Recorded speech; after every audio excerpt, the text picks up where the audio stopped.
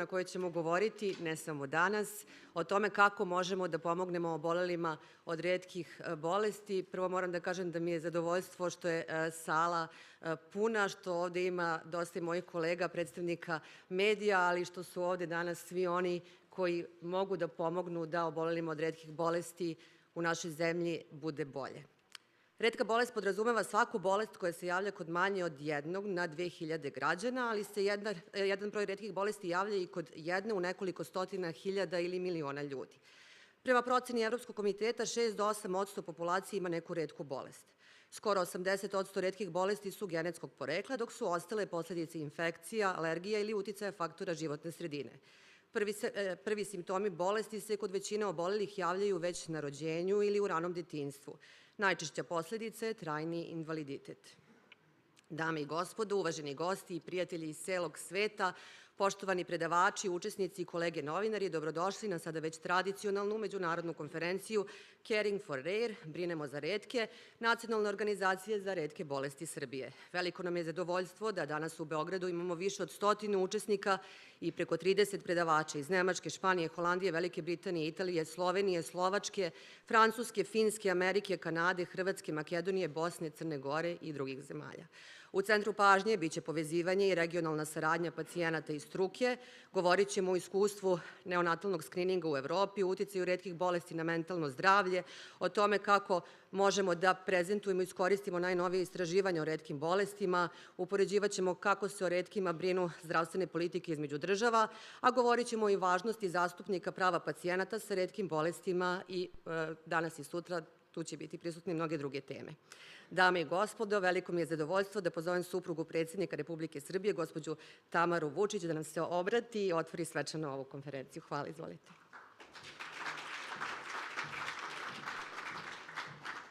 Hvala lepo.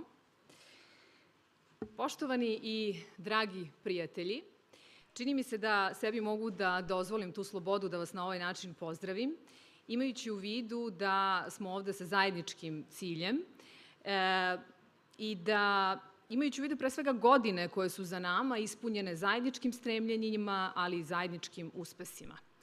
Te godine su dokaz šta je sve moguće postići kada su ljudi na istoj strani i kada udruže svoje snage. I zato vam želim plodonosne kontakte danas, koji ćete ostvariti jedni sa drugima, jer su oni osnovno tkanje jedne nove tkanine na kojoj ćemo naslikati humaniju sliku sveta. Nastoću da ovom prilikom skrenem pažnju na, po mom mišljenju, neke od najznačajnijih stvari i aspekata kada su u pitanju retke bolesti. Pre svega mislim na ulogu društvene zajednice i javnosti u tom cilju, naravno dijagnostici i otkrivanju retkih bolesti, naravno lečenju retkih bolesti. Sagledavanje uloge društva treba da počne od samog naziva ovih bolesti. Naravno da retka bolest za onoga koje ima svakako nije retka, ni za njega, ni za njegovu porodicu, primarnu i sekundarnu. Ona je njegov ili njen ceo život. Ako tome dodamo činjenicu da različitih vrsta retkih bolesti, onih do sada poznatih i klasifikovanih, ima čak 7, pa i po nekim proračunima i 8.000, shvatamo neophodnost promene percepcije o retkim bolestima. I na kraju ostaje samo statistika koja kaže da je svaka od ovih bolesti posebno retka jer se retko javlja.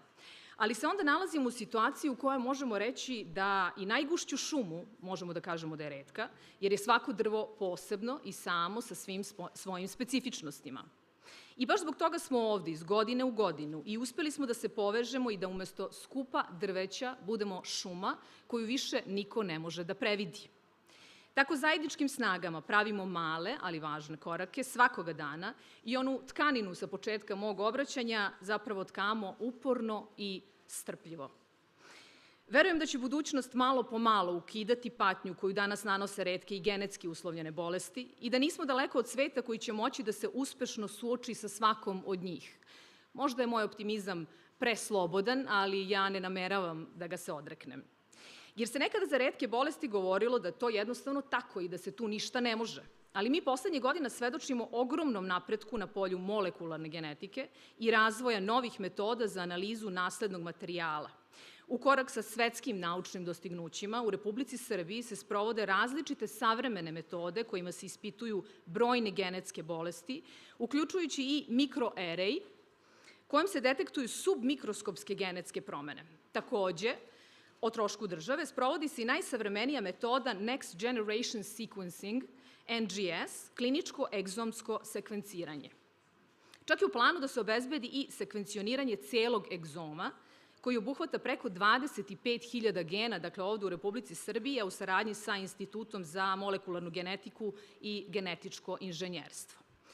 Sad, pošto ja nisam ekspert, ja se nadam da nisam napravila neke kardinalne greške u ovim nabrojanim stvarima, ali ako jesam, tu su i profesorka doktorka Radojević i doktor Sazdanović i naravno profesorka doktorka Darija Kisić. Ovim podacima uopšte svojim aktivnim učešćem u radu ovakvih konferencija samo želim da ohrabrim nastavak rada i širenje kontakata. Rad vrednih stručnjaka, verujem, ne doživljava dovoljno priznanja u javnosti iz jednostavnog razloga. što ni svest o postojanju ovih bolesti u javnosti nije dovoljno razvijena. I tu možda vidim i najznačajniji zadatak svih nas, dakle da podignemo svest u javnosti o retkim bolestima, o metodama, načinima njihovog lečenja i naravno onome što je najvažnije, a to je rana dijagnostika. Svest o postojanju i lečenju retkih bolesti može doprineti da se ostvari bolja komunikacija između medicinske struke i slabije upućene javnosti. Na primer, u Srbiji i nakon što je uveden neonatalni skrining na neke od retkih bolesti, nisu sve majke prihvatile da njihove bebe budu obuhvaćene ovim skriningom. Naravno da ne sumnjamo da svaka majka za svoje dete želi najbolje, ali je to samo pokazatelj koliko smo mogli da učinimo, da ih na vreme informišemo, da na vreme objasnimo njima bliskim jezikom, meni bliskim jezikom, dakle onim nemedicinskim, i da zapravo skrenemo pažnju na to da najkvalitetnije lečenje, najbolji rezultati mogu da budu postignuti ukoliko se bolest rano detektuje. U Republici Srbiji su nedavno neonatalnim skriningom, koji je trenutno kao pilot projekat se sprovodi u GAK Narodni front, otkrivene 3 bebe sa dijagnostikovanom spinalnom mišićnom atrofijom i već su primili terapijske doze. Smatra se da će one, pored dijagnostikovane bolesti koja do skora predstavljala je osudu na težak život i nažalost preranu smrt, ove bebe uz ispravnu terapiju moći da vode gotovo normalan život. Ono što je važno istaći jeste da će nakon završetka ovog pilot projekta, dakle namera je da se redovan neonatalni skrining na SMA sprovede u celoj Republici Srbiji. I zato ću ponoviti da naša zemlja itekako vodi računa o obolelima od retkih bolesti, izdvajajući ove godine rekordnih 3 milijarde 700 miliona dinara. Smatram našom dužnošću da u doba značajnih udaraca geopolitičkih promena u svetu, pa čak i neke vrste sumnje neupućene javnosti u humanost i dobre namere celokupne društvene zajednice, stalno angažujemo pažnju javnosti i rezultate u ovom domenu učinimo što vidljivijim kako bi postali svima dostupna informacija, samim tim bliska svakom pojedincu u zajednici. U Srbiji se obaveza neonatalni skrining za 3 bolesti. To je opšte poznata činjenica, ali kada već govorimo o nedovoljnoj informisanosti, ovo je podatak do kog smo došli prikupljajući relevantne informacije iz referentnih centara i laboratorija u okviru zdravstvenih institucija. Dakle, u Republici Srbiji je moguće besplatno, odnosno trošku RFZO, o trošku države, uraditi genetske analize u cilju dijagnostike oko 100 retkih bolesti. Ovo je bio iznenađujući podatak za mene, a verujem i za većinu vas. Ali je izuzetno važan i važno je da dođe do šire javnosti, mislim na roditelje, na buduće roditelje, na struku. Moramo da znamo sa čim sve raspolažemo i šta nam je sve omogućeno i obezbeđeno. A to je, kada zaista sve ovako sagledamo, nije malo. Zato su važni ovakvi susreti, jer su oni prozor u komunikaciju, prozor u informaciju, u stvaranje bliskih veza, u razmenu iskustava, razmenu dobrih praksi, bilo da su u pitanju roditelji, struka, predstavnici države, entuzijasti koji brinu o dobrobiti čovečanstva i posebno najnežnijeg njegovog dela. Zato ću vas pozdraviti kao jedan poseban svet, svet koji život posvećuje radu na tuđem dobru, što je dovoljno da vas proglasi herojima moderne borbe za dostojanstven život svih ljudi na planeti. Hvala vam.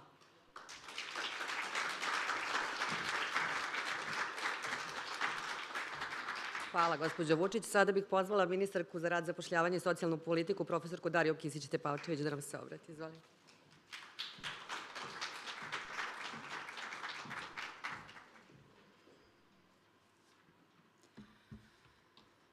Dobar dan, dragi prijatelji. Veliko je zadovoljstvo biti sa vama. Već smo čuli, gospođa Tamara Vučić je rekla suštinu naše bitke sa retkim bolestima. Ja bih na početku iskoristila priliku da se zahvalim našoj Tamari. Kao što se često u stihovima kaže, samo retki pronađu retke, tako i naša Tamara prepoznala značaj ovakve grupe oboljenja kojima se ne tako davno nije uopšte pridavao nikakav značaj. Ja bih napomenula da ovo nisu nova oboljenja, da to nije nešto čija se dijagnoza postavlja, to jest mogu da kažem dijagnoza se postavlja češće, ali bolesti su prisutne vekovima. Sada o njima češće mislimo, češće pričamo, a ono što je najbitnije, svi zajedno radimo na tome da poboljšamo kvalitet života osoba koje imaju neku od retkih bolesti. Već smo čuli nekoliko puta koja je definicija retke bolesti i svi ćemo se složiti sa tim da onome kome se desi i njihovoj porodici, to je 100%, to je 1000%. To je njihov život, kao što je rekla Tamara. I ono što je jako bitno napomenuti da iako su bolesti po svojoj definiciji retke, prepreke sa kojima se susreću obolele osobe i njihove porodice su nažalost česte. Iako su bolesti retke, nedostatak informacija i u ovom 21. veku i dalje jako čest. Iako su bolesti retke, predrasude su i dalje jako česte. Iako su bolesti retke, pa mogli bi ovako da u beskraj govorimo sa čim se često susreću osobe obolele od retkih bolesti i njihove porodice. Naime, bez obzira koliko često govorimo da su to heterogena grupa oboljenja, koje su pojedinačno možda retka po definiciji, a koje zajedno čine i nekoliko miliona obolelih širom sveta, ono što je jako bitno reći da više o ovim bolestima ne da ne ćutimo, nego ni ne pričamo retko. Pre se retko pričalo o bolestima samo kada se obeležavaju određeni dani. Sada praktično naša država svakim danom radi na poboljšanju kvaliteta života osoba koje se nose sa različitim poteškoćama koje ove bolesti nose. Tu je sa nama naša Sanja koja će sigurno da dosta toga nam kaže šta je sve država radila u prethodnom periodu i šta će sve da radi kako bi se povećala i rano otkrivanje bolesti u presimptomatskoj fazi i dijagnostika i šta smo sve uradili na dostupnosti lekova. Pa dovoljan je podatak da 2012. godine je država izdvajala finansijska sredstva za lečenje 8 obolelih od retkih bolesti. Danas se taj broj meri u stotinama i od nekih 130 miliona sada je taj broj, ta svota novca je sada u milijardama. I nećemo na tome stati, nastavit ćemo dalje. A kada je u pitanju sistem socijalne zaštite, ja kao resorni ministar i prošle godine sam sa vama bila i rekla sam istu ovu rečenicu koju ću i sada da kažem. Apsolutno smo svesni koliko nije dovoljna podrška od strane sistema socijalne zaštite obolelim i porodicama. Naime, osnovni problem, sami znate, jer ne tako retko pričam pre svega sa roditeljima obolele dece, koliko često su izuzeti iz različitih prava i sistema socijalne zaštite zato što dijagnoze njihove dece nisu prepoznate kao retke bolesti i samim tim imamo te administrativne poteškoće koje ne mogu da se sprovedu do kraja kada je u pitanju aspekt socijalne zaštite. Od prošle godine do danas uradili smo mnogo. Pre svega, znam ja da za roditelje i za obole ne znači ništa, ni strategije, ni akcioni planovi, ni zakoni, ali to je osnova koja nam omogućava da dalje imamo jasan put i zakonski osnov kako da delujemo, tako da naš zakon o socijalnoj zaštiti je u završnoj fazi, kome su obuhvaćene i osobe sa retkim bolestima i njihove porodice i ono što je isto jako bitno, reforma u sistemu zapošljavanja takođe se planira pre svega sa izbacivanjem svih mogućih predrasuda kada je u pitanju zapošljavanje osoba sa invaliditetom, ali i ono isto što je jako bitno, omogućavanje fleksibilnog radnog vremena roditelja dece koji imaju takve vrste oboljenja gde je potrebna praktično celodnevna nega. Mislimo i na skraćeno radno vreme i na rad od kuće, kao i određenu finansijsku podršku ukoliko roditelj nije u mogućnosti da radi. Tako da to je čitav niz aspekata na kome se intenzivno radi.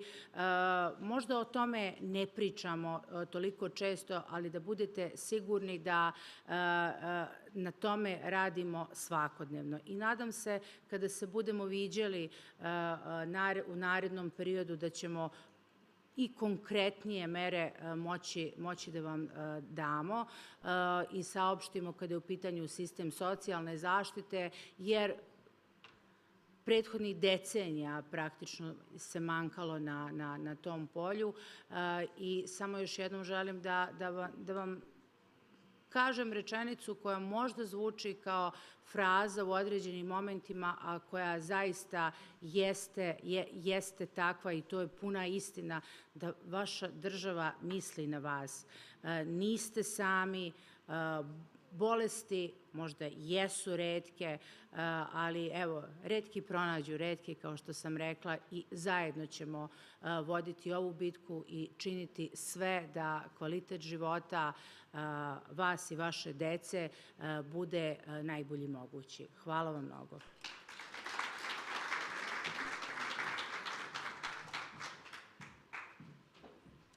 Hvala ministarka. U ime resornog ministarstva na današnjoj konferenciji posvećenoj retkim bolestima govorit će državni sekretar profesor dr. Predrag Sazdanović, državni sekretar u Ministarstvu zdravlja. Izvolite.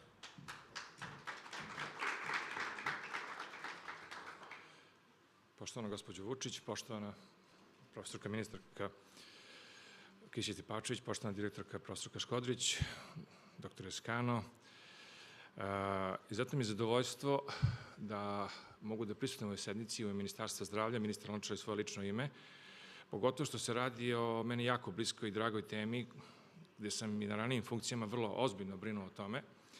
I hajde pogledamo malo u perspektivu. Dakle, ovde smo čuli šta je bilo, poznati su budžeti, budžeti će biti i veći, ma kako bila ozbiljna finansijska situacija u državi, a preozbiljna finansijska situacija u državi.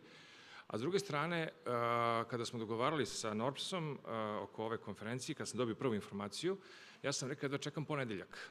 Zašto? Zato što hoću da čujemo mi u Ministarstvu zdravlja kakvi su zaključci, preporuke, koji su najmoderniji evropski i svetski stavovi oko tretmana retkih bolesti svuda u svetu. Naravno da ćemo ih implementirati u Srbiji, naravno da ćemo prema mogućnostima koje imamo ovde učiniti sve što može da se učini za retke bolesti u Srbiji. Ministarstvo zdravlja je široko otvoreno vrata prema svim udruženjima pacijenata, bez obzira na vrste i broj obolelih. Imate s jedne strane dečije pacijente sa dijabetesom. Imate udruženje pacijenata dece obole od karcinoma, udruženje pacijenata za transplantaciju organa. Ovde govorimo o retkim bolestima, o spinalnoj mišićnoj atrofiji. Ja sam veoma neprijatno iznenađen informacijama iz Narodnog fronta da porodilje odbijaju testiranje dece. Mi moramo da radimo na prosvećivanju nacije. Svaki dan, svake nedelje, svakog meseca, svake godine. Što se tiče retkih bolesti, moramo da razbijemo predrasude. Čuli ste gospođu Vučić. One su izuzetno retke, ali tim porodicama su one 100%. Oni izlaze iz statistike i tim pacijentima se mora pomoći. Uvek kad se planira zdravstvena politika, vi birate prema broju pacijenata. To je oduvek tako i bilo i bit će, ali ne smemo da zaboravimo humanost, empatiju i na kraju kraja profesionalni odnos prema pacijentima kojih nema mnogo u statistici, a njima je to sve. Dakle, kada pogledate pacijenta i individualni tretman, bez razlike da li su u pitanju desetine procenata ili promili, to su sve naši pacijenti i o njima mora da se brine na podjednak način sa osnovnim principima solidarnosti i ravnopravnosti. Dakle, da se mnogo ne hvalimo šta smo sve uradili, a mnogo smo uradili u prethodnom periodu, svi mi zajedno, hajde da pogledamo šta ćemo da uradimo u budućnosti. Kao što rekao, ja da čekam sledeću nedelju, moje drage drugarice iz Norpsa, da se vidimo, da planiramo strategiju za 23. To smo obećali, ali tako još proletos, nisam zaboravio, a vidim niste i vi, odlično, imamo planiranu strategiju za 23. i imat ćemo preporuke ove fantastične konferencije. Kada sam pogledao listu predavača, samo sam se upitao, bravo, i kako ste uspeli da je dovedete. Čestitam na organizaciji, želim uspeh ove konferencije, ovog simpozijuma, ovog kongresa i vidimo se od ponedeljka. Hvala lepo. Hvala profesore Sazdanoviću, a zajedno sa Ministarstvom zdravlja o statusu pacijenata koji su oboleli od retkih bolesti u Srbiji brine Republički fond za zdravstveno osiguranje. Sa nama i profesorka Sanja Radojević-Škodrić, izvolite, direktorka fonda.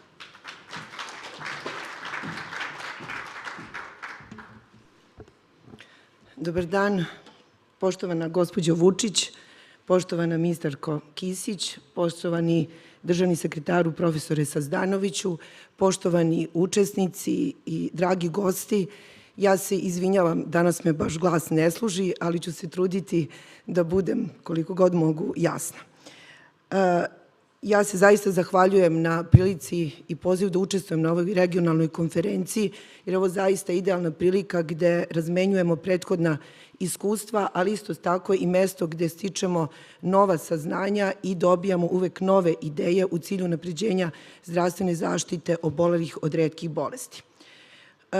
Zaista bih morala na samom početku da se zahvalim gospođi Vučić na ogromnoj podršci, jer ona je primer koliko razumevanje i toplota nekada pacijentu, slobodno ću biti, više znače od bilo koje terapije, ali isto tako i primer koliko može da razume i da pomogne, da bude praktičnija i pragmatičnija od nas koji smo u struci. Ja ću biti takođe slobodna da kažem da mi verovatno često od šume ne vidimo drvo. Takođe, zahvaljujem se na ogromnoj saradnji i Ministarstvu za rad i socijalna pitanja i Ministarstvu zdravlja i mislim da su ovde zaista prisutne danas institucije i ličnosti čiji timski rad je upravo doveo do ovako efikasnih i brzih rezultata, a nadam se u budućnosti i još bržih. Sva sredstva koja su poslednjih par godina zaista ogromna i značajno veća u poslednje 2 do 3 godine su upravo ovako dobro iskorišćena zahvaljujući adekvatnoj saradnji ovih institucija, ali isto tako ne bismo mogli to da uradimo da nije svakodnevne saradnje i Ministarstva zdravlja i Republičkog fonda sa vama udruženjima pacijenata. I zaista se zahvaljujem odmah na početku i Udruženju pacijenata za retke bolesti, a isto tako i Udruženju za invaliditete, zahvaljujući kojima smo neverovatno brzo uspeli da promenimo pravilnik i uradili nešto što nije urađeno u prethodnih 10 godina. Kada se spomene Republički fond za zdravstveno osiguranje, uvek se misli na finansije i uvek se misli na dostupnost lekova. Sada kada su mnogi lekovi dostupni i kada je ta dostupnost na određenom značajnom nivou, razmišljamo sve više o adekvatnoj i blagovremenoj dijagnostici. Zatim, ono što je najvažnije jeste da taj dostupan lek dođe pravom pacijentu, da se da pravom pacijentu u pravo vreme, ali pored toga su jako važne i drugi delovi zdravstvene zaštite, kao što su medicinsko-tehnička pomagala i kao što je rehabilitacija. Moram da vam kažem da je rehabilitacija za neke retke bolesti jedini lek. Tamo gde ne postoji terapija, jedini lek jeste upravo rehabilitacija i fokus mora na njoj da bude ravnopravan svim ostalim vidovima zdravstvene zaštite. Krenut ću od lekova, iako sam rekla da u ovom slučaju oni nisu uvek najvažniji.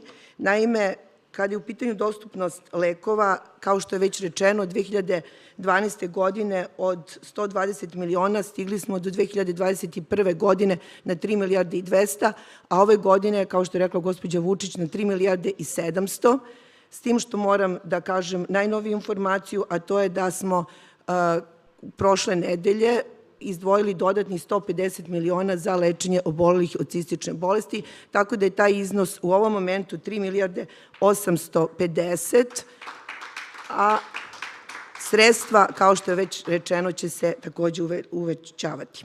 Međutim, država finansira lekove iz 3 izvora. Direktno iz budžeta, dakle one lekove koji nisu na listi lekova, čiji iznos je u 2022. rekla sam već sada 3 milijarde 850. Zatim drugi izvor je preko liste lekova i treći izvor finansiranja jeste preko zdravstvenih ustanova, takozvani član 15, čija sredstva takođe država prenosi preko Republičkog fonda. Dakle, država ukupno u 2021. godini je izdvojila iz sva 3 izvora čak 13 milijardi i 200 miliona dinara za lečenje retkih bolesti. Kao što je rekla ministarka Kisić, nije samo stvar u iznosu sredstava, već i u broju pacijenata i u broju retkih bolesti. Broj pacijenata koji je iznosio 2012. godine sa 2 pacijenta, 8 pacijenata, stigli smo 2022. godine do 460 pacijenata. Takođe, broj retkih bolesti koji je iznosio 2012. godine, lečile su se samo 2 retke bolesti, sada se leči 26 retkih bolesti i do kraja godine taj broj će se najverovatnije povećati. Ova efikasnost, kao što sam rekla na početku, je iskorišćenosti sredstava isključivo zahvaljujući ogromnoj podršci i saradnji i samih ličnosti institucija, ali isto tako, rekla sam i udruženja, i u tom smislu članovi komisije Republičkog fonda za zdravstveno osiguranje imamo čak 3 člana iz Udruženja retkih bolesti koji nam zaista značajno pomažu. I moram da kažem da nesebično pomažu, jer nikada ne navijaju samo za bolest čiji su predstavnici, već vode računa o svim retkim bolestima i to će Olivera da potvrdi. Kao što sam rekla, osim direktno iz budžeta, dakle inovativnih lekova, čija je prosečna cena 350.000 evra po jednom leku, mi finansiramo i lekove na listi lekova, i to iz različitih indikacija, kao što su retke bolesti iz oblasti hematologije, onkologije, neurologije, endokrinologije itd. Kada je u pitanju dijagnostika, gospođa Vučić je navela brojne savremene metode koje finansira Republika Srbija već izvesno vreme, a u poslednjih godinu dana od juna 2021. godine zaista veliki broj najnovih metoda, najnovih u svetu, ne u Srbiji, počinje Republika Srbija i da finansira i da se radi.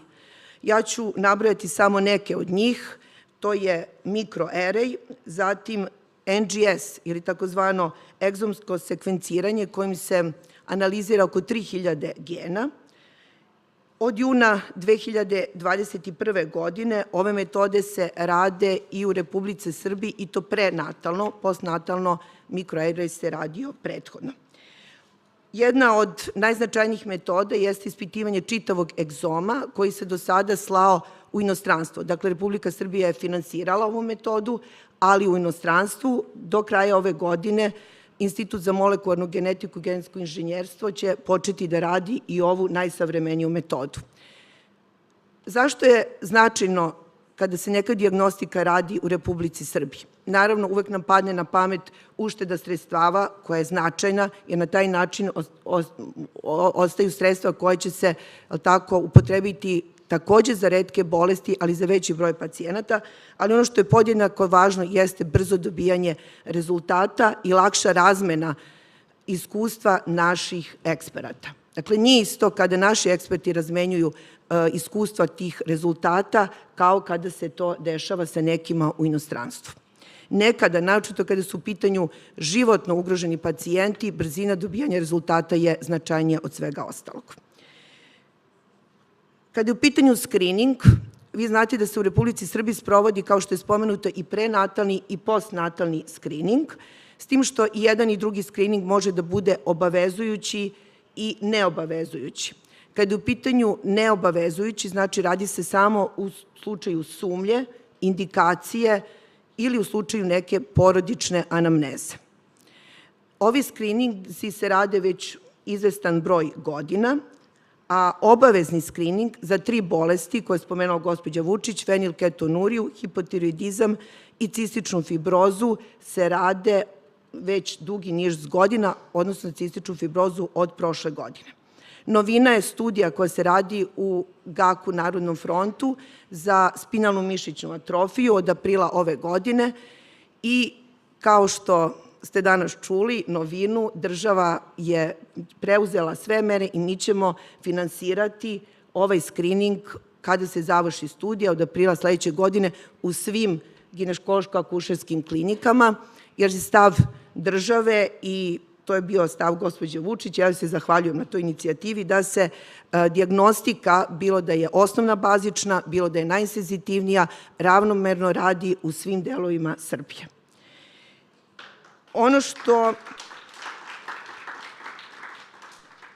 što takođe smo uspeli, odnosno nadam se da ću se ispraviti da ćemo uspeti, jer imamo obećanje farmaceutskih kompanija, jeste da do aprila sledeće godine, kada se završava studija u GAK Narodnom frontu, da same kompanije finansiraju i u drugim ginekološko-akušerskim klinikama. I na taj način će apsolutno sva deca biti ravnopravna i potpuno bezbedna u smislu ove dijagnostike. Naravno, ostaje problem koji je zaista i mene šokirao, priznajem, kao i profesora Sazdanovića, a to je da, pored svih ovih mogućnosti i zaista napora države, neko odbija da dobije ovakvu vrstu dijagnostiku za koju smo ranije plakali, pa makar odlazili u inostranstvo. Naravno, tu su i medicinsko-tehnička pomagala i kao što sam rekla, došlo je do izmene medicinsko-tehničkih pomagala, odnosno pravilnika, najveće u poslednjih 10 godina i još jednom se zahvaljujem, to je zahvaljujući pregovorima sa Nacionalnom organizacijom osoba sa invaliditetima i Udruženjem za retke bolesti, koji su zaista došli sa apsolutno svim pripremljenim materijalom i do države je bilo samo da nađe način da to finansira. Zaista vam se još jednom zahvaljujem, toliko efikasnosti nismo odavno videli. Ja ću navesti jednu od najznačajnijih izmena, a to je da će svim obolelima od retkih bolesti biti dostupni ventilatori u kućnim uslovima o trošku države. Takođe, za decu leptira, odnosno buloznu epidermijolizu, su odobrene duple količine flastera o trošku države izmenom ovog pravilnika. Naravno, u tom smislu nećemo stati, nastavit ćemo dalje sa kontinuiranim unapređenjem i uvođenjem medicinsko-tehničkih pomagala, jer zahvaljujući dostupnosti lekova produžava se život, a samim tim su potrebna i podrška u smislu raznih pomagala, jer kod njih postoje razne inovacije, kao što smo videli. Naravno, na kraju nešto o rehabilitaciji, ali ako poslednju napominjem, ne znači da je najmanje važna, čak suprotno, kod nekih je to najvažnija terapijska opcija. Naime, država već dugi niz godina finansira produženu rehabilitaciju za sve retke bolesti. Trenutno nam je upravo fokus u napređenju svih rehabilitacija i u mogućnosti da se produži vremenski period ovih rehabilitacija ili da se omogući češći odlazak, tako da se nadamo da će i to uskoro biti prilagođeno svim inovativnim i terapijama i inovativnim dijagnostičkim metodama. Još jednom vam hvala. Želim vam u nastavku konstruktivan razgovor i uspešne diskusije i nadam se takođe zaključke koji će i nama pomoći u narednom radu. Hvala. Hvala direktorki Fonda i ohrabrujućim vestima predstavnika država. Od osnivanja Nacionalna organizacija za retke bolesti Srbije ima redovnu i odličnu saradnju i sa Svetskom zdravstvenom organizacijom, zato pozivam doktora Fabija Skana da nam se obrati danas na ovoj konferenciji.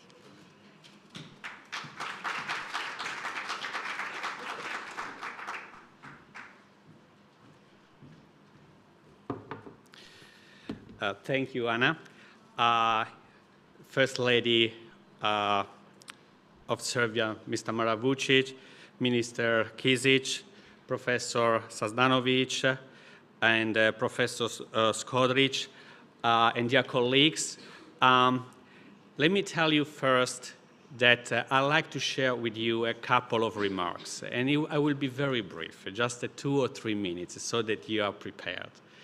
The first one is that I'm really happy to be here both as WHO to support the dialogue on rare diseases, but also as an individual. And I take every single opportunity to promote the rare diseases, also by simple gesture that is like sipping water from a cup with caring for rare. Because I truly believe that the action that we take as individuals makes a difference for the society. So let me drink a second.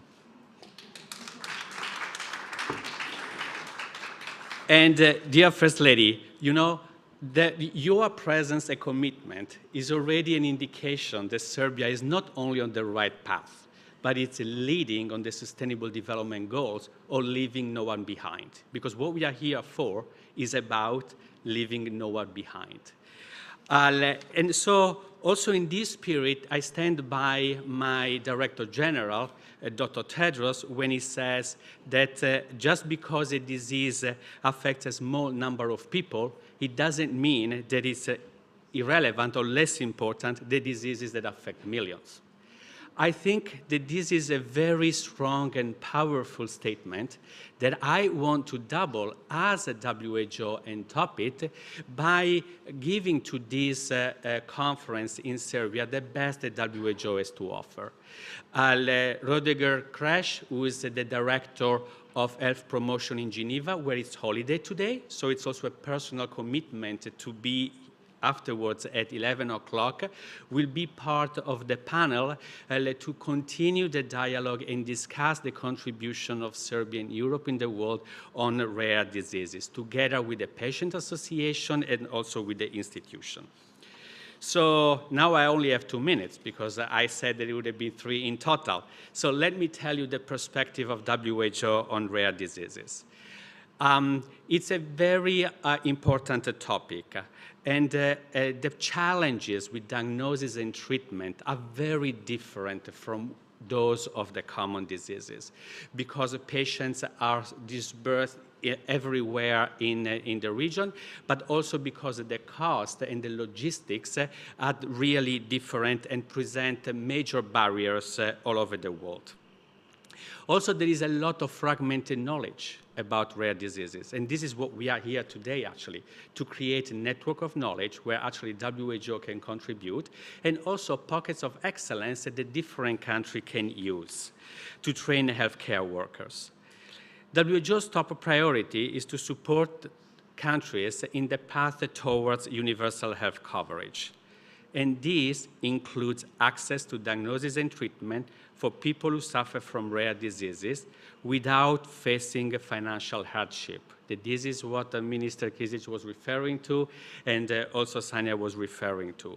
That's why fostering dialogue between the different authorities, but in particular, Ministry of Health, insurance, pharmaceutical companies of paramount importance.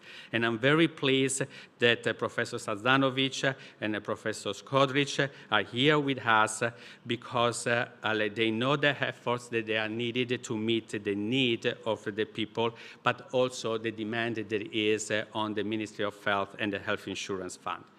Globally, we still have a long way to go to make significant improvement to make rare diseases as part of public health priority. But last, what I want to say is that I really thank you for the commitment for raising the awareness of rare diseases, because this is what we are here for, and that's what I'm here for, but also providing support, and for Serbia also to take the lead and a leading role, and the presence also of the First Lady is a testimony to that, and by doing so to contribute to what is dear to everyone and is the main work of WHO and also of the member states to leave no one behind. Thank you.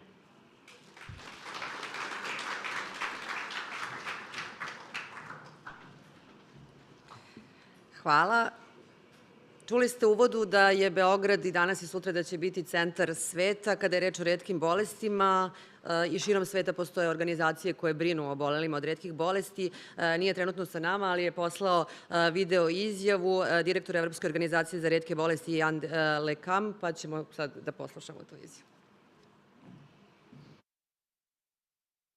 It is my pleasure to address you today to open this year's edition of the Regional Conference on Rare Diseases, Caring for Rare. I want to congratulate you for organizing these conferences on a regular basis. At the core of this meeting is collaboration. Collaboration is key in the field of rare diseases. Stakeholders are coming together, the patients, the clinicians, the researchers, industry, civil servants, and policymakers to shape the agenda of rare disease policy. But here, it's also collaboration at the territories level between the different countries of Western Balkans coming together, which is politically important, symbolically important, but essential for the people themselves and for the clinicians, because you do understand each other, you do have families in every country in the region. I would like to address the importance for you in Serbia to put rare disease on the agenda. We need to think definitely beyond EU. Serbia is an accessing country. I don't know how much time it will continue to take, but it doesn't matter for rare disease. You can already act at the political level, at the stakeholders level, to continue to address the challenges of people living with rare diseases and to make rare disease a public health priority. Another salient issue is that we still need to increase the collaboration between healthcare professionals and the European reference networks. The European reference networks for rare diseases have been focused for now in the EU countries, in the 27 member states. But we are really pushing and encouraging the authorities to open up the collaboration with healthcare professionals in hospitals, in the accessing countries, and even, if possibly, beyond in Europe at large. And this is why we also start collaborating with WHO Europe so that there is a larger framework than the European Union policy. Not the least, I'd like to insist on the importance of the collaboration between the national alliances of Serbia, Croatia, Montenegro. All together, you need to come together as national alliances and as patient groups. You have started this effort. We were ready to support it. It has slowed down. It all depends on you. If you want to restart this group, this collaboration, we will be happy to support it. Because really what makes a difference in the field of rare disease is the patient advocacy, the capacity of the patient groups to voice the needs of the persons affected, of the families, but also of all stakeholders in order to co-construct the solutions, the policies, together with the stakeholders and with the policymakers. So we need to be strong. It shows from the last 2 decades that strong patient groups do help to shape better agenda to address the needs of the people, while also creating public goods of benefits for everyone in society. I wish you all the strength and enthusiasm to make it happen in Serbia, but in all Western Balkans also. Have a good conference.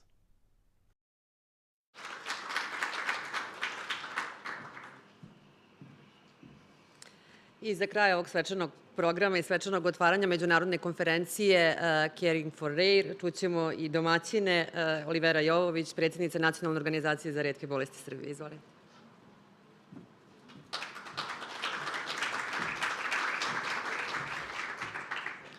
Dobar dan, dame i gospodo. Čast i zadovoljstvo mi je da vas pozdravim u ime Nacionalne organizacije za retke bolesti, koji je organizator ove manifestacije, i da vam poželim dobrodošlicu na našu regionalnu konferenciju koja je već postala tradicionalna konferencija.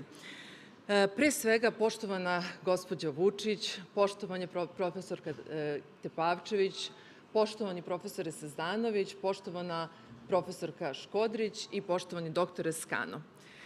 Ja izrazito moram da vam se zahvalim i da iskažem zadovoljstvo, jer negde vi ste danas svojim prisustvom pokazali u stvari koliko smo mi retki bitni. I negde mogu slobodno da kažem da mi činimo jedan dobar tim.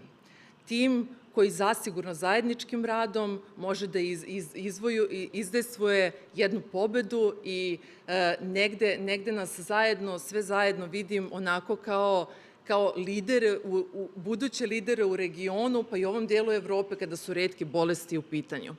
Zaista mnogo se toga promenilo od 2012. godine. NORBS kao nacionalna organizacija za retke bolesti jeste osnovana na jasno definisanim ciljevima i čvrstim temeljima i to se do dan danas nije promenilo. Mi koji smo danas preuzeli organizaciju, zaista ostavlja nam jedan težak zadatak da uradimo bar deo onoga što su radili naši prethodnici, jer svakako u saradnju sa državom mi smo uspeli da promenimo mnogo toga kada su retke bolesti u pitanju. Pre svega negde postali smo apsolutno vidljivi, uspeli smo da izvojemo, da kažemo imamo i program za retke bolesti, negde zaista budžet za retke bolesti u kome se svake godine izdvajaju dodatna sredstva jeste nešto na što smo posebno ponosni i sigurni smo da zajedničkim snagama, kao što sam i rekla, kao tim, možemo da dođemo do onog krajnjeg cilja, da lečimo sve obolele od retkih bolesti i da im omogućimo jedan kvalitetan, apsolutno kvalitetan život. Naravno, glavni ishod koji očekujemo od današnje konferencije jeste plodna diskusija, jer iskreno se nadamo da ćete danas i sutra uživati u učenju, umrežavanju i transferu znanja. Bez daljih odlaganja, svima vama u ime NORBS-a hvala što ste ovde. Želim svima uspešnu i plodonosnu konferenciju o retkim bolestima Caring for Rare. Hvala puno. Hvala, Olja. Dame i gospodo, ovako značajna konferencija ne bi bila moguća bez velike i značajne podrške da se ovakvi skupovi organizuju i NORBS se posebno zahvaljuje zlatnom sponzoru kompaniji Novartis, srebrnim sponzorima Ray Life-u i Recordati Rare Disease, bronzanom sponzoru Alexionu, kao i donatorima Amicosu, Takedi, Pfizeru, Biomarinu, Chiesiju i Providensu. I u moje ime hvala što ste ovde, ja ću ponoviti ono što sam rekla na početku, od svakog od nas zavisi, možemo dosta toga da uradimo. Čuli ste da u proseku terapije za neku retku bolest koštaju do 400.000 evra, nekada je neophodno samo promeniti šifru, nekada je neophodno nešto od medicinskih pomagala, sanitetskog materijala. Ono što ja mogu da obećam da će RTS nastaviti da izveštava i da pomaže obolelima od retkih bolesti još više nego kao što smo do sada. Zamolila bih sve učesnike i govornike na ovoj današnjoj konferenciji svečanom otvaranju da dođu na binu, da se fotografišete svi zajedno za kraj kao tim koji treba i nadamo se da će i u buduće još više pomagati obolelima. Hvala svima i pozivam vas na kafu.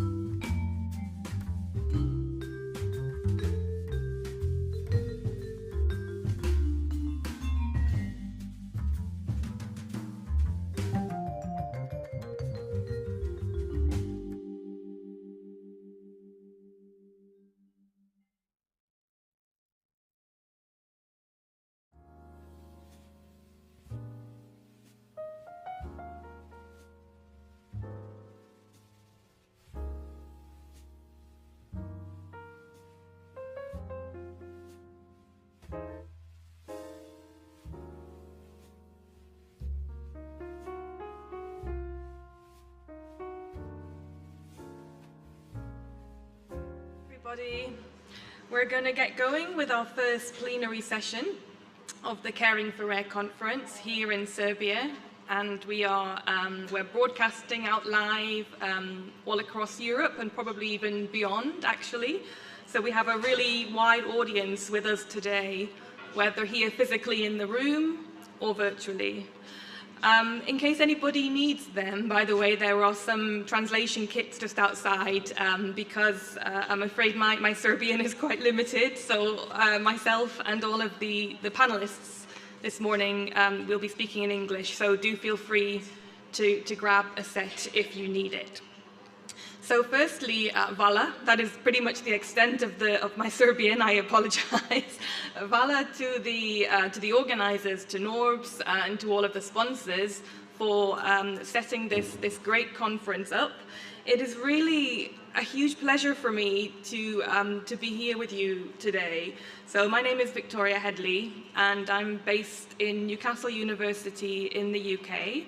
I'm a rare disease policy manager, and I'm one of the co-leads for our Centre for Rare Disease. And I've been working in rare diseases from a policy perspective, so a little bit of a jack of all trades and a master of none. I'm not a scientist or a doctor. I'm not a patient, although I have family members who are afflicted by rare diseases. But I work on the policy side. And actually, I first came to Serbia for a rare disease meeting, rare disease conference, I think way back in 2013. It was one of the first trips that I did when I started working in rare disease. And I had the pleasure of coming to meet with NORBS, and we were doing a piece of work at the time with Eurodis and with Domenica Taruschio under the Europlan initiative to really try to boost awareness and build awareness of what rare diseases are all over Europe and beyond. And we defined Europe very broadly then, and we do so today. That's especially important for me, coming from a country which was an EU member state, sadly is no longer, but is very much European still.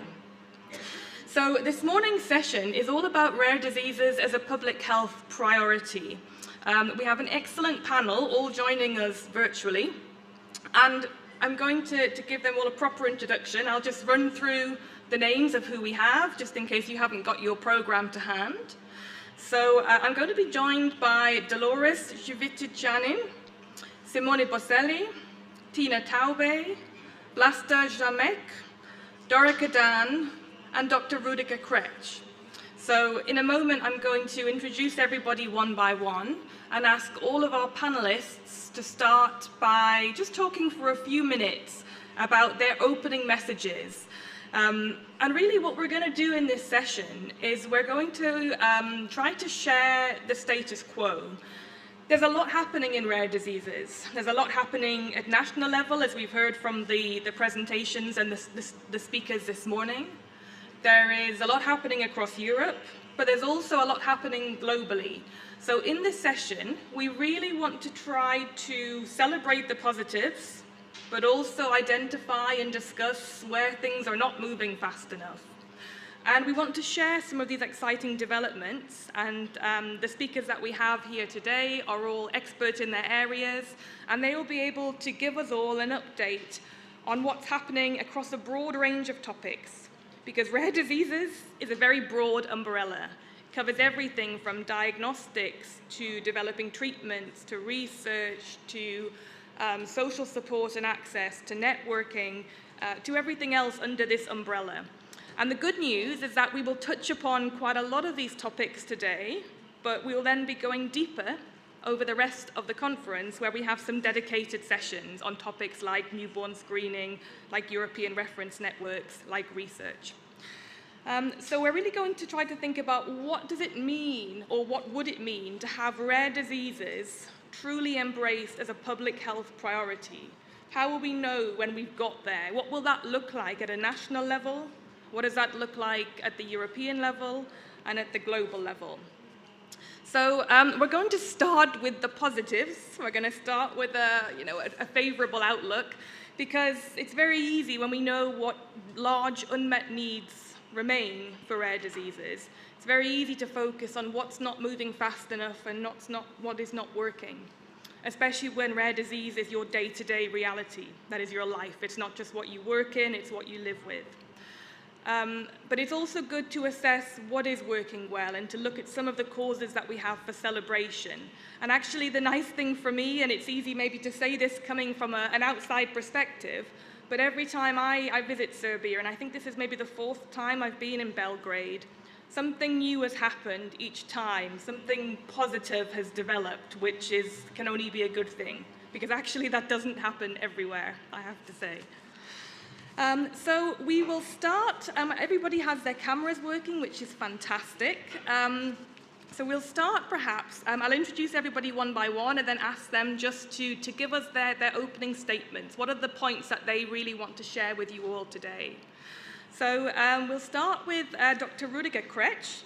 So Rudiger is known to many of you. We're delighted to have him with us today virtually.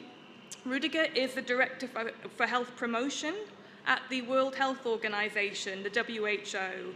And he has many, many years of experience in a lot of topics which are really relevant to rare diseases. He's been very involved in progressing the work around universal health coverage. He was formerly the director of the Department of Ethics and Social Determinants of Health. And we're going to have a little bit of a deep dive conversation on the social aspects of rare disease a bit later. So Rudiger, it is a real pleasure to have you with us. What would you like to share in your opening words? Yeah, first of all, thank you very much for your kind introduction. And actually, when we are looking at the positives, just let's celebrate a little bit our achievements. If I look back just 5 years, and from what we've achieved in rare diseases in those 5 years, it's much, much more on the political agenda, on the public health agenda. And I think the advocacy work that many of you who are in the conference today and who have joined us online as well, you've been involved in that. From patients, from civil society organizations, from those who care, from advocates, from mothers and fathers, you all, I think, and we all can be proud of the achievements in the past year when, within the context of the General Assembly, the resolution on rare diseases was passed. And that helps us actually very much at the World Health Organization as well, because the resolution in the UN has very strong language on how health systems can be strengthened and the need to advance on universal health coverage, on the power of networks, on needed measures against discrimination, and on the cause of equity. And that helps us when we're looking at universal health coverage. Also there we've seen a lot of advances in the past 5 years, even if we're not really up to target in reaching half of the world's population by 2030 to be covered by universal health coverage. But we have seen an increase of about 300 million just in the last 3 years of coverage. And that also includes then people who suffer from rare diseases in a range of countries. Now, when I'm saying this, what does it mean in concrete terms? We are looking at health systems performance, and that is measured through the availability, the accessibility, the acceptability, and the quality of health services for rare diseases. And of course, therefore, rare diseases can be a litmus test, because rare diseases are complex and often affect multiple body systems, and that requires expensive, specialized and coordinated care. And yes, while we're looking at those achievements, we then also need to look at whether or not people with rare diseases and their families can really rely on those services with what we call AAA and Q indicators. So we're going to look into this as well. But for the start of today, I would say the glass is filling up, and that's a really good thing and something we can all really celebrate. But it takes much more, in fact, over the next coming years to really make it reliable and available for everyone. So a a lot of things have happened. Much, much more needs to be done.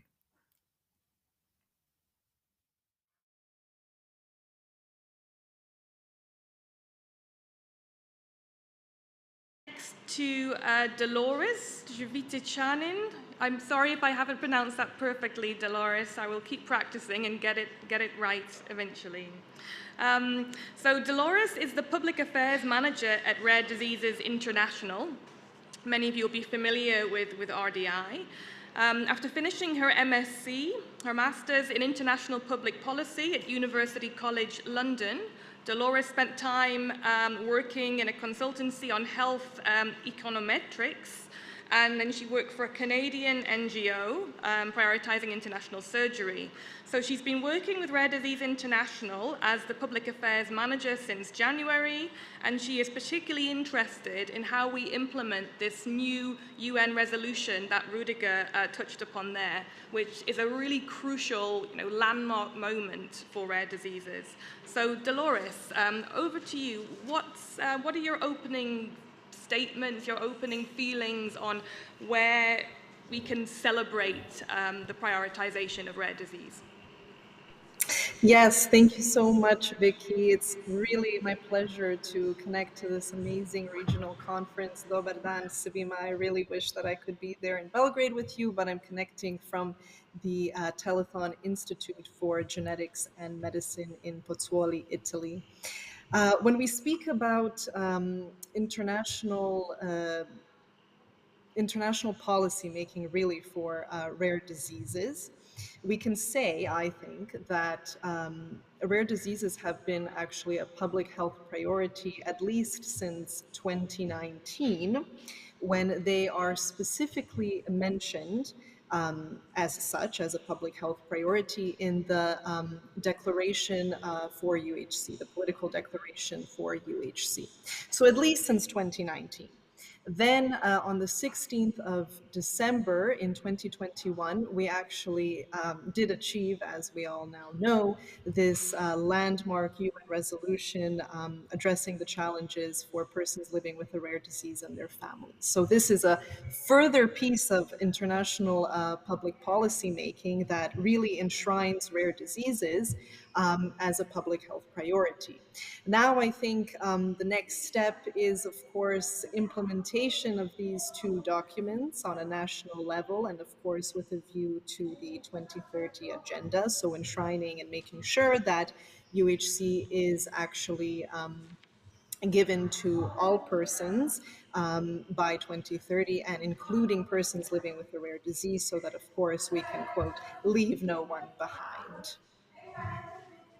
Thank you so much, Dolores. And indeed, thank you for tracing the pathway to that UN resolution. As we know, that didn't come from nowhere. There was a lot of work leading up to that, and many important milestones along the way. So it's my pleasure next to introduce Simone Bosselli. Simone, again, will be known to many of you. Simone is the Public Affairs Director at Eurordis. And since 2017, he has been working on the advocacy team, which has a very broad reach around European policy making. In particular, he has a lot of expertise, actually in many areas, but in particular around the development and access to therapies for people living with a rare disease. And access to therapies is going to be, we'll have a little bit of a deep dive on that topic as well later in the session. So Simone, over to you.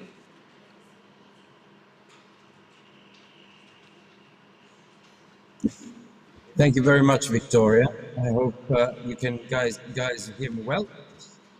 It's with great pleasure that I have accepted to participate today. It's always a pleasure to talk with our friends in Serbia and in the Balkans, but particularly today, I wish to convey our still deeper sympathy. As an Italian, we're going to play against Serbia in the 8th of finals of the Eurobasket Championship, and I wish you all a good game. But beside that, I continuously think that rare diseases continues to be a public health priority. What Dolores and Rudiger said just now identify how important it has become on the international agenda. But I wish to also express that we continue to evolve the rare disease strategic framework, particularly talking from a European Union, and wider WHO Europe region. That's entirely necessary because it's not only that in the EU we have some, let's just say, outdated policy, outdated because the science has progressed. We now see a number of treatments, for example, but also ways of diagnosing rare diseases much quicker, but also treatments that are transformative. The knowledge about rare diseases has been transformed thanks to the innovative ways that we're pooling knowledge together in a structured manner with the European Reference Network. The research, both public and private, continues to deliver important results, which are not always translated into health benefit for people living with rare diseases. And as we saw on Wednesday with the European Commission launching a European care strategy, that the importance placed on equal and equitable access to both health and social care services for general population, but specifically for people with vulnerable situations, such as people living with rare diseases, is continuously addressed. However, as we have seen from the Rare 2030 Foresight study, which concluded in 2020 and 2021, and detailed 8 policy recommendations, we are lacking a new centrally designed or a commonly designed strategic framework to pull all of the initiative together for the future well-being of people living with rare diseases. We believe that with this new strategic framework, which should adapt what's already in place, we could give new impetus to the international, national, and regional initiative to address the needs of people with rare diseases towards specific goals in line with the Sustainable Development Goals. And I will stop here for now. Vicky, thank you very much for the invitation again, and looking forward to the discussion. Thank you, Simone. Tina, maybe I can go to you next. So it's my pleasure to be here virtually with Tina Taube, who is the Director for Market Access and Orphan Medicinal Product Policy Lead at EFPIA. EFPIA, if you're not familiar with EFPIA, EFPIA is the European Federation of Pharmaceutical Industries and Associations, a really important partner for all of us in rare disease research and development. So EFPIA represents the pharmaceutical industry in Europe. Tina holds a Master of Science in International Pharmacoeconomics and Health Economics from the University of Cardiff. So Tina, what would you like to give us in your opening statement, your opening words? Thank you very much. I hope you can hear me well. Thank you very much for the invitation, also the opportunity to share some thoughts from an industry perspective on the topic of rare diseases, which is great to see how we are evolving at an international level, but also within the European Union and Europe as a whole on this public health policy topic. So now sharing some thoughts from industry, if we think of unmet medical needs which are still out there for rare diseases, we need investment in R&D, so meaning research and development. And if we're zooming in a little bit now into Europe, the European Commission introduced in 2000 the regulation for orphan medicinal products, which has been a great success because it delivered treatment options up to 6.3 million patients, and it's progressed and it's still progressing care in many overlooked conditions. So now, if we think of unmet medical need, which comes within rare diseases, this really relates to thousands of individual conditions, and a large proportion already starts in childhood. So the innovative pharmaceutical industry is researching and investigating in those areas. But of course, there is always room for improvement, because while we're lacking therapeutic options in some areas, this is a consequence of existing scientific, regulatory, both economic barriers to development, what we see, and which are of course further compounded by uncertainties when it comes to pricing and reimbursement. So to enhance the situation for patients living with a rare condition today, we need to build on the achievements what we currently have, and really to work forwards and towards an agile collaboration framework which allows us for meaningful cooperation and partnership.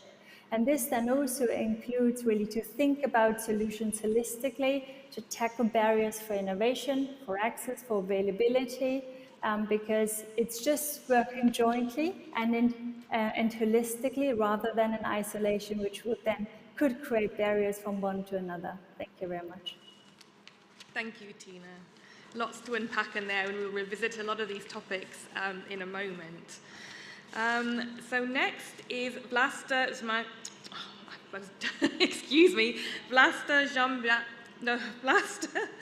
Smajek. And I was trying really hard to pronounce your name better, Vlasta, than I normally do. So Vlasta Smajek, who is the president, well, she's president in multiple roles, actually. She's the president of Rare Diseases Croatia, but for, I think, 26 years, a very long time, she's been president of DEBRA Croatia, so she's very well known in the rare skin world, but also in the broader rare disease world. And actually, Vlasta was one of the first, the colleagues, when I mentioned the first trips, the first meetings that we organized through some of the European projects to Serbia. Vlasta was, of course, one of those key experts who was present right at the start of that, and it's a real pleasure to see you again, Vlasta. Vlasta is also a board member for a really important resource that we're going to come back to later, which is the relatively informal but really important, really crucial group of rare resource centres that we have around Europe.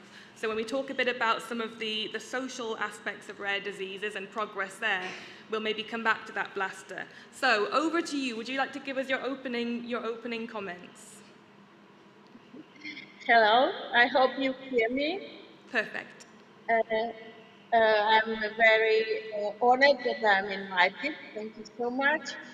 Because I used to collaborate and work with all rare diseases organization in neighboring countries. And especially, of course, from the beginning with the DEBRA organizations. What I would like to say is, we have to talk, we have to collaborate, we have to communicate very much, and all stakeholders have to communicate.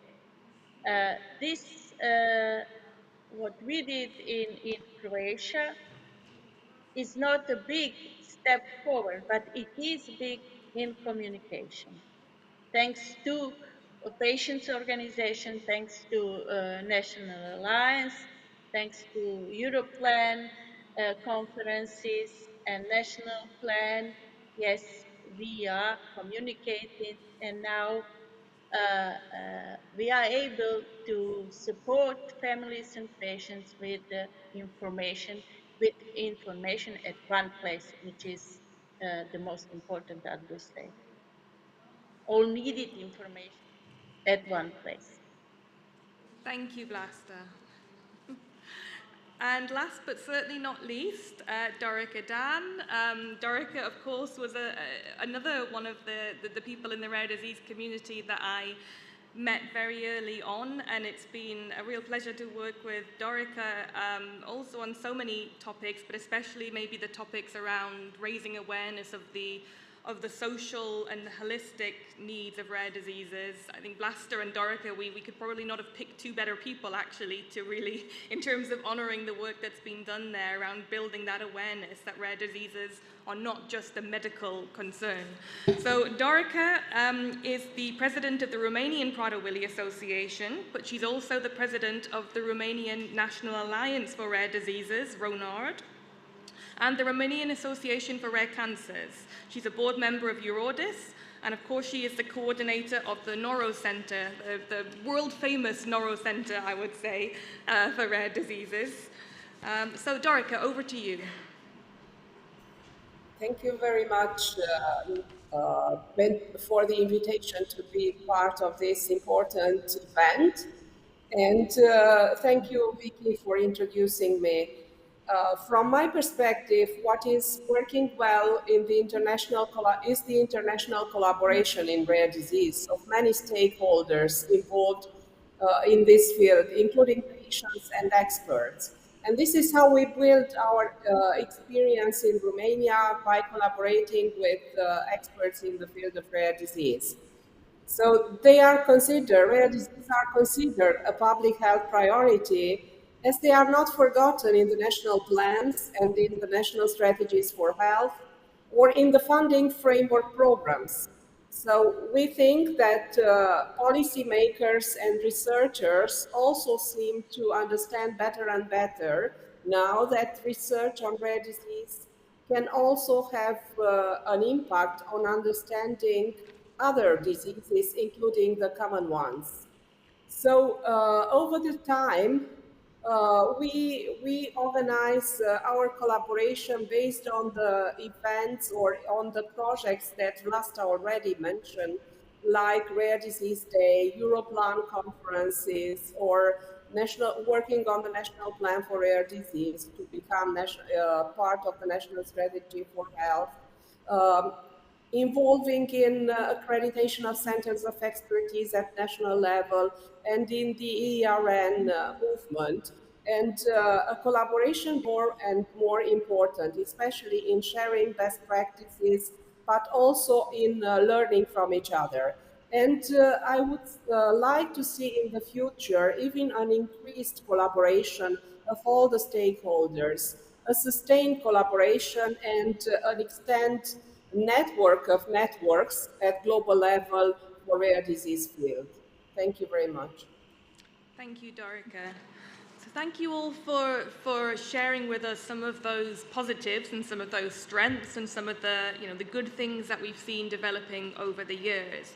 We'll delve a little bit deeper into some of those topics to really help us to think about what would it look like, what situation do we need to reach to really be able to say, yes, rare diseases are a public health priority? And we'll think, first of all, a bit about the high level, a little bit about strategies and policies and plans and frameworks.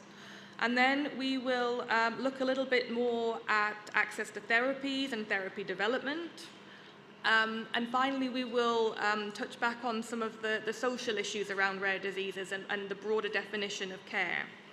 So if we start off with the big picture and we think about policies, about prioritization of rare disease at a high level, obviously, Rüdiger, Dolores, you've mentioned these key watershed moments for the global rare disease community.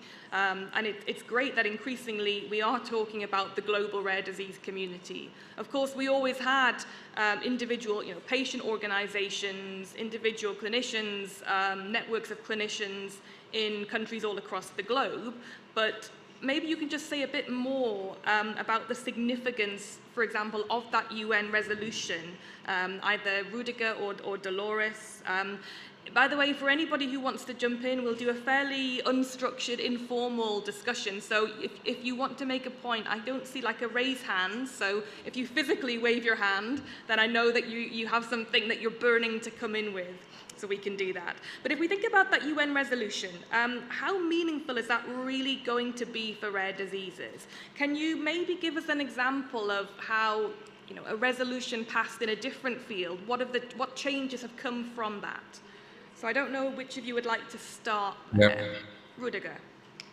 Yeah, thank you, Vicky. And let me just outline a little bit exactly what happened in other areas. If I take the global resolution on non-communicable diseases that was passed in 2011, with then a follow-up of a global action plan in 2012, you can now see a huge focus also on member states on non-communicable diseases, an issue that has been significant and extremely needed also because 75% of mortality and morbidity is due to non-communicable diseases, and about half of all the non-communicable diseases could be prevented. So there's a huge gain in addressing this NCD epidemic or pandemic as well. And member states, through the resolution that was passed first in the United Nations in New York, and then followed up with the Global Action Plan in Geneva through the World Health Organization and the World Health Assembly, has really made a difference. We can see this now also if you look at the follow-up resolutions. This year's Assembly was dealing with 11 issues related to NCDs. And that also for us to be clear about. This has significance for the way we're looking at diagnostics and treatment, for the payment of services, and within the different ministries of health, of course, how much attention is paid to the policies and the supporting structures for the treatment of NCDs. I'm bringing this example of NCDs because I think that with rare diseases we're in a very similar situation.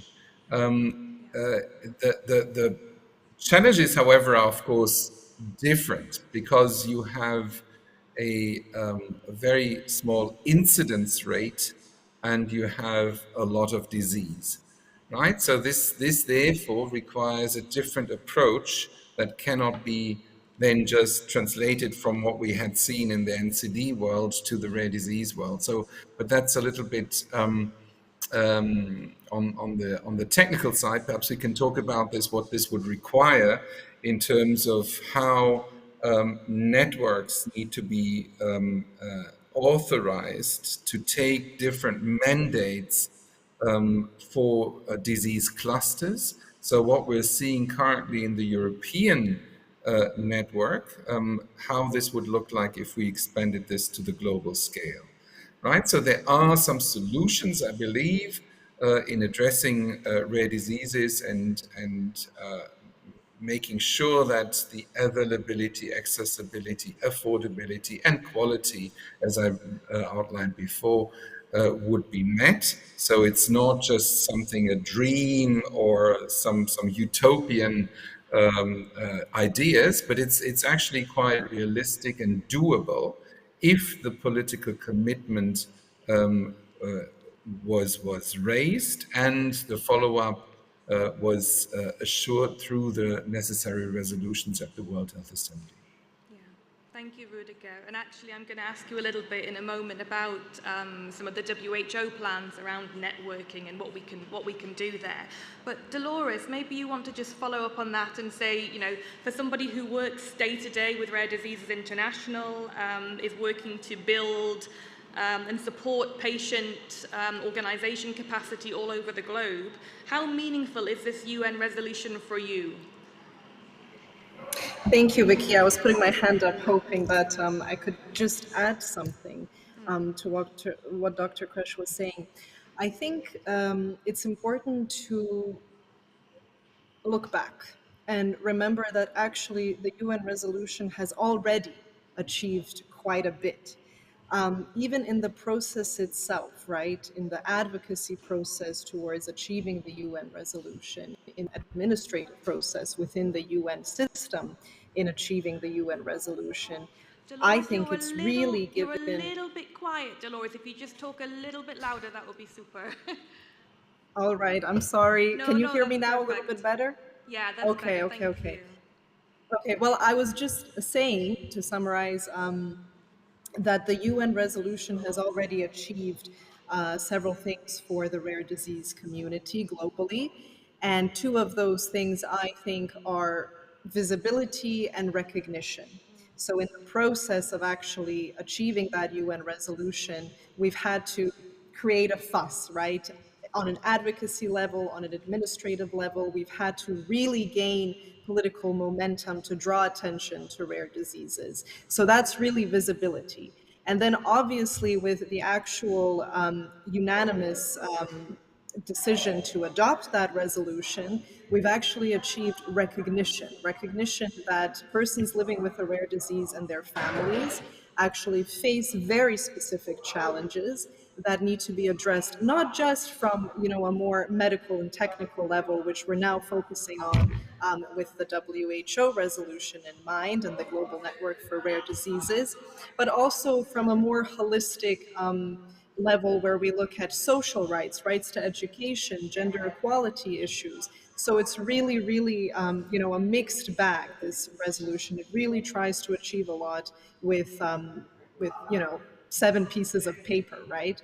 So I'd just like to make sure that we realize how far we've already come in 1 year.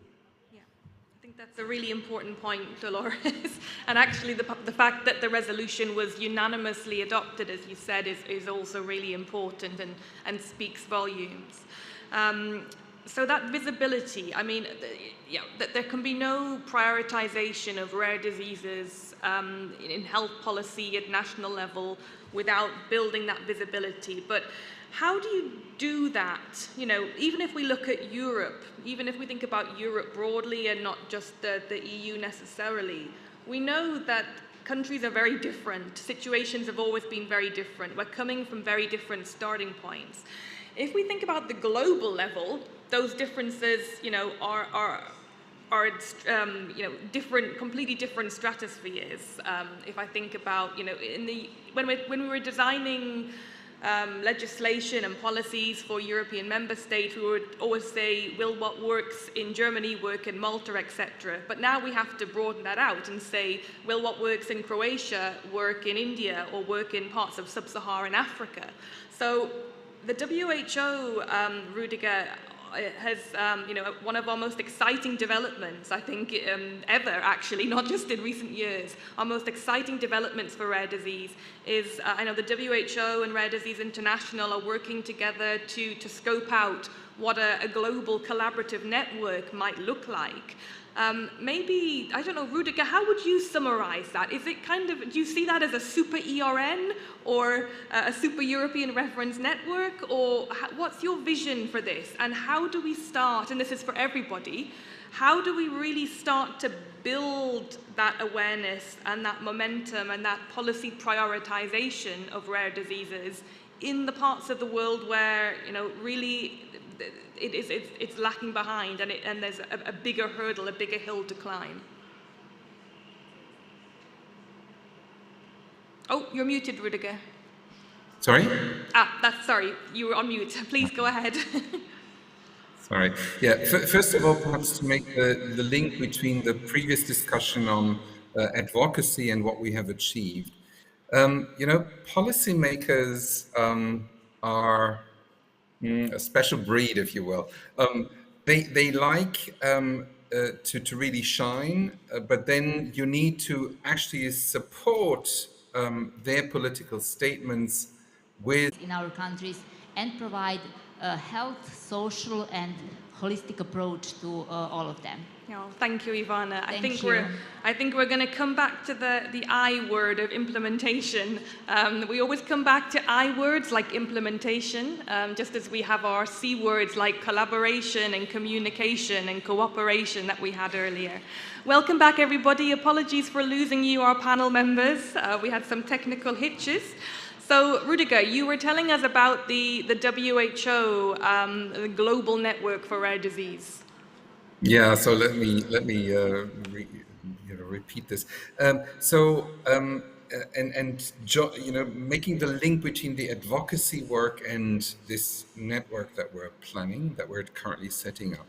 So first of all, politicians, policymakers are a special breed, if you will.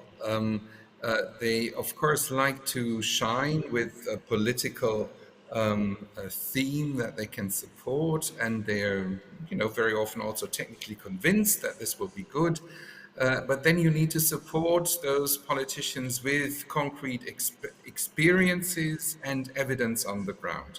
If you're not doing that, then they will actually move on to another crisis, another big problem in public health or in other policy fields. So that's why I think the work overall on advocacy and bringing the issue of rare diseases more to the political agenda and making sure that services are granted, we need to perhaps then look at the specificity of rare diseases in public health. You have very low incidence rates, so very low levels of patients for a lot of diseases, many, many diseases. And that's a speciality that we don't face in other public health areas. And that is something why we need to pool the expertise and making sure that through this pooling and using innovative technologies, patients are actually much earlier diagnosed, and the expertise that we are gaining in science and the evidence is much more, much quicker actually translated into practice. And that's why we're putting out the Global Network on Rare Diseases, where you actually cluster centers of excellence around specific disease groups and offer concrete counseling to those health workers that see a patient where they don't know what the diagnosis could be, to actually come closer to that and having this reviewed by those experts who have much more exposure to people with rare diseases. And we believe that through this sort of service, we can actually show very clearly how people are helped much earlier and then receive the right treatment as well. There's, of course, many challenges with this because, as you know, usually the health services are organized at a national scale. That means that if you're, you have a citizenship, let's say, in Serbia, then the treatment is offered in Serbia, and reimbursements of services elsewhere is very difficult. So there's a couple of things we need to negotiate with,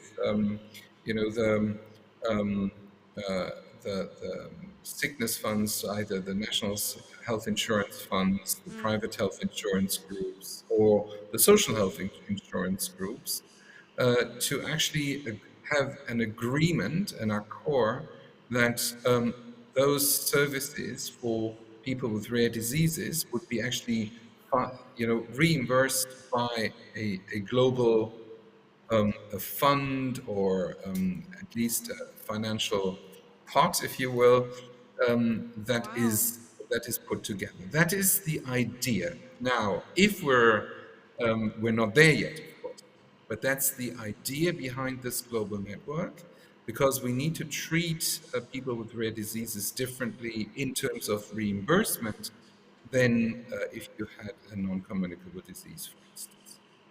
That's very exciting, Rudiger. So almost, I remember the ERN discussion years ago when we said, the real value of ERNs is to try to erode, to try to break down the inequalities that we have between the countries in the EU and the European Economic Area.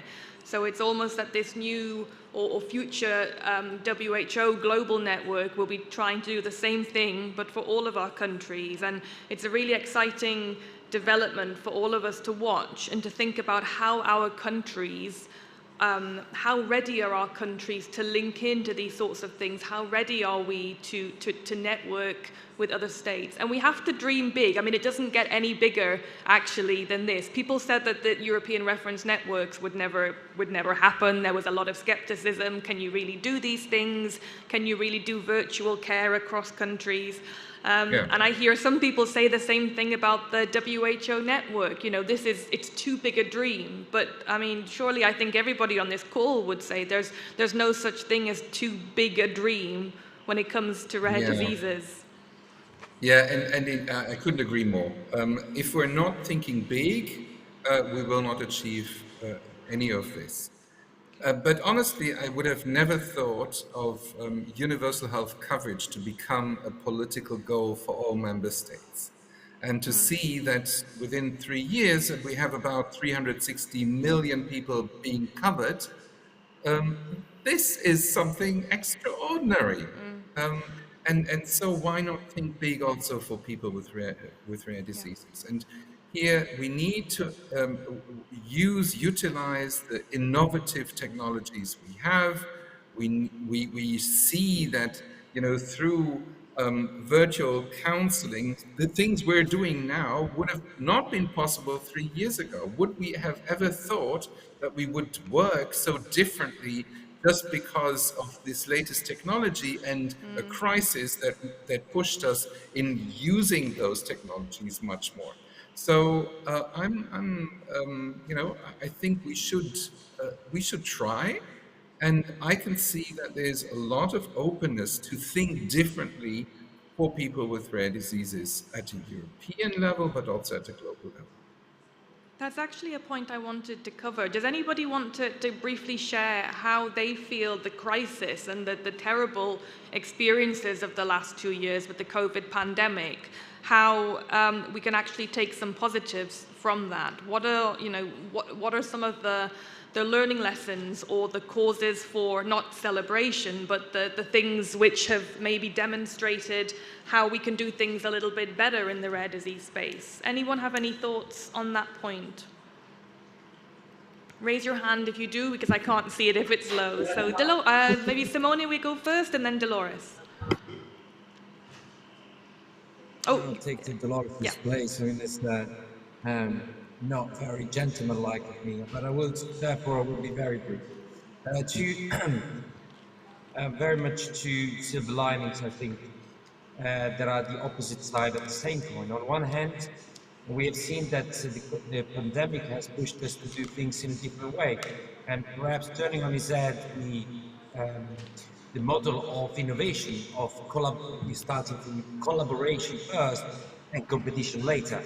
That would be much important for rare diseases, where we should, and I think there's a lot of science that are pointing that way, that we should channel research and funding into the areas where we have common challenges, understanding that, and working towards a more collaborative model in preclinical, basic clinical, and research, and then moving on to more competitive environment, as well as using other type of strategies for, specifically I'm talking about development and access to treatment that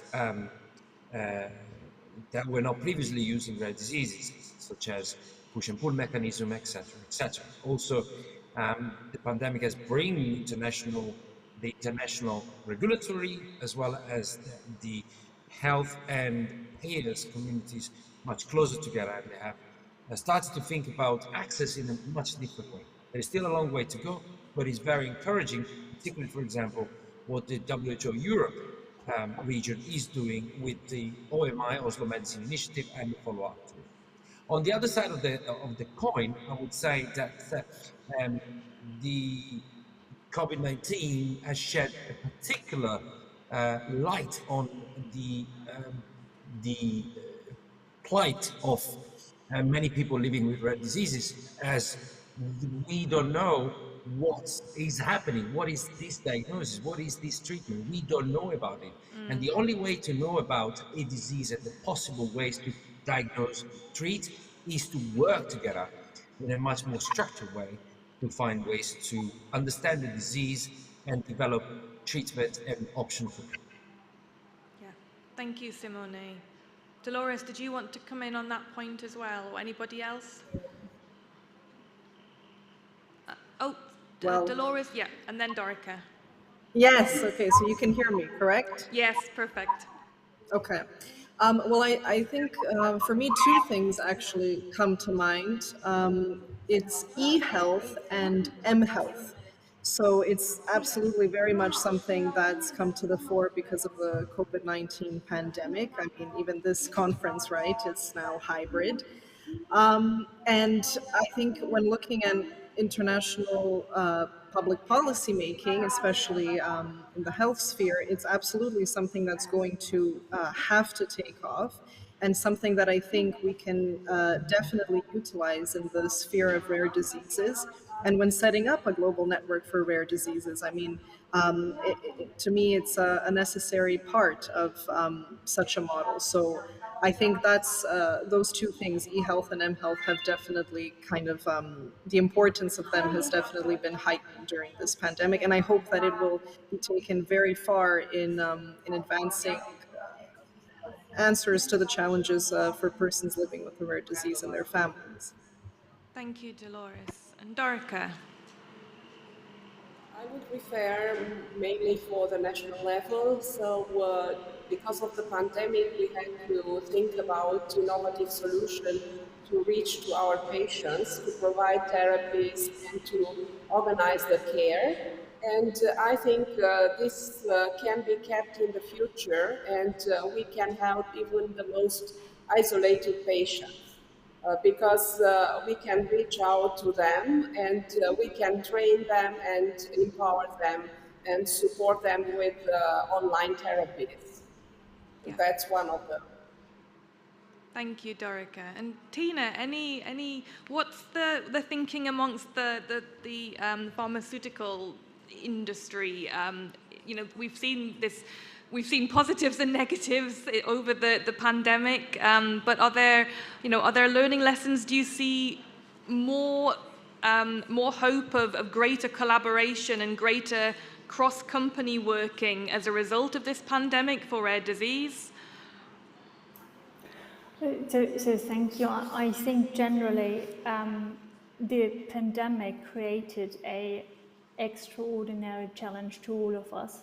And it was just amazing to see the speed companies were able to collaborate, to move the needle, really to come up with the next vaccination, what was needed. So for us, I guess it was a great learning curve, how to work together jointly, but also how to work more adaptively with the regulators across the globe in a way to get the medicines as quickly as possible available. With the, being safe and effective at the same time. So therefore, I think the situation, the crisis we were in, or somehow still in to various extent, was a great challenge, but also a great, really repository to learn and how to make things more efficient, more faster, but also how to collaborate more effectively with each other, clearly. Yeah. So it was, I think, and hope is always there, no? Yeah. Thank you, Tina. Indeed, it's so important that we try in all of our sectors to take forward the positives that we can from the traumatic period that we're still not entirely out of this, but the difficulties that we've had over the past couple of years.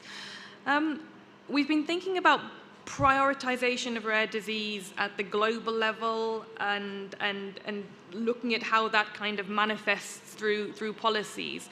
A lot of, I would say, rare disease prioritization, awareness of rare diseases really came from Europe, from the EU, and we always talk about those foundational policy documents that we had back in 2008 and 2009, our Commission communication on rare disease that spelled out some of the challenges that people living with a rare disease were only too aware of, but that our policymakers were not. And then we had our Council recommendation of 2009. Simone, when you were giving your introduction, you mentioned that actually, those policies, they were produced in a different time, and that the world has changed since then, and the technology has changed.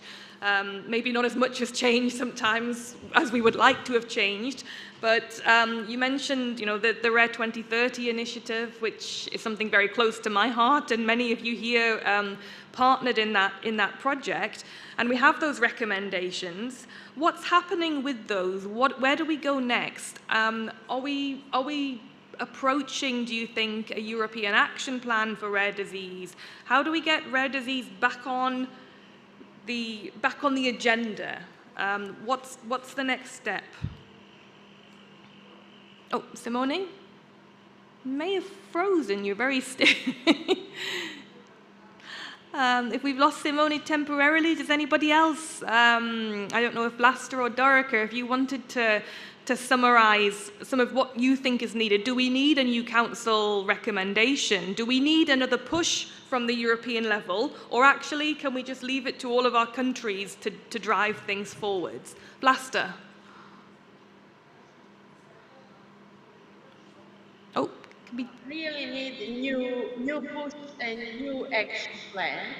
And Eurodis is working on this and is preparing new action plan because the situation is different now and a lot of new things appears and we have to calculate all this and all plans are ended. So with results or without some results, so we are cleverer now, I would say. So we have to start to work on a new action plan. We were discussing in the room a little bit, Ivana we were talking a bit about the Serbian action plan, the Serbian National Plan for Rare Diseases, because of course, if we think about evidence that rare diseases are a public health priority, something that's always been viewed as a good practice ever since we had those 2009 Council recommendations, is indeed that every country has a national plan or national strategy for rare diseases. And a good plan or strategy should be really comprehensive. It should spell out what the country is doing, not just in the medical field, but also in the social field. But in theory, it should be, the glue that holds together what happens in the country.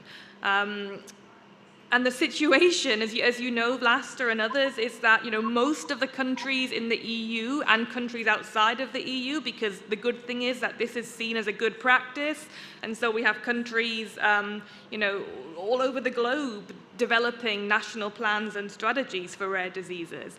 But you mentioned, Vlasta, that in a lot of cases, these plans and strategies actually have essentially expired. Most countries, they adopted these for a period of time, like 2016 to 2020, and then 2020 comes and goes, and nothing is being replaced. In other cases, we have countries where plans or strategies have been adopted, but has anything really happened with them? So a question to all the panel. Sorry we lost you a bit there, Simone. Vlasta was filling in and was talking a little bit about the Eurodis activities to bring about an action plan for rare disease, and you can maybe pick up on that. But to all the panel, what is the importance, do you think, of countries, of national plans and strategies? Are they relevant? Do we need these documents in order to say that rare diseases are a national priority? Maybe we'll start with you, Simone, since we lost you a little bit before. I'm very sorry, I don't know what's happening here, but I think we need these documents, particularly to realize the opportunities that are there for the individual policy action, be them in diagnosis, in research, in development of treatments in the regulatory field, etc.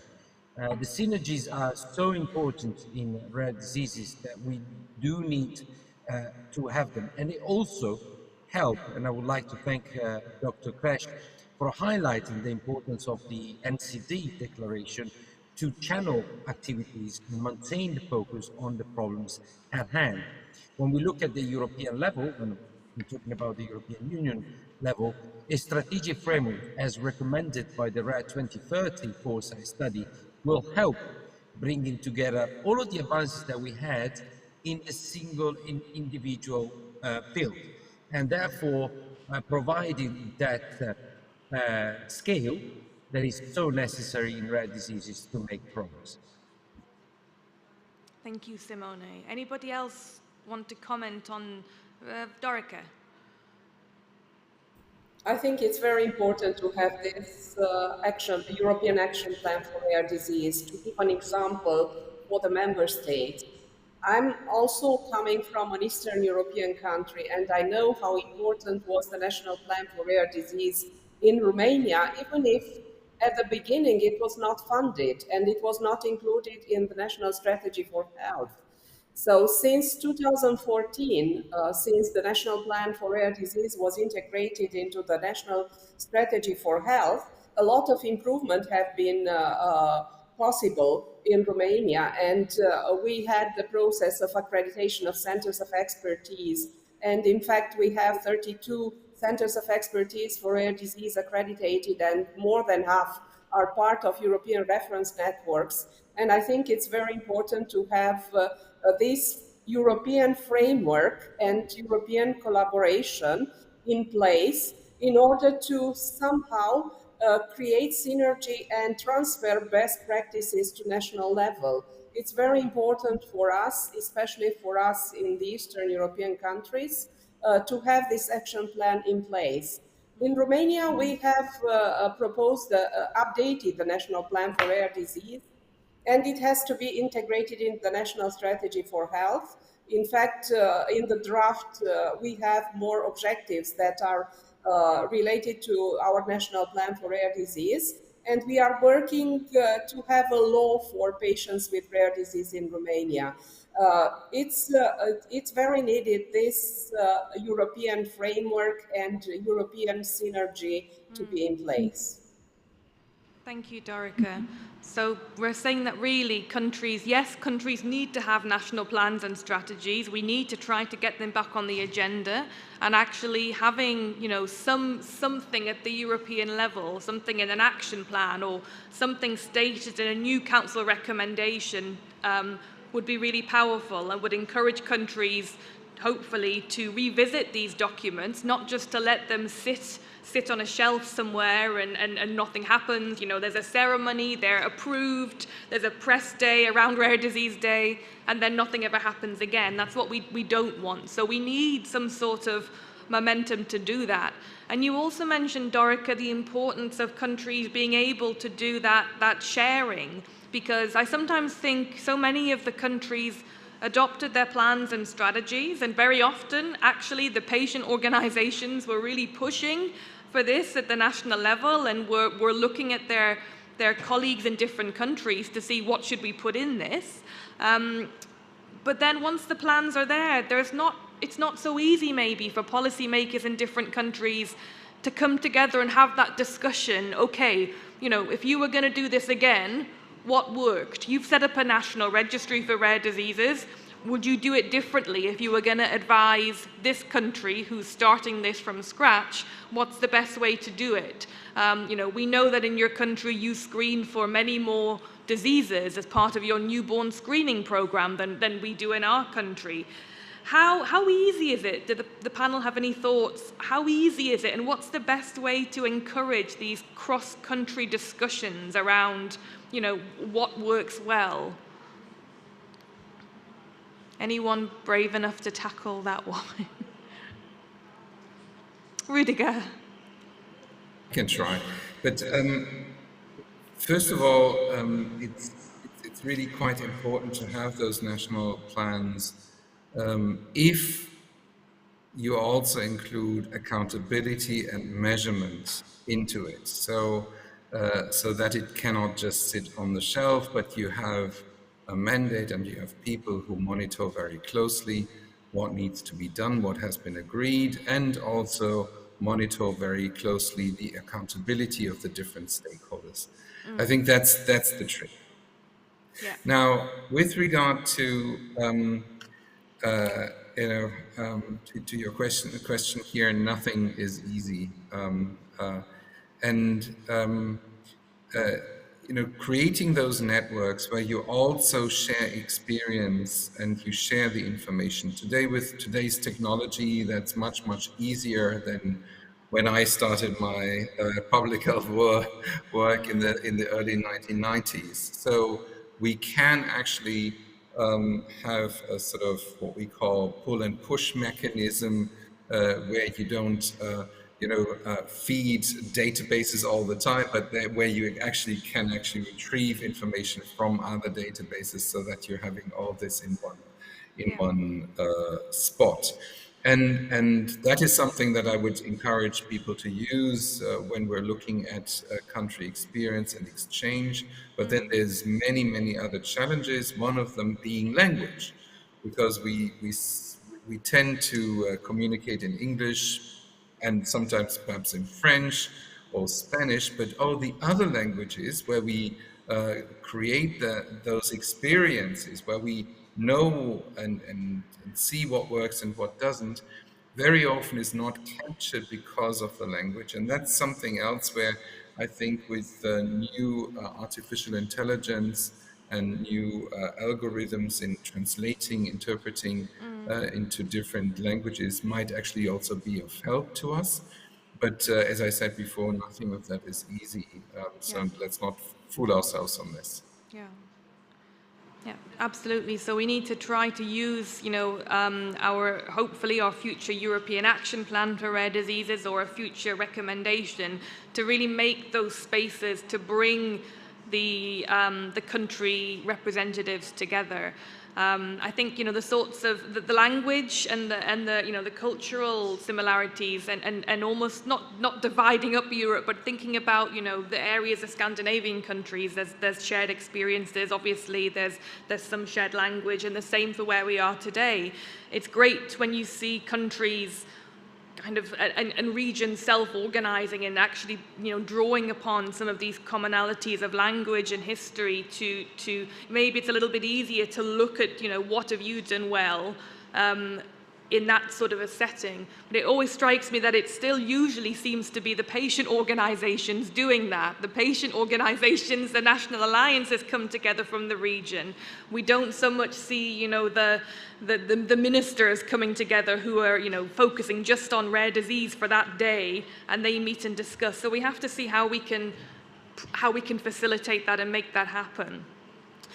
Tina, I want to bring you in on the therapy development side of things because, somebody said to me before this conference, we can never say that rare diseases are a health priority when we have patients nationally, European level, globally, who are unable to access the medicines that exist for them. And we all know that there aren't enough medicines. We know that, so many rare diseases don't have any dedicated therapies. So addressing that and driving that needle is so important for the global community. But what would you say? It's sometimes quite difficult, I think, to follow, the regulatory space because it's quite a, complicated world. I think the general public don't understand the process of drug development, and they don't always understand health technology assessment and why we can access some drugs in some countries and not in others. What would you say is, what's FPA's strategy to make things better, to make a more holistic space for therapy development and for access? And Simona, you can maybe come in as well after this too. But over to you, Tina, what do you think? Thank you, Vicky. So I think the buzzword is holistically in this sense, because it's, of course, in the end about availability, access, and affordability when it comes to discussion on equity with this regard. So, and maybe we start holistically very early on, which is clearly the scientific challenge, what we do see. And what do we mean by this? But especially in the rare disease area, it's very clearly that we are missing basic understanding of the majority of diseases which are out there and which have a low prevalence beyond less than 1 out of 10,000, as it is, for example, described within the European discussion. So we're really lacking basic research, basic knowledge. There are not a lot of physician experts group thinking and researching and all those things, which then can be cooperated and collaborated with industry to get it into transnational level for R&D and then to commercialize the product afterwards. So that's challenging. This is the very first piece, and if you don't know the science or if you don't have the hook, really, there is no hook then to develop a treatment anyway. So therefore, that's absolutely crucial that we need to work jointly and really to move the needle and really grab the resources what we have in order to make it work. So therefore, even I think the European reference experts have already been mentioned. These are a crucial tool, not just brackets for knowledge exchange, but we need to have these centers on board, for example, to learn to learn, to enforce, and and to improve R&D, for example, and the other way around, while we still, of course, also need to improve the care based on the knowledge what we've earned. So this is one piece. The other piece is clearly the access debate, and now focusing on Europe. Of course, the how pricing and reimbursement processes are set up is a national responsibility. So it's not the responsibility of the European Union. So now all of them are set up differently, considering how they would like to spend their money, depending on the resources, what they have, depending on the budget which is available. And therefore, we know quite less about the root causes of delays and non-availability or non-access. So therefore, we as FPR, we put forward, for example, a voluntary commitment really to file after we've received marketing authorization products within 2 years, the latest. We need to ask to file for reimbursement in the 27 member states of the European Union. So this is a commitment we've done, and we also put this out, we call it the access portal, where we try to understand and increase transparency. What are the reasons why it takes so long for some countries compared to others? And this is because these kind of root causes are quite multifaceted in a way. It's about speed of the regulatory process, but it's also about readiness of the healthcare system, prioritization of the healthcare system. So therefore, we've discussed how important it is to have those national plans to create awareness and visibility for rare diseases. So these are very two specific ideas FPR is advocating for, is to this extent commit to, and also to bring it to life, to create more transparency around this. And then there, of course, we also are within the debate around affordability. And for this, there are various ideas out there how we can address it. And we as industry put forward also jointly with Eurordis an idea how we could make it work in terms of equity-based tiered pricing, considering the economic constraints the various countries have. I would maybe just stop here to see if Simone would like to add anything on that. Thank you, Tina. Yes, I'd like to add something to that. I think the initiative that FPR is putting forward are very welcome, and as Eurordis, we have continued to discuss with FPR on the possible ways to improve timely and equitable access to rare disease therapies across the EU, but even beyond. And I think also, as I was saying before, by looking at how the pandemic and the response to it has shown that new ways of addressing access are possible, it is important to continue this dialogue. There are a number of remaining issues that are relevant to do, but once again, I think there is an even broader recognition after the pandemic from the entire European community that the current situation is not sustainable in general, and is even exacerbated by for people living with rare diseases. The root causes, as Tina explained, the root causes are particularly relevant. We still need to address ways to make the treatments more affordable, and we have presented a number of ways to do so. Clearly, when it comes particularly with very innovative medicines such as ATMPs, or advanced therapeutical medicinal products such as gene therapies, cell therapy, we still are in a situation where the innovation is still very costly, and we need to work together, because the scale, again, is of importance here, to make sure that there is sufficient capabilities and knowledge from the medical and health system to deliver these treatments, but also finding ways to make the knowledge travel, but also the patient travel through, for example, further enhancement of cross-border care provision. In this reason, I think I welcome again very much the work of the WHO Europe on the Oslo Medicine Initiative. which has looked at multiple ways of improving the access to innovative therapies, or also high-price therapies, as they called, which also touch upon, as some of the potential responses, the approach to equity-based tier pricing, which I think also thanks to the work that jointly we have done with FPIA is pushing government to take in consideration further this opportunity, something that perhaps up until 5 years ago was not even think about. So here we are keeping the foot on the gas and continue to pressure individual governments and all of the other actors to continue the collaboration to provide timely and equitable access to treatment.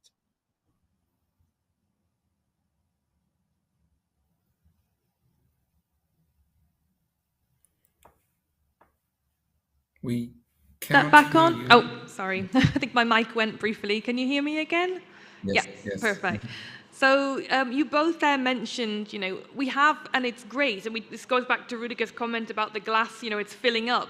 We have so many things now, we have so many big initiatives, we have, different funding streams, we're seeing more collaboration between all the people that we need.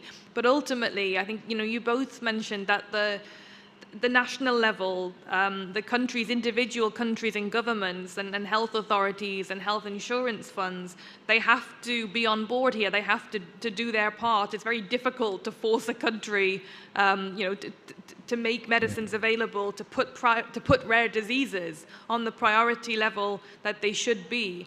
So this is, forever going to be a challenge. And we know for some of our countries, things are even more challenging because our governments are not stable sometimes. We have many changes of government, and I think, Vlasta and Dorica, you've both mentioned in the past how difficult it is. You maybe spend a lot of time building a personal connection with a minister of health or a minister for, social support or education or labor, and then they leave or they change their positions or the government changes, and you start all over. I ask this every time, but how have you managed, or how are you trying in your countries to sort of fight against that and to keep rare diseases on the priority level if you've managed to get them there? Yeah, one thing to do is, of course, to not just talk with the current government, but with all the parties that are in the parliament. So whatever coalition will come next, that you're actually not just coincided with the current government and the very short viewed politics behind this, but that you're creating a much bigger platform and commitment by a country. So that helps normally. The other is, and let me just link it to the previous question that you had with regard to availability and affordability of medicines. One of the things, and Simona mentioned the Oslo initiative, but may I remind all of us that the calculation of price of medicines very much or very often is a black box. And we don't know much how a specific medicine is calculated for which market. And for this, we have put in place the Fair Pricing Forum, where we actually shed some light on specific medicines that we put in focus and understand better from industry about their calculation and what sort of prices are fair with regard to the different markets that they are offered to.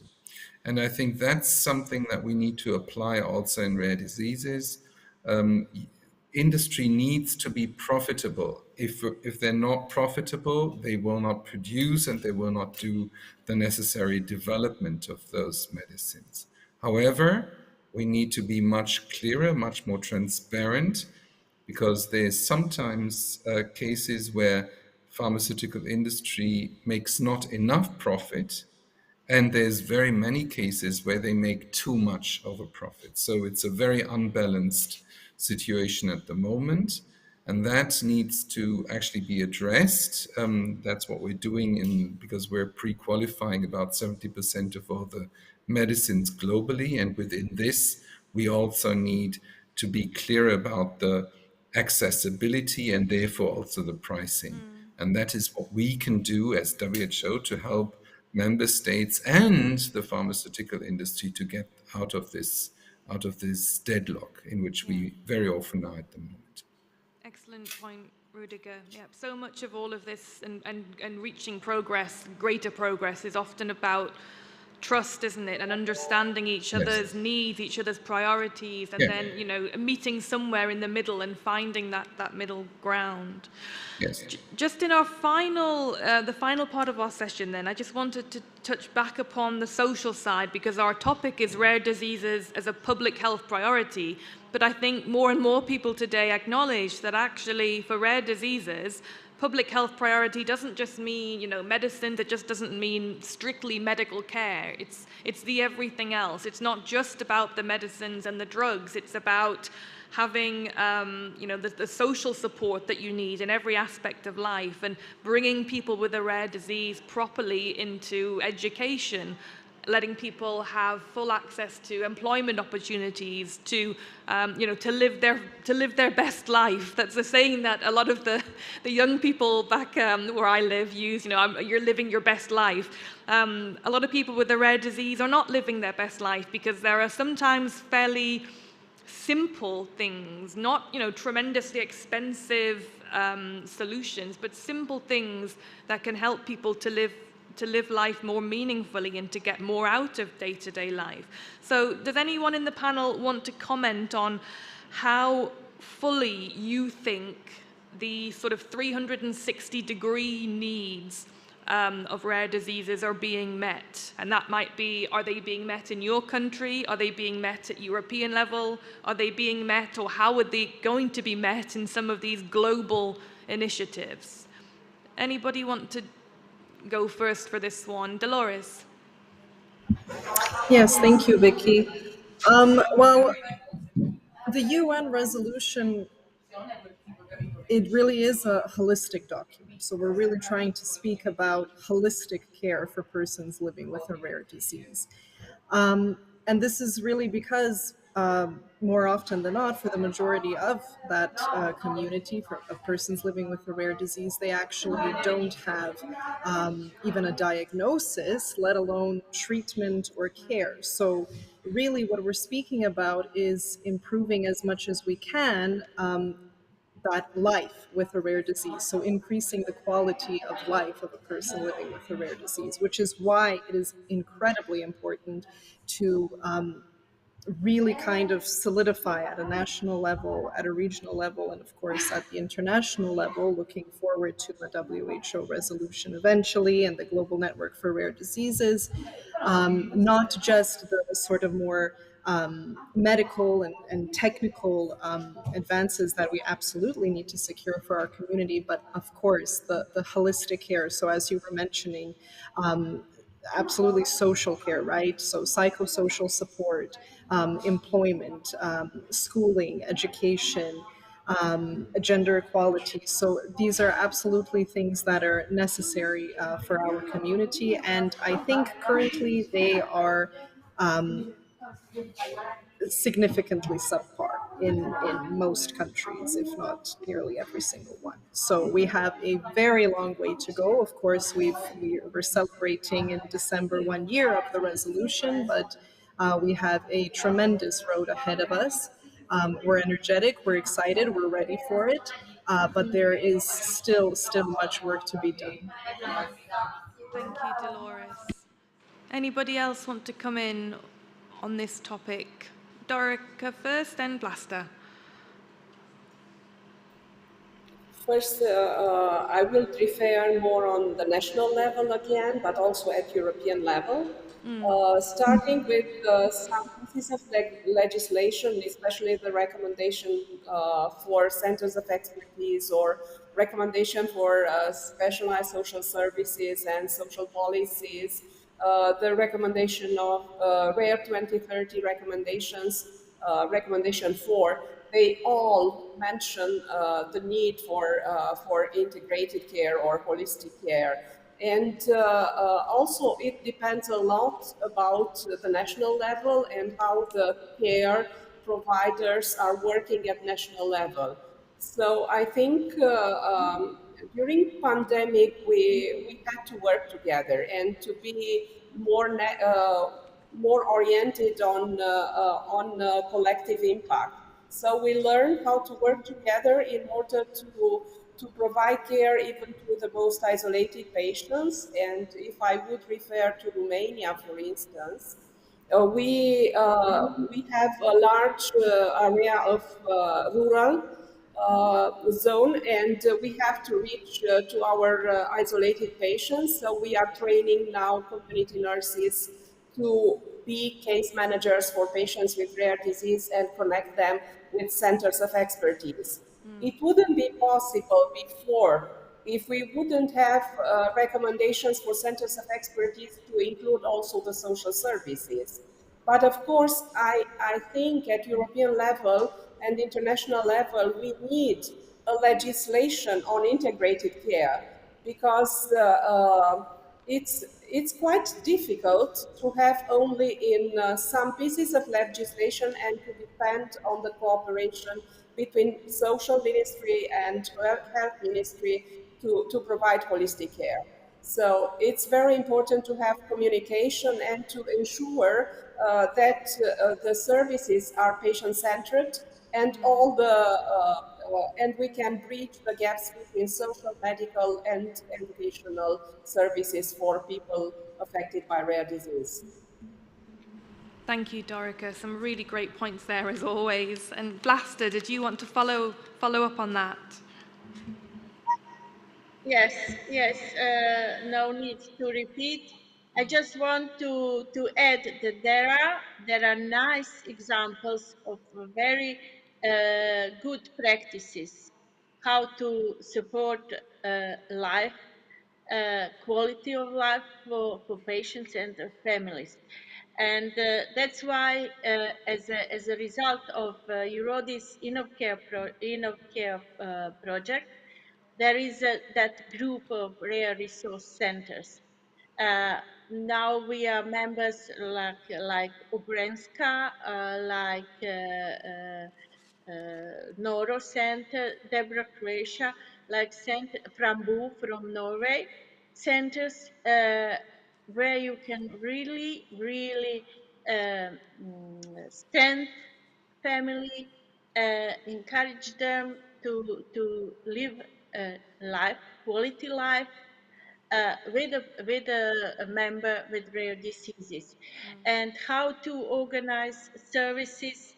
You know, there is always in countries I know, especially in Croatia, I know that yes, you have a right on rehabilitation, to get rehabilitation, but there are no facilities. So what you can do, you know, so it's very important to organize, to organize all stakeholders with all service providers, with the health, with the social welfare, and with services, how to organize support for the family. This is extremely important because treatments are not available. We know that there are just a few diseases, treatments are available.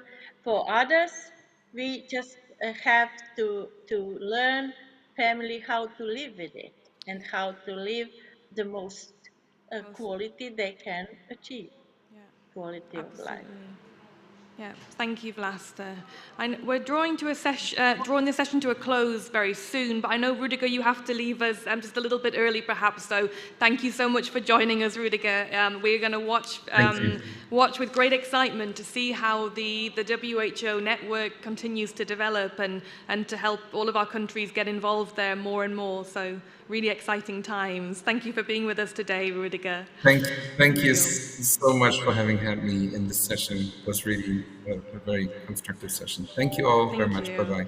Thanks. And I think, Vlasta, your last point there, is the one I always try to use if I'm trying to persuade somebody of the need to, give equal attention to the social space, is the fact that, we've heard, we know that FPA and all of the actors are working very hard to push the needle, as Tina said, and to get us more therapies for more of our rare diseases. And we know that, 95% still don't have a dedicated therapy. We know we want to change that, but we also know that's not going to happen tomorrow. So, I completely agree with you that we owe it to our countries, we owe it to patients and families to do everything we can, even in the absence, or especially in the absence of a drug that's going to be transformative. And I think, wouldn't it be great if these sort of pockets, these islands of good practice, like Agrenska, like Noro, like Frambo, if we could, create these all across Europe, or create these in so many countries, across the globe, these sort of almost shining lighthouses of good practice that just show, what's possible and what can be done. And we'll keep trying. Dorica, you rightly pointed out that actually we have so many recommendations on what countries should be striving for here. We have these recommendations which were approved by all of our countries on the importance, for instance, of our centers of expertise really acting as 360-degree centers of expertise. That doesn't mean that they have to have a social care facility built into the back of their hospital. We know that. But it means that they have an awareness. They maybe provide a care coordinator or a case manager who can help a patient who is diagnosed or is looking for a diagnosis to navigate this really complicated world of what social support they can access, how they get, a wheelchair ramp in their house, how somebody can go into a school and explain to a teacher or a head teacher what adaptations are needed so that a child with a rare condition that nobody understands can stay in that school, all of these practices. So we are drawing to a close, and we've had a very broad journey this morning. We've talked about the very high level, from UN resolutions down to national level and national plans, and where we go next. We focused in on particular areas like the therapies, development and access to those therapies, and touched upon the social needs. The good thing is that we have the rest of the conference to explore some of these topics in more detail. So I hope everybody in the room and everybody joining us online will be able to stay at least for some of these sessions as we delve deeper. I'd like to thank all of you on the panel today. It's been a real pleasure to hear from you and to talk through some of the positives and to talk through some of the causes for celebration. I really liked, actually, those of you who were maybe here for the opening, Ms. Vucic, who's the spouse of the President of the Republic of Serbia, gave a lovely example where, people with a rare disease individually, if you think of people as trees, increasingly our trees are kind of coming together into forests, and we're seeing this growth and this collaboration. And I think that's also true of people working in rare diseases and of different actors and groups, different groups like RDI, like WHO, like FPA, like all of our national associations, where we're less and less individual trees standing on our own in a big empty field, and we're more and more kind of coming together as forests, which is nice. But we do still have a long way to go.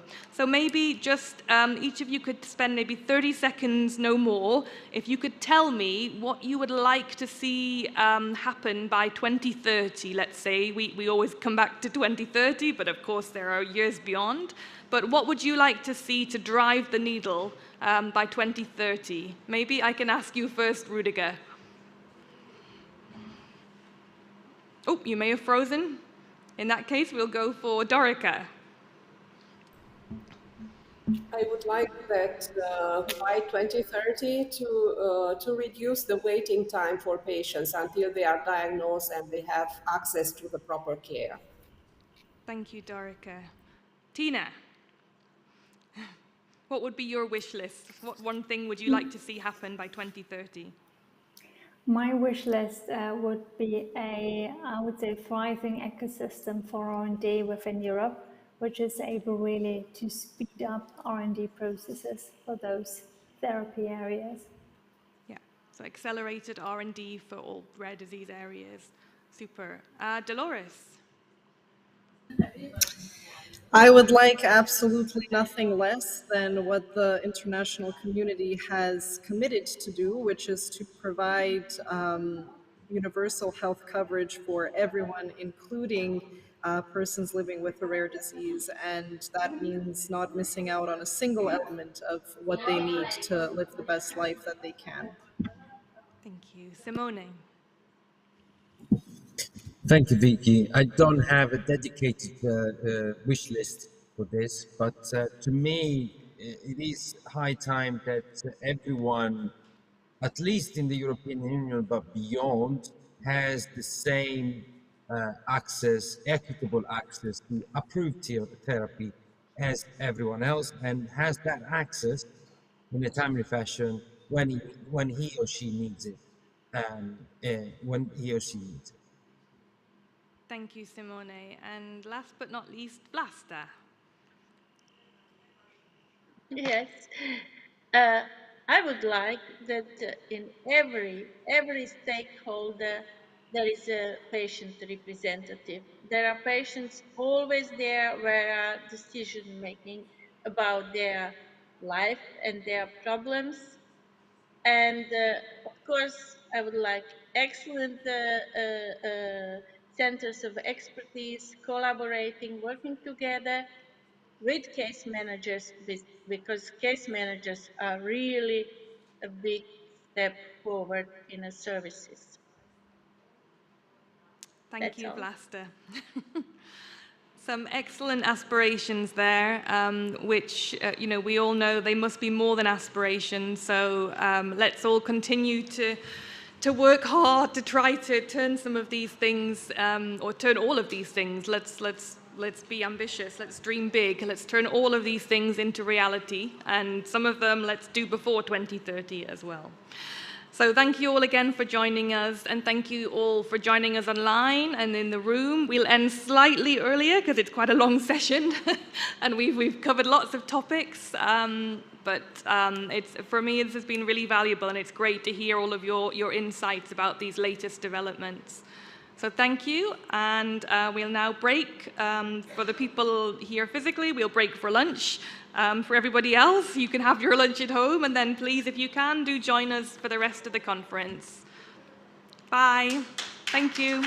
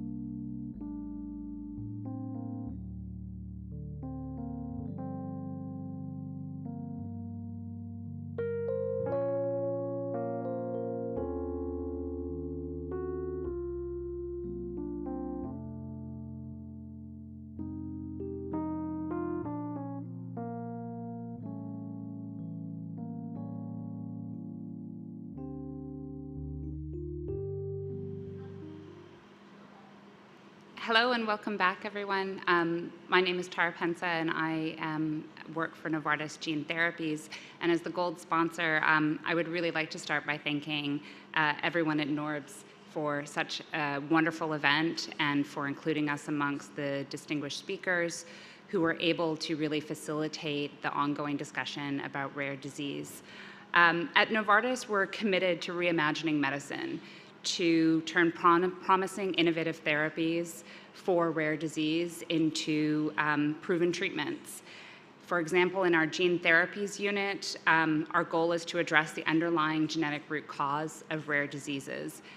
We, as one of the first companies who have an end-to-end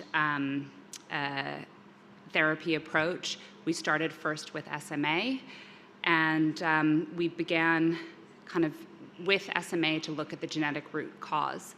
We understand that leading the way in this field is an honor, but it also carries a huge responsibility to set an example to ensure that these treatments can actually reach patients. It's an incredible step forward that in SMA, which is a devastating disease, just a few years ago there were no available treatments, and now there's 3 treatment options available. And as we heard earlier with our distinguished opening speakers, Serbia is really leading the way. Having a treatment option is only one step forward. We also need to diagnose early. And with Serbia, they have a very unique role to be the future and leaders in this space. We at Novartis, one of our main missions is gene therapies, is really to advocate for newborn screening. And it's exciting to see that this is taking place in Serbia. We're continuously working along stakeholders. It's essential that we have a collaborative partnership with organizations like NORBS. And so again, I want to thank the entire team at NORBS for having us as a sponsor, for enabling this collaboration, and for ensuring that we're all sitting down at the same table. So thank you very much, and I think shortly we will be going to the next panel session.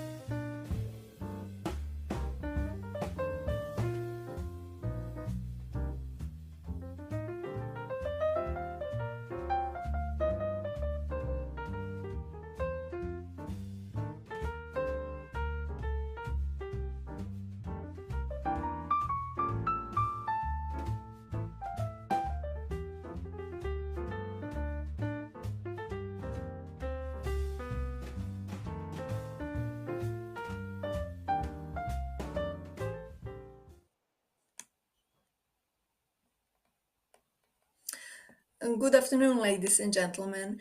I would like first to apologize for a delay because we had experienced some technical problems to include all the speakers. So now I would like to welcome the second plenary session, a session that is dedicated to the newborn screening in Europe. We are all aware that having early diagnosis and early treatment can dramatically change and improve lives of persons with rare diseases. Imagine having the right diagnosis and starting the right treatment in the first weeks of your life. So from our speakers today, we are going to hear the overview of the situation of the newborn screening in Europe and what are the current challenges and what are the ways to do even better to advance the newborn screening in Europe. During this session, the speakers will answer questions right after they finish with their presentation, so please start thinking about your questions. And afterwards, if we have some time left, we can have a brief joint discussion. Because of the technical difficulties, we have changed the order in which our speakers will appear. So I would like to announce our first speaker for today, Dr. Duška Savić-Pavićević, who is full professor at the Faculty of Biology, University of Belgrade, and the head of the Center for Human Molecular Genetics. Her scientific interest is focused on neurologic and neuromuscular rare diseases. She was part of the team that carried out the pilot newborn screening of spinal muscular atrophy here in Serbia. In Serbia, since 1982, we have two diseases that are covered in the national screening. Those are phenylketonuria and hypothyroidism. Since recently, we also have included cystic fibrosis. This morning, we all heard from Sanja Radojević-Škodrić, Director of National Health Insurance Fund of the Republic of Serbia, that the 4 diseases that might be included in the Serbian newborn screening program will maybe spinal muscular atrophy. So, Professor Pavićević, please take the floor. It's all yours. Good afternoon, and thank you, Maya, for this kind introduction. It's really my pleasure to speak here.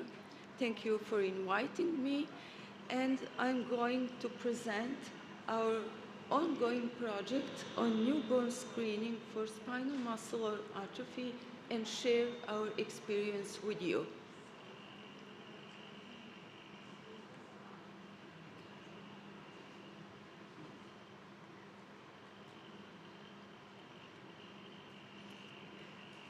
Okay, you don't see presentation?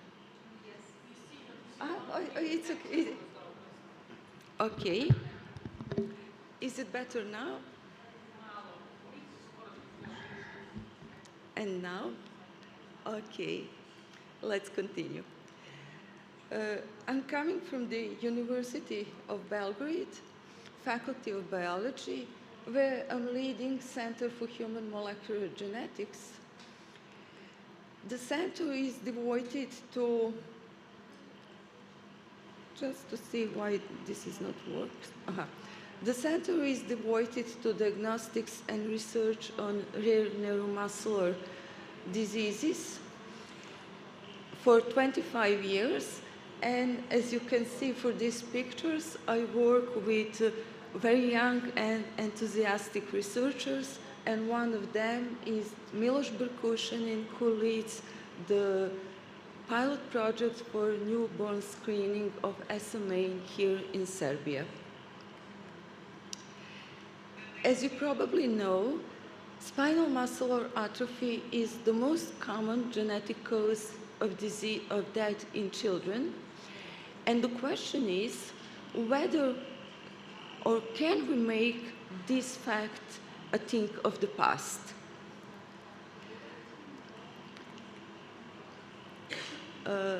Let me first briefly explain why the discovery of the genetic basis is the most important or critical milestone for combating inherited diseases. Discovering of genetic basis of the disease enables its genetic testing. We use genetic testing for confirming clinical diagnosis, for prenatal testing, carrier screening, and it is immediate benefit for affected families, an opportunity for them for having healthy offspring. Knowing genetic basis open new avenues for treatment.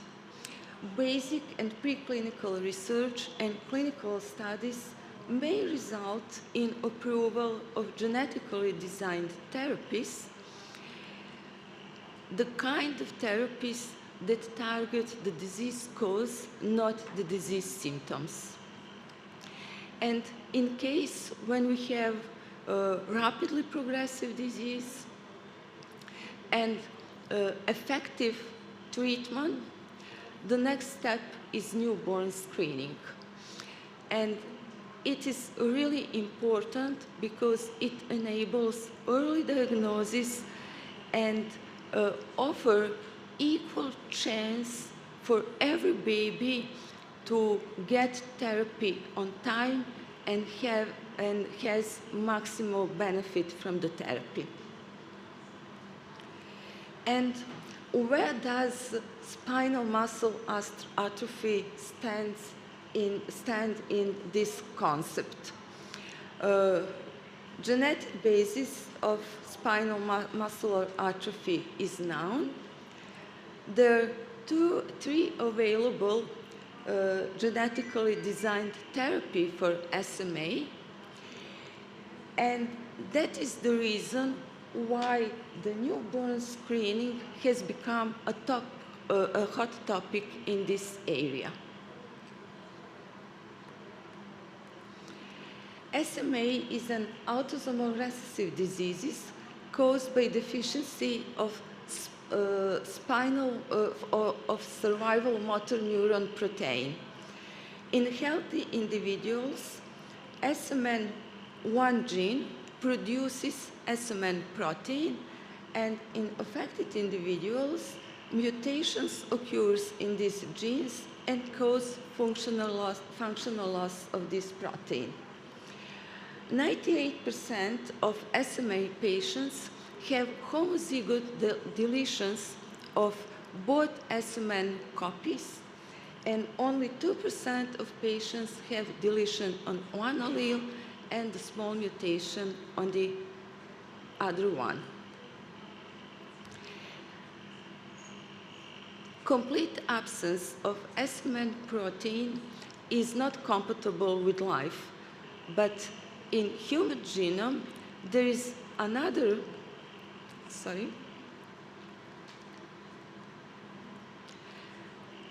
there is another copy, or there is additional gene that can produce SMN protein. However, only 10% of transcript from this gene, which is named SMN2 gene, can produce functional SMN protein. So it does not fully compensate the loss of SMN1 gene, but it can modify, disease progression. And generally, patients with higher copy number of SMN2 gene develop disease later and live longer. Due to lack of SMN protein, irreversible and selective death of alpha motor neurons occurs in spinal cord, causing muscle weakness and wasting, not achieving or loss of ambulation, and without causative therapy, inevitably lead to death. According to autopsy finding, about 50 to 60% of motor neurons are lost during the first months of life.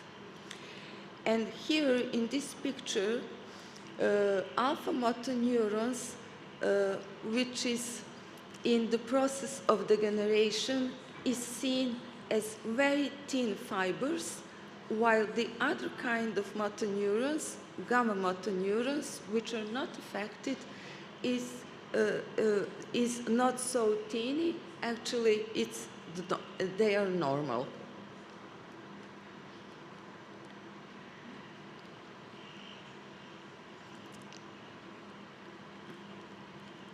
SMA patients have no functional SMN1 gene and have SMN2 gene that produces a small amount of SMN protein. There are two kinds of approaches for genetically designed therapies for SMA. One is gene therapy, where a synthetic SMN1 gene is introduced in patient cell by viral vector. And the other approach is genetic modifying therapy that forces SMN2 gene to produce more functional protein. This can be achieved either by antisense oligonucleotide or a small molecule.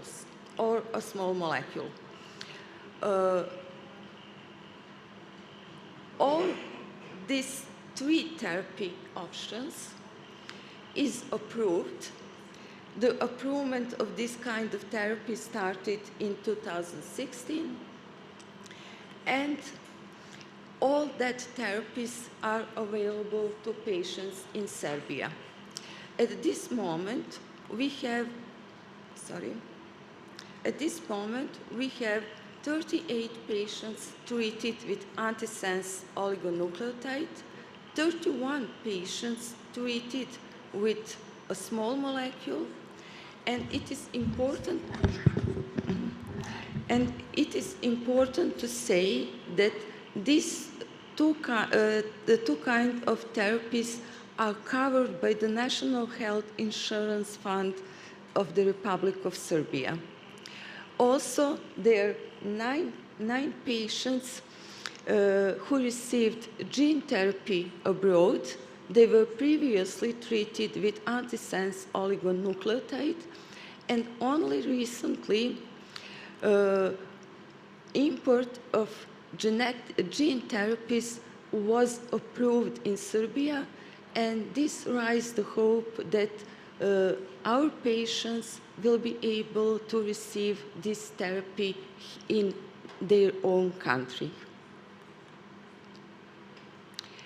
With all this success in treatment of SMA, the community recognized that diagnostic delay is the main obstacle in achieving the maximal effect of the therapy. In most seriously affected SMA patients, babies, diagnostic delay is usually longer than 7 weeks. And as I previously mentioned, at that period, almost 60% of motor neurons are lost. And that babies who developed clinical symptoms had already missed the optimal time window where the therapy would have the maximal benefit.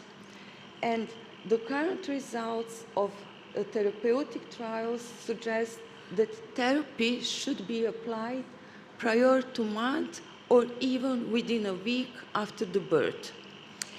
And that is the reason why newborn screening or early diagnosis or presymptomatic diagnosis is so important for SMA.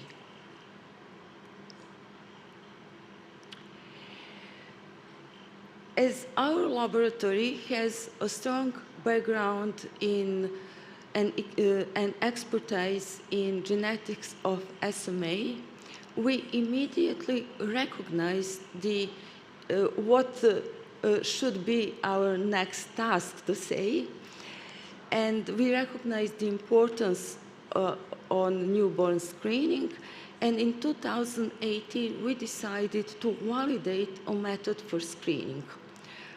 We opted for a method that is based on a high-resolution melting of amplified SMN genes, but what is important, that method is 100% specific and sensitive for detecting homozygous absence of SMN1 gene without false positive results. laboratory workflow takes about 6 hours to process 90 samples. And if we know that about 180 babies are born daily here in Serbia, this method is enough to test all dead babies in a single day. Another step for implementation of newborn screening was preparation of project proposal. The idea was initiated by Professor Dimitrije Nikolic, who is an expert in neuromuscular diseases. And we work not only with him in close collaboration, but also with Association SMA Serbia. And initially, our project proposal was rejected. Fortunately, about 1 year ago, SMA Serbia organized a roundtable with policymakers, and that meeting was covered by media, and representatives from pharma companies attended that meeting. Interestingly, pharma company representatives recognized potential and readiness for newborn screening here in Serbia, and they decided to completely fund our project. From that moment, we obtained a strong support from Ministry of Health, and he helped us to include one of the biggest maternity hospital from Serbia in this project. It is Maternity Hospital Narodni Front, where about 8,500 newborns, babies per year are born. Sorry. Next, we obtained ethical approval for the project, and collection of samples has started in hospital with signed informed consent of mothers. Samples are then transported to our laboratory where the screening is performed. This pilot project attracts a lot of attention only from the beginning, and our team members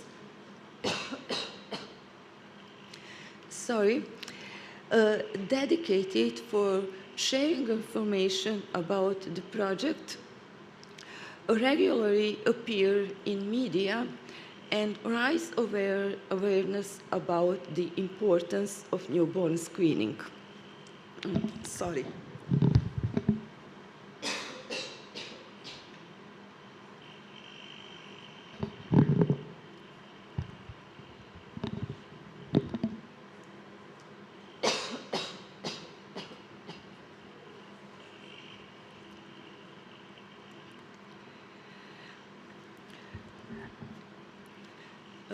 Two objectives were important for us.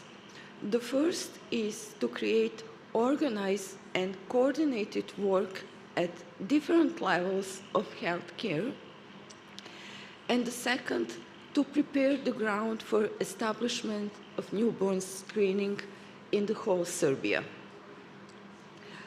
These objectives are in line with rare disease program. And we also mapped some challenges. We were aware that some parents might refuse to be included in the study due to fear of unknown, or thank you, Stefan.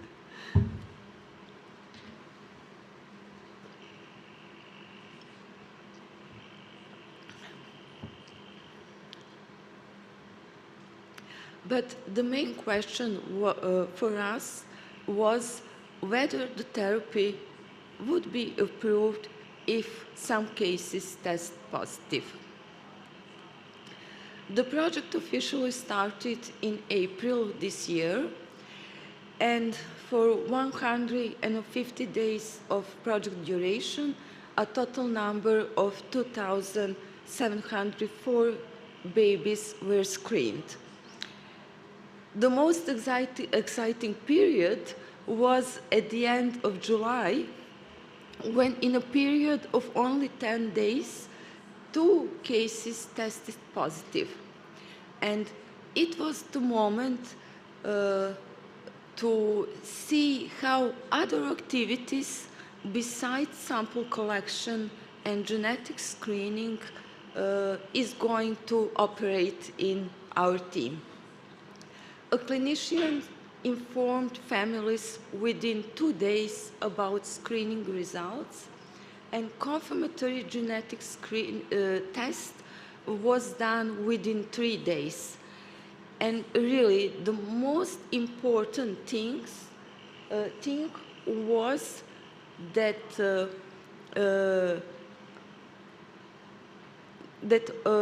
both babies obtained the therapy within the 1 month of their life. And that therapy was approved by Public Health Insurance Fund. Actually, the number of approved treatments based on newborn screening results is 3, because the brother of one positive case, old only 16 months, tested also positive, and therapy for him was approved within 2 weeks. So it is really a great achievement for our team and all governmental organizations included in this project. I can freely say that we proved by this achievement that organized and coordinated work and at different levels of our healthcare system can be achieved. And we truly believe that we paved the way for a widespread newborn screening for SMA in Serbia. We also know that there is now a less fear of unknown, and we also know that parents can rationally cope with unexpected information that their newborn has spinal muscular atrophy. And the challenge, or maybe not to say the challenge, but something what we really expect based on these results is governmental support and approval of widespread screening or screening for the whole country. And this morning we heard very encouraging signs. And some take-home message is that SMA is rapidly progressing, devastating diseases that causes irreversible loss of motor neurons during the first months of the life. Early intervention is essential in SMA for maximizing the treatment benefit. And newborn screening accurately identifies SMA in baby without any clinical signs, giving us opportunity to accelerate treatment pathway and save the life. Based on great achievement of SMA treatment with innovative therapies and results of many pilot studies of newborn screening all around the world, SMA community strongly supports and advocates for widespread implementation of newborn screening.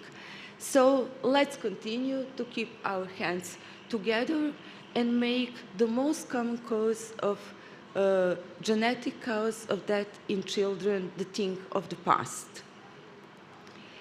And here is the team behind the project. Miloš Brkušanin is project leader. Unfortunately, he's not today with us, but he's in Prague, where he's giving a similar speech in the conference exchange, SMA Expert Exchange. Jelena Karanović and Nemanja Garai perform genetic screening. Tamara Šljivančanin-Jakovljević is project coordinator at the Maternity Hospital Narodni Front, and Professor Dimitrije Nikolić is project coordinator at the University Children's Hospital Tiršova. Here, I would also like to emphasize that Olivera Jovović and SMA Serbia Association played and plays an instrumental role in success of this project, because all we who are researchers or clinicians are only doing our job. And at the end, I would also like to express gratefulness to pharma companies who recognized our potential to perform a newborn screening here in Serbia. Thank you for your attention.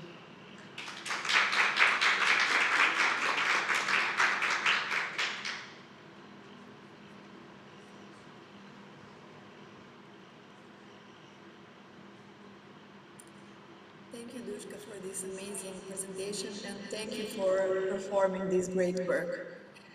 I don't know if there is some questions in the audience, but in the meantime, I would like to ask you one question.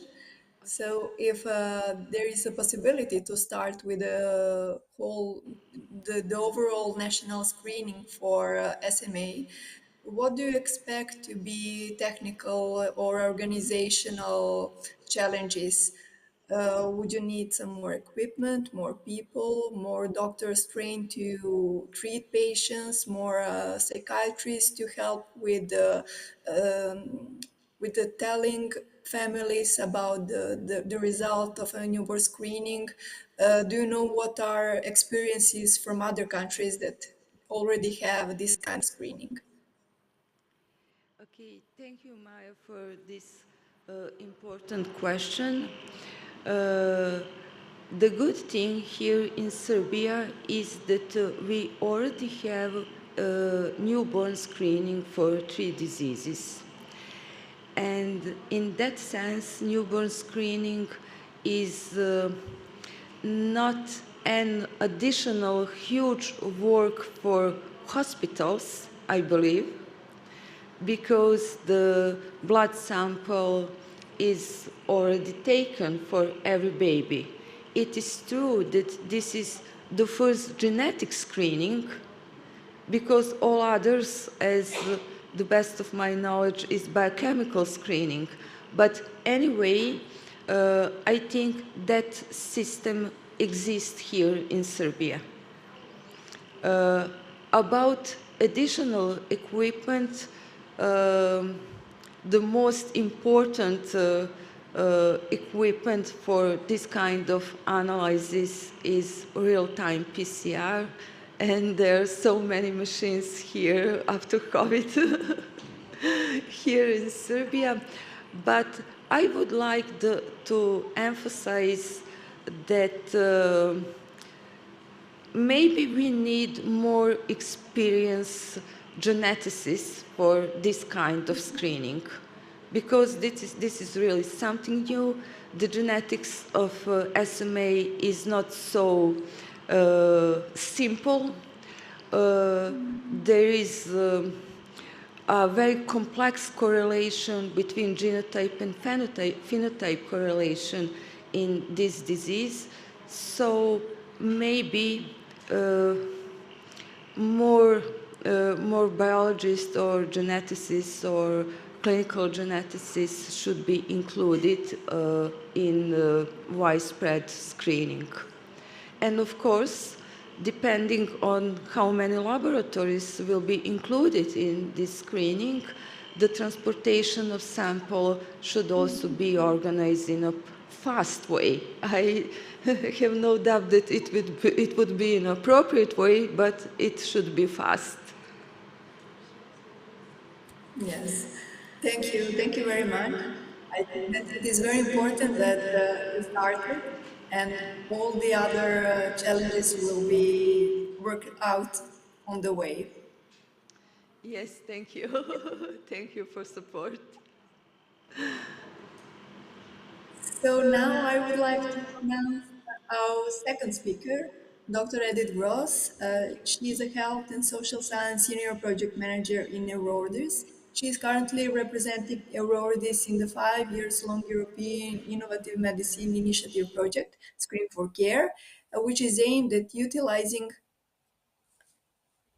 advanced, I don't know if you hear me, advanced technologies to shorten the path to diagnosis for rare disease patients. Dr. Gross, please take the floor.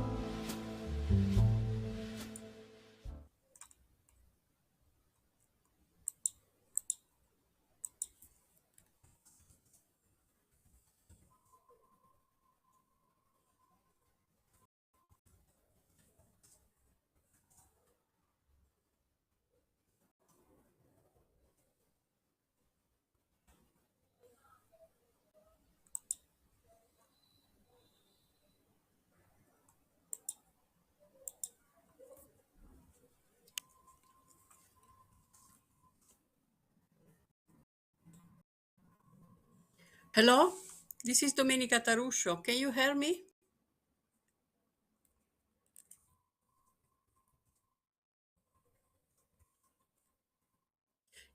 Yes. So thank you very much for inviting me to this interesting conference. And I will present the National Newborn Screening Program for rare metabolic diseases in Italy. So I'm coming from the National Center for Rare Diseases at the Istituto Superiore, which is the Italian National Health Institute, which is based in Roma, in Italy. So next, please. Next slide, please. Yeah.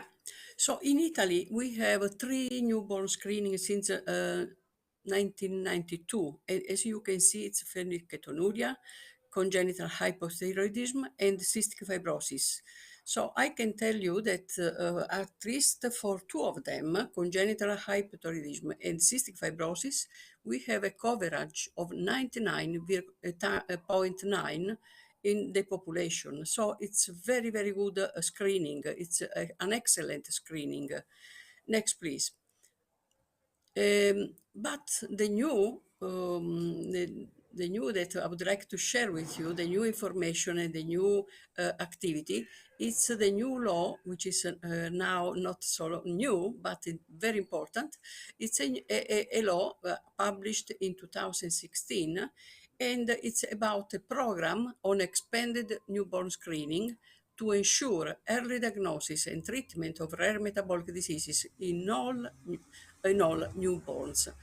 I should underline that the program is paid by the National Health System, so the citizens are not paying for it. There is no expenditure. So the program, as I said, it's very important. It's a program and not just a screening, and not just a test. It's paid by the National Health System.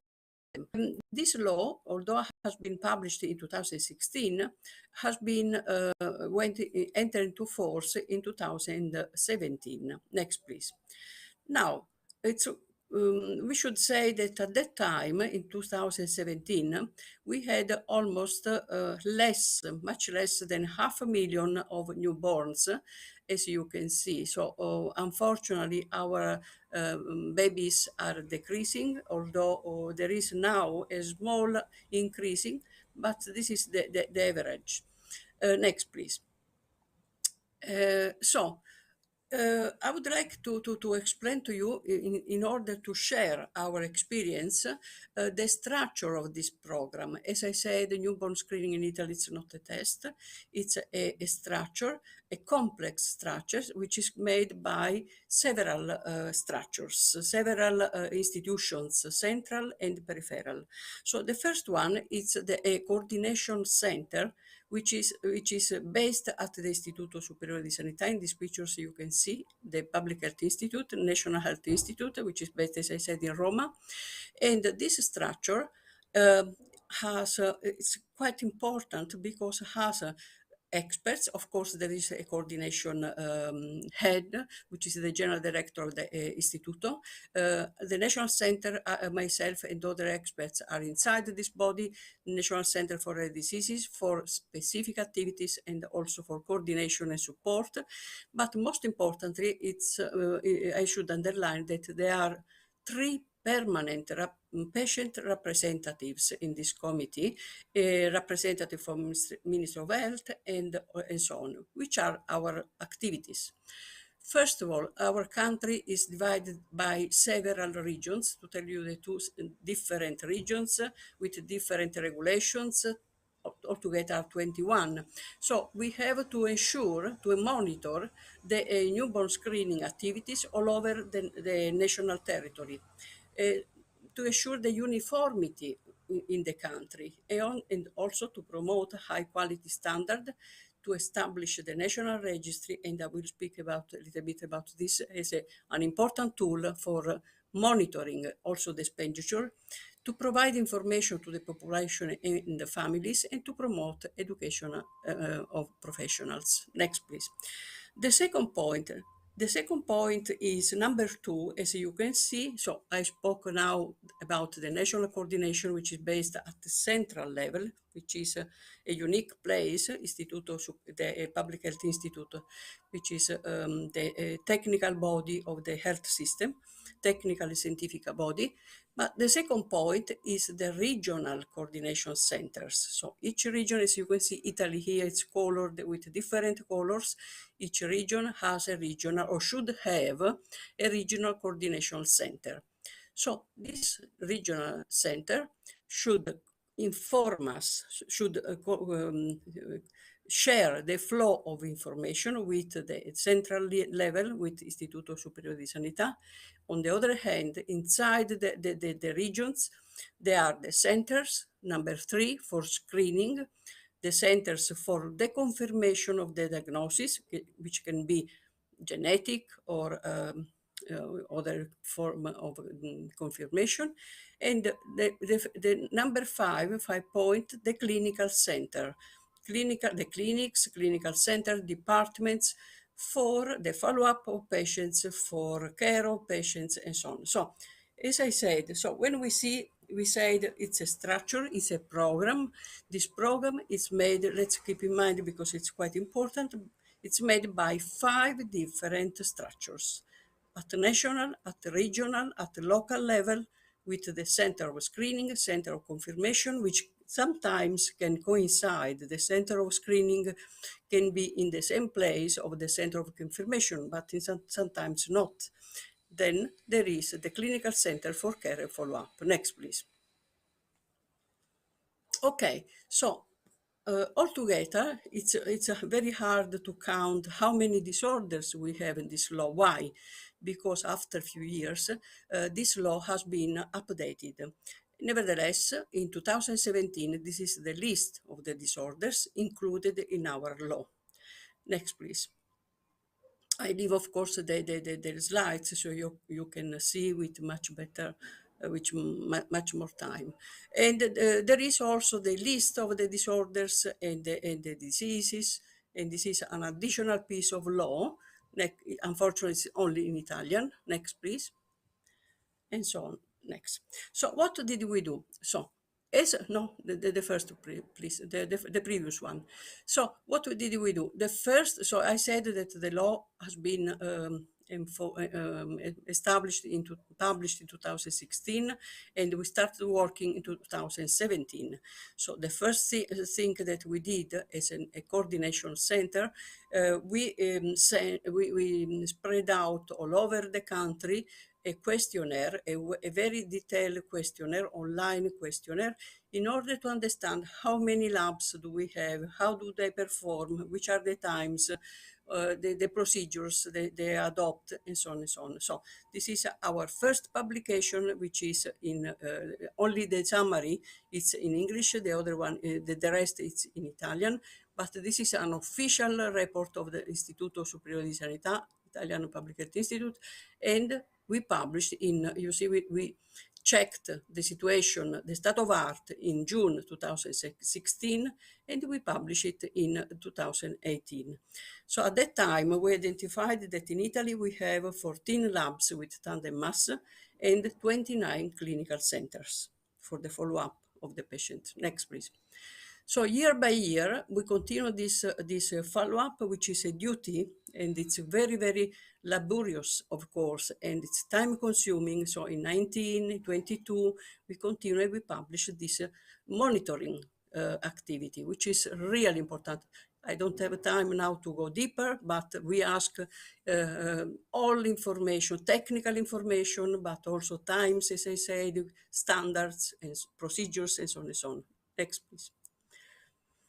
Next. Okay. So then we published also an informed consent at the national level. So saying that each region, starting from this national informed consent, they can tailor on their for their regions. They can put the labels, they can put the marks, and so on and so on. But starting from this national level. And we publish also the recommendations regarding procedures for screening and diagnostic confirmation. We are preparing now the care path for patients. And this is another body that I will explain to you. Next, please.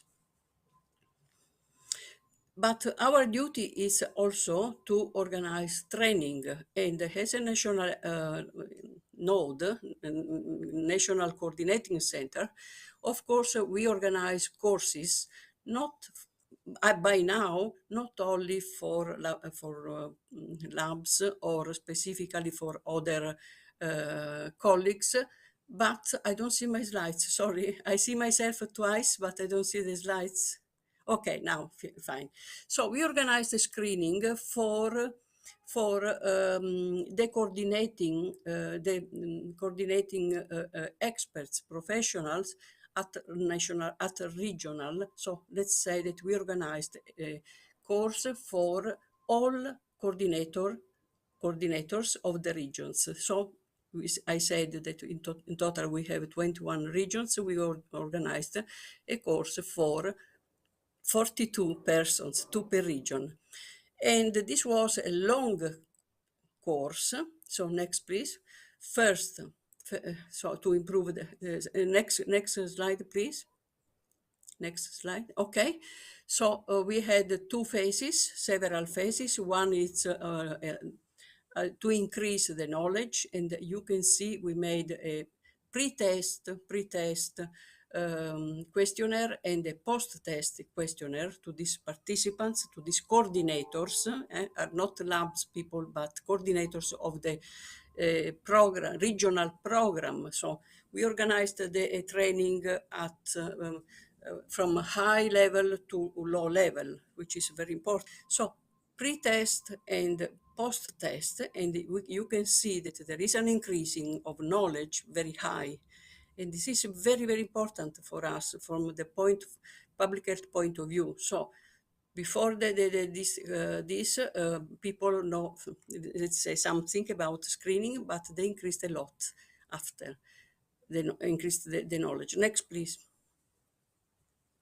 So after this first part of the course, we gave to the participants, to the coordinators, a project, and we asked to write, to elaborate a specific project tailored on their territory. So let's say in Lombardy, in Veneto, in Sicily, and so on and so on. And we gave them 2 months to elaborate, to control. And this was a really hard work for us, but it was very important because all participants prepared a specific project tailored on their territories, how to do good screening, which times they should follow, which procedures, which are the barriers, which are the positive factors in each territory. So Italy is quite different from north to south. And they presented the results in March 2001 during a public workshop. So we were very happy. Next, please.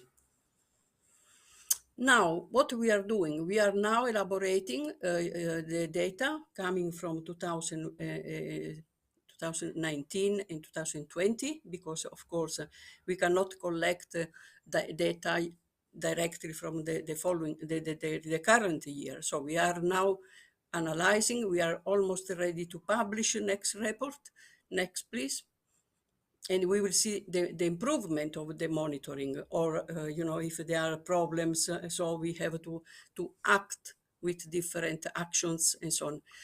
But we are very busy now to elaborate, to prepare the registries. Why? Because this law says that the coordination center has a mandatory task to establish the registry in order to monitor the efficiency of the testing, of the screening, and also to evaluate and to calculate also the cost. So this is quite important, and we are very busy, to tell you the truth. So each territory can have their database or registry. Nevertheless, at the national level, we have to collect all this information in a standardized way and give back to the ministries, to the Ministry of Health and to the regions, in order really to have a true follow-up of the process and monitor the efficiency, the efficacy, and the cost. Next, please, of the program.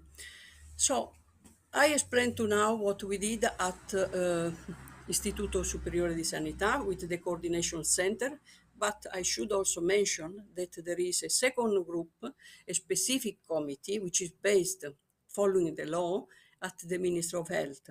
This specific committee, and myself, I'm inside this committee, and other colleagues, but there are 2 different committees. This committee has the duty to select, to identify, to select new diseases, not only so in order to update the panel of the screening. So that means that the list that you saw before, it's not static at all, but we can update this list. We have to update this list following the new therapies, new tests, new scientific evidences.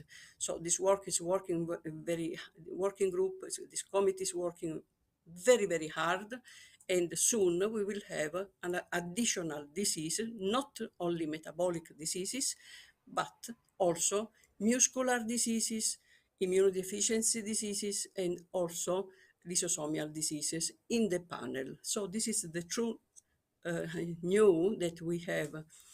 So it's by the end, it's not just, as I said, metabolic diseases, but it's a screening open to other diseases. Thank you. So next, please. Next. Finally, I would like to just mention that it's possible to exchange experiences, good practices among different countries. And we presented our experience in 2019 to the European Parliament. And this was a good success because we could discuss with other colleagues and so on, and share what we learned from this experience. Next, please. Next, in conclusions. So I said already during my presentation, and I will close here. I have just 2 slides after this. In conclusion, I think that you understand very well that this law in Italy allows us to have a program of newborn screening made by different and complex steps. It's not just a text. And several actors are contributing actively in order to allow a good really test and follow-up of the patients. So this is very important. So patients are working very hard inside the tables, institutional tables, and they are deciding with us in the Ministry of Health and the Istituto Superiore di Sanità which diseases we should add, for example, or how to do it. And they have really the right to give their opinion and to contribute to elaboration of official documents. Next, please. So this is my last slides. I thank you for your attention. I hope that this presentation can help us as a country to share good practice or practices in any case. Thank you so much.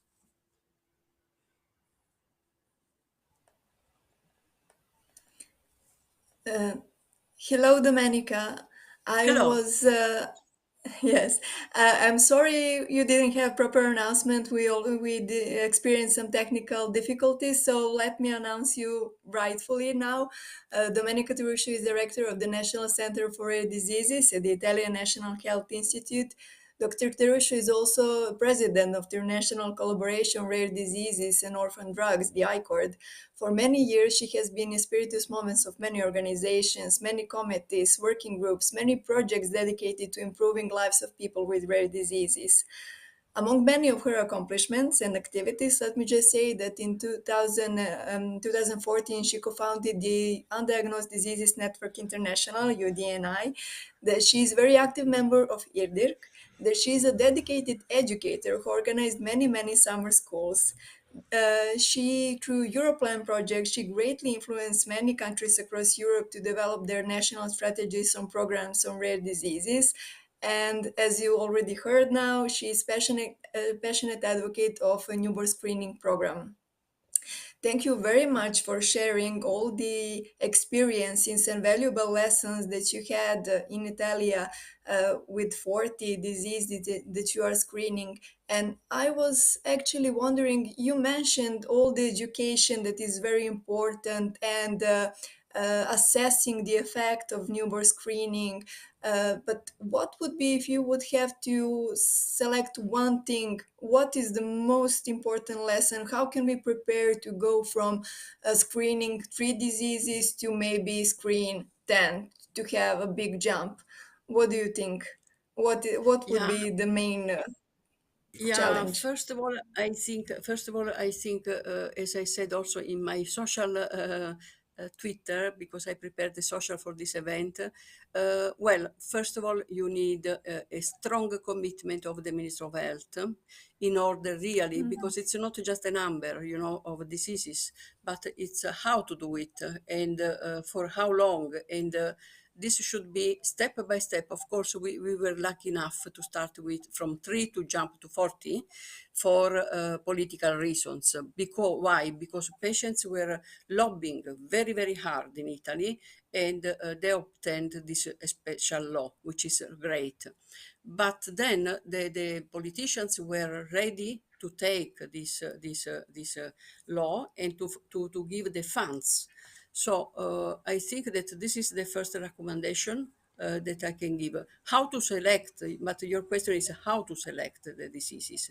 So I think that you should see from if you have epidemiological studies, which are the more frequent diseases, because as you know very well, for example, each country has their own selection. The UK has selected different diseases which are different from Italy, or Italy includes, let's say, the others.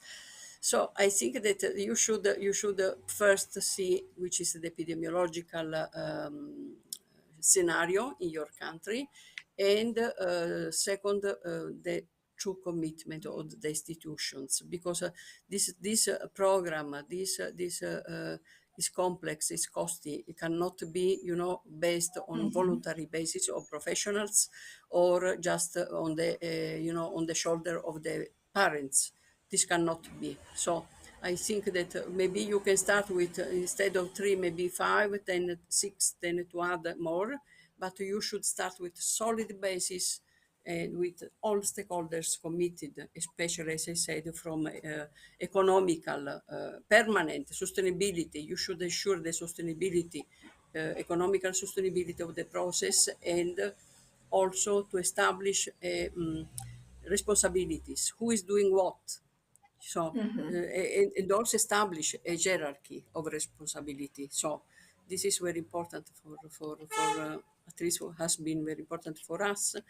And the number, it's important, but not so important, because you can increase in the year by year, let's say. So if you add 1 this year, and then, okay, you are ready, you can add 3, 4, 5, 6, and so on and so on, based on your regional, national situation of the population. Yes, yes, that is true. Thank you very much. Yes, newborn screening has to be really very well chosen and well planned, and it has to be to enter the all aspects have to enter in the legislative. And since Italy is a country. Yeah, sorry. I would like to add that from a public point of view, newborn screening, it's very important. It's, you know, it's a secondary prevention. We know very well this ensures the secondary prevention of newborn. So should be really, really well established and ensured. So cannot be jeopardized in the country, because then there is a problem also of equity in the population. And this is the reason why I said, let's start maybe with less diseases, but ensure that all country, if you want, of course, to have a national screening in all country is covered with the same standards, the same criteria, and so on. So I think, it's a very, very important measure, public health measure, but also a prevention measure, but very demanding from the institutional point of view. And I think that the patients have the right to ask all this. They have the right to have a well-structured system, a program, and not just a test. Because if you say you just screen for a test, they said, okay, you are positive, and there is a confirmation, a diagnosis, confirmation diagnosis. Well, fine, and then what do? Do you have the clinical center? Do you have the the follow-up? Do you have the treatment? Because the screening, it's just one part of it, no? So I think that these are questions that should be really discussed in advance with all stakeholders, but as I said, with scientists, but especially with politicians that have the power, the program, a permanent program, not just one day, one year yes, 1 year not, and in one region yes. I have some experience in some Eastern countries. I don't mention it, but for example, they make newborn screening in some provinces, yes, in other not. This was the case in Italy before the law. This was in Rome, before the law, we had this situation, very bad situation, because half Rome, half city of the Rome could benefit, the babies could benefit of a large panel of screening, but half city, no. So this was a really, it's not acceptable. It's not acceptable. Yes, so your advice would be to go nationwide and maybe with smaller number of diseases. Small, And just for a because sake, you need a kind of not a training, but a test. So in order to really stabilize also the process, and then you go on, and then you can increase the diseases. And just for the sake of discussion and from the perspective of Italy, what do you think? Have you already discussed and thought about screening that would be based on genome data? Yes. Is yes. it something that This is is far the away case, in the yeah. future, or it's not that far away? No. It's very. It will be concrete in few months in Italy. Has been already approved. We need just to wait for the money, and this is for the SMA, so the atrophic muscular. So Okay, this genetic, genetic. but the whole like genome wide, like No, testing all no, genome or not yet, exome. not yet. No, No. not yet. No, not yet. So we are performing, as I said. No, sorry, I misunderstood your question. Not yet genome wide. Sorry. Through genetic, not only tandem massa. This was my mention, Yes. my discussion. So up to now, for example, we use tandem massa for all metabolic rare diseases, but now we are using genetic testing for genetic diseases. Thank you. Thank you very You're much welcome. for your You're welcome. lecture, participation, and this discussion. Thank you to you. Thank you.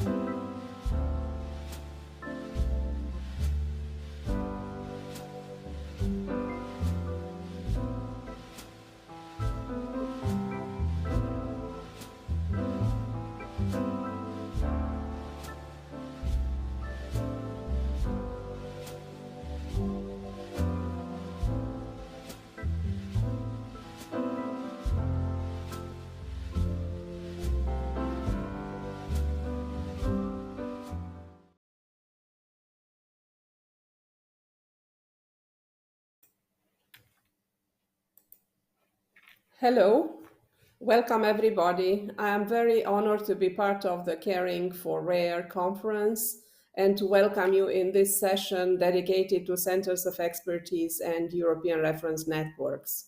My name is Dorica Dan and I'm representing patients with rare disease and rare cancer in Romania, and I'm also a board member of EURORDIS. I hope that you can hear me well. Is it okay?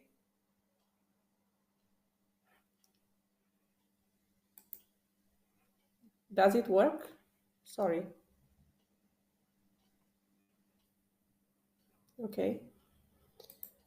So we are already at 5 years since the approval of the 24 ERNs in Europe.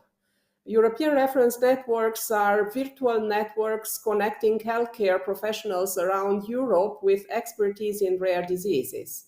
During the process of the application to become European reference networks, each of these ERNs have identified in their original network application a minimum of 3 objectives from the 8 objectives listed in the Cross-Border Healthcare Directive, and hopefully the evaluation process that will start soon will prove that they achieved their mission.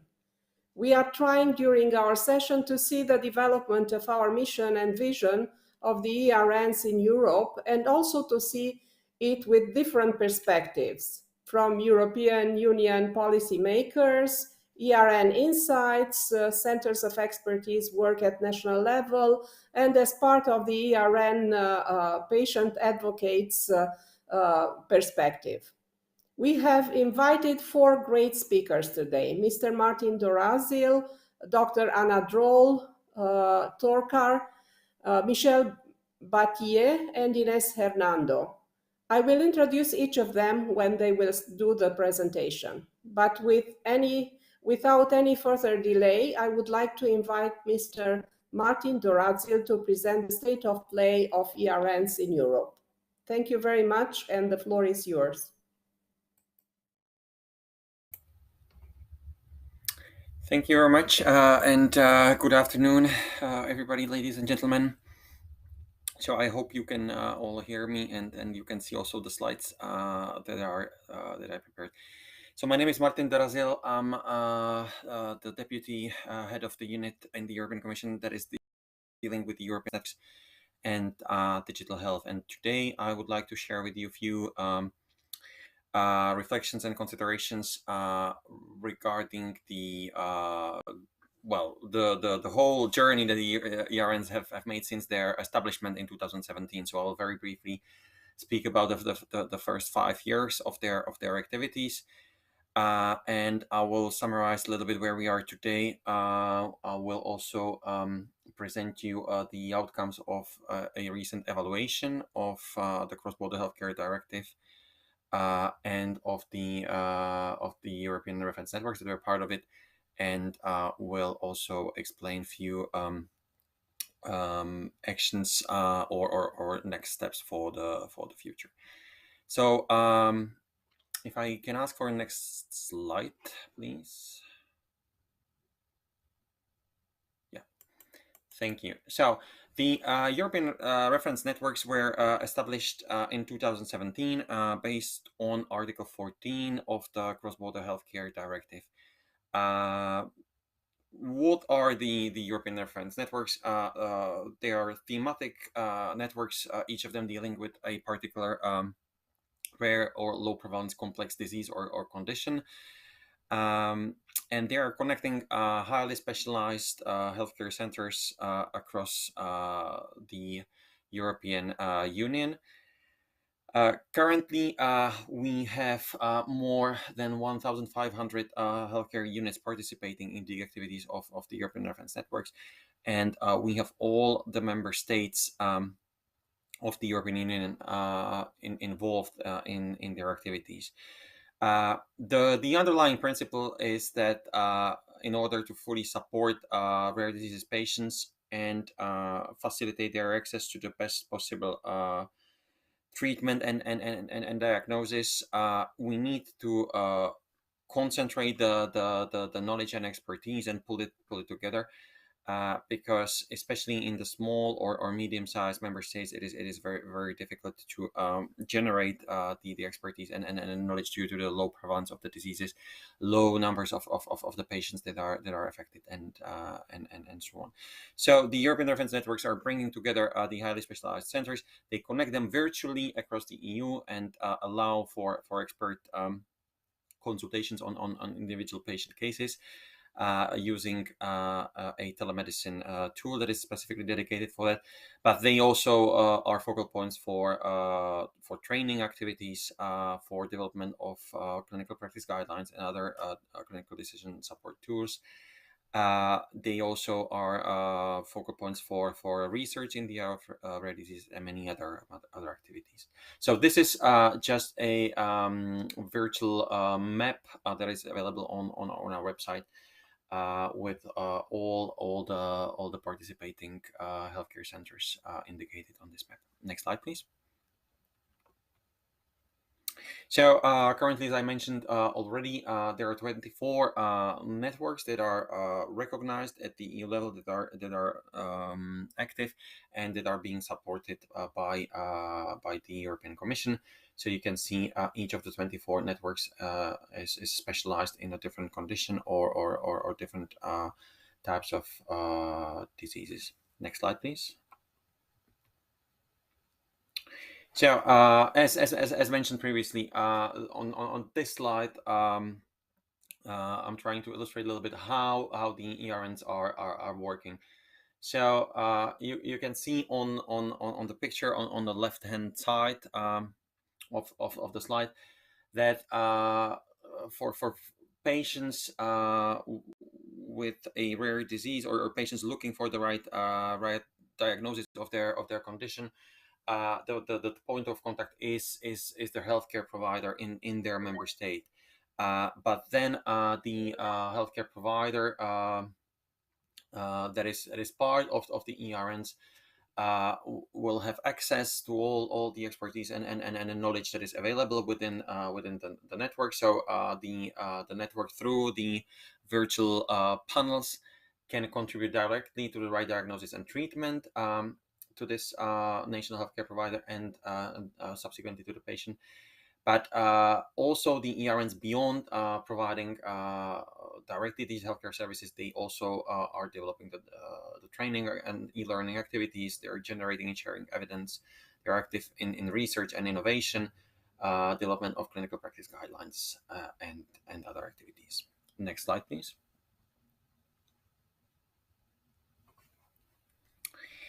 So, as I said, today we are 5 years since the start of the whole project, since the establishment of the first 24 networks. So it's a good point in time to a little bit take stock and look at what was achieved. And this is what I will talk about now on this and the following slide. But also to a little bit critically evaluate, I mean, what are the things that have not worked so well, or where there is a margin for improvement, and on that basis to plan our work for the future. So with regard to the achievements, and this was largely confirmed also by the evaluation that we completed this year of the whole system. I think obviously the main achievement is that we have 24 really good European reference networks in place. These networks are connecting more than 500 hospitals across the whole European Union and Norway. We have more than 1,900 healthcare units participating in the system. This includes the full ERN members, but also affiliated partners that have a special status for the member states that currently do not have a full ERN member, but still this allows them to be connected to the activities of the ERNs. Before the most recent enlargement that was finalized in January this year. According to our information, more than 1,700,000 patients were treated by these healthcare units, so they had access to this expertise generated by the ERNs. After the enlargement, this figure will be even higher. We will get the more specific figure later on this year, and once the next round of the regular monitoring exercise is completed. So I think this is clearly, I mean, the main achievement. But in order to achieve that, we needed to take several steps in the process. So currently we have a clear legal basis and legal framework in place for the activities of the ERNs. So the Cross-Border Healthcare Directive was adopted, and further implementing and delegated decisions of the Commission were adopted on the basis that provide a solid legal framework for the activities of the ERNs. The ERNs over the first years consolidated and created their governance structure. So we have a board of the member states that is overseeing all the activities and is taking strategic and let's say high-level policy decisions on the direction in which the ERNs will go. We have a ERN coordinators group, so bringing together regularly representatives of or the coordinators, the leaders of all the 24 networks, and then we have a number of working groups that are working on specific thematic issues within the ERNs. Also, they have established a solid governance and internal procedures for their activities. We also secured significant funding at the European level that is provided and made available to the ERN. So in the past, they were funding sources.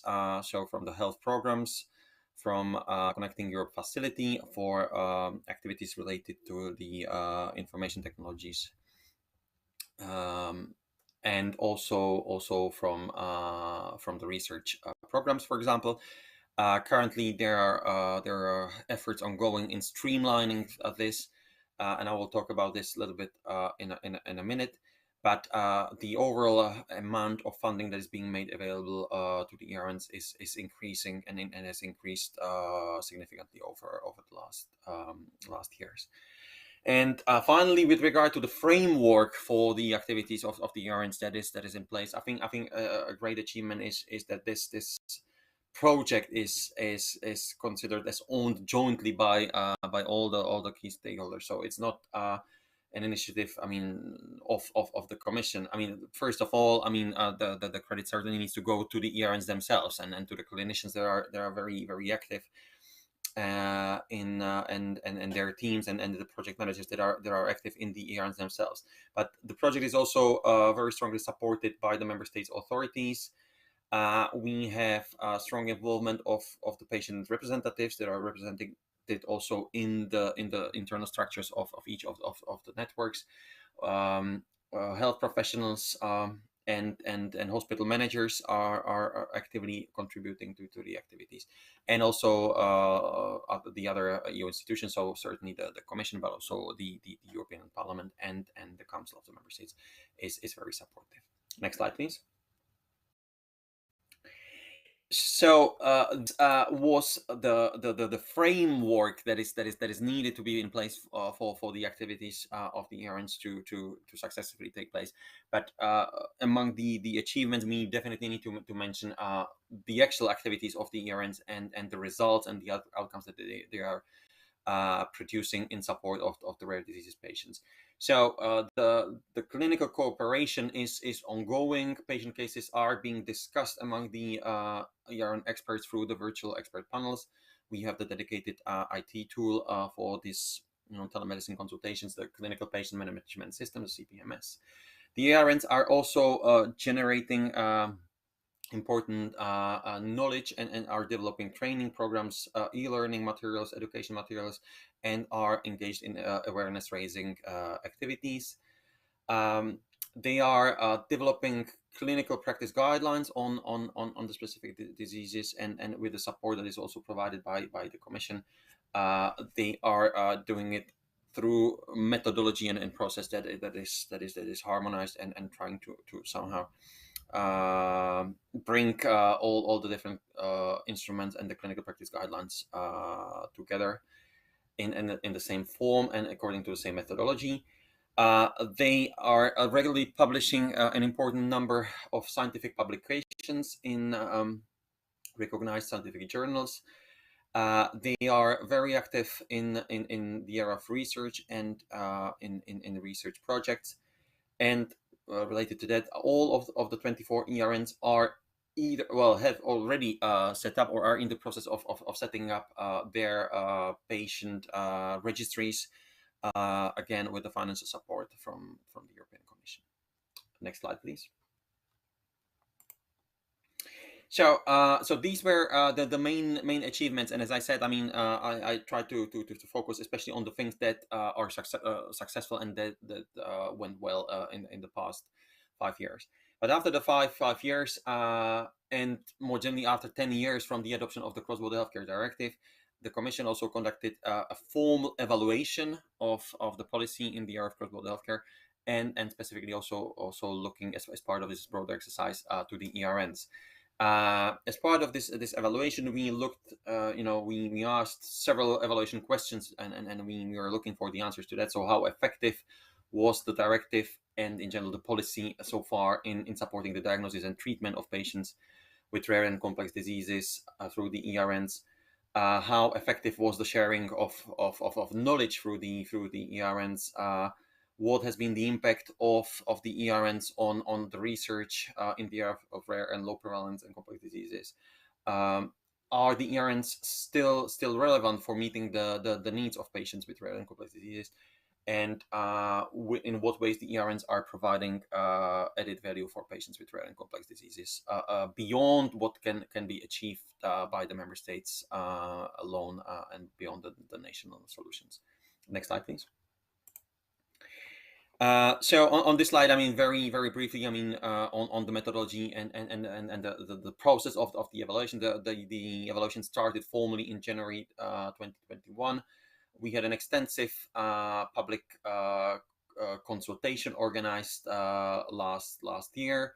Then we had also targeted stakeholder consultations, and the input was reviewed and analyzed.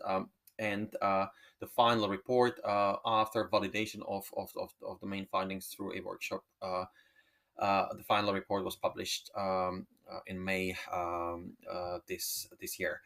The evaluation report largely confirmed the added value and the benefits that the ERNs are providing, and that I described in the previous slide. So I will not repeat that, but it also highlighted several areas where further action is needed, or where there is a scope for improvement. And I will focus especially on those in my last 2 slides, because they also a little bit highlight our priorities and the way forward for the future. So next slide, please.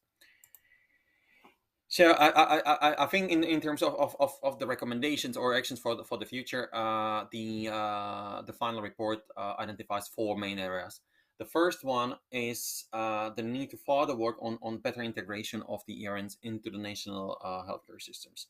The ERNs are very successful in facilitating the discussions at the European level, but what still needs to be improved is it's transforming the benefits of these discussions among the best centers at the European level to the local and the regional level, and to make sure that also the patients at the local and regional level can reach out to this expertise and benefit from it for their diagnosis and the right treatment. So in order to support the member states in their efforts and in developing their national strategies and their national infrastructures for this, we are launching a joint action on ERN integration into the national healthcare systems that will be financially supported from the EU4Health program. This joint action is actually starting these days. So there was a deadline for the member states to nominate competent authorities that will participate in its joint action by 1st of September. Next week, the member state authorities will be for the first time brought together, and they will start discussing how to develop the project, how to structure the project, and we'll start the actual activities. And we hope to see at the end of this joint action really concrete and very specific results and outcomes, and that will be reflected in practice in the member states. The second main area for the future action concerns the improvement of the IT infrastructure for the virtual expert panel consultations. So we have currently in place this IT tool, the CPMS, the Clinical Patient Management System, that is being used, but certain shortcomings or areas for improvement were identified. The system is perceived is rather complex and not completely reflecting the needs of the professionals as of today. The system was developed, at the time that the errands were established. So we are currently working on or launching the work on a new version of this system that should be made available for the ERNs in 2023 or 2024, so that they can start using it. Next slide, please. The third main area for our work in the future is to simplify the administrative burden for the ERNs related to the administration and management of the funding that is being made available. As I said, the funding is secured, the funding is made available to the ERNs, but one of the concerns is that the administrative burden is too high for them. So instead of focusing on the things they can do best and they are the experts on, so helping the patients to and advising also the healthcare professionals from the other countries, they spend important part of their time on administrating the budget and dealing with these procedures. So we are trying to address that concern through simplifying and streamlining the whole funding scheme and bringing all the different sources of funding together within multi-annual grants under the EU4Health. So this should significantly reduce the burden for the networks and make their life easier. And finally, a specific concern that came out from the evaluation is the current absence of a reimbursement mechanism for healthcare providers that are participating in the virtual expert panels and are helping and advising their colleagues from other member states. We are, in order to address that, we are currently launching together with the ERNs a pilot scheme. Testing, different ways how at least partly the participating healthcare providers and the health professionals could be reimbursed for the time that they spend on advising their colleagues from other countries. And also partly this issue will be a topic for the joint action where the members should really on the very, very concrete and specific actions or steps that we are planning to take in the next future. We will continue our support for the ERNs because we believe they are really doing excellent job and really providing concrete added value to the patients with rare diseases in EU. And we hope that by these the activities of the ERNs, the access to the diagnosis and treatment for the rare disease patients in Europe will be further improved in the years to come. Thank you very much. Martin, for your presentation and for keeping our hopes to have a better ERNs and the better to be able to perform a better job on care for patients with rare disease in Europe. I would like to, I think that I didn't introduce you, I'm not sure, because a sudden noise, it was behind me and I gave the floor to you, but I will introduce you now. Since September 2019, Mr. Martin Dorazil is the Deputy Head of the Unit Digital Health and European Reference Networks in the European Commission's Directorate General for Health and Food Safety. And since May 2022, he is the head of the same unit. He is a lawyer by background and he joined the European Commission in 2004. And since then, he was working on the issues related to patients' rights in cross-border healthcare. antitrust issues in the pharmaceutical sector, and legal and regulatory and policy issues related to medicinal products. I would like to ask you a question. How do you think that ERNs support realizing the potential of European cooperation regarding highly specialized social care, healthcare for patients and for healthcare systems by using innovations in medical science and health technology? I know you approach these topics, but maybe you can answer to this question too. Thank you very much. Thank you. So thank you for the question. If I understand correctly, I mean, I should explain a little bit more, perhaps using specific examples on how the ERNs, can benefit, provide benefits to patients and to the healthcare systems. As I said at the beginning of my presentation, I mean, the whole idea of the underlying idea of the ERNs is that instead of moving patients, physically and transporting them across Europe, the knowledge should travel and should be placed as close to the patient as possible. So the biggest benefit of the ERNs is that they are pulling together the knowledge and expertise that otherwise would be scattered across Europe. And very difficult to generate, as I explained. I mean, due to the low prevalence of the diseases, low numbers of the patients that are being treated in the small centers or in small or medium size countries. So that's the main area where the ERNs are bringing the added value. They also and I mentioned, for example, the patient registries, and that's a very good example where the EU, the European Reference Networks will bring together data on rare disease patients from across Europe, and will use them for the benefits of future developments in this area. So that's one particular example I can make.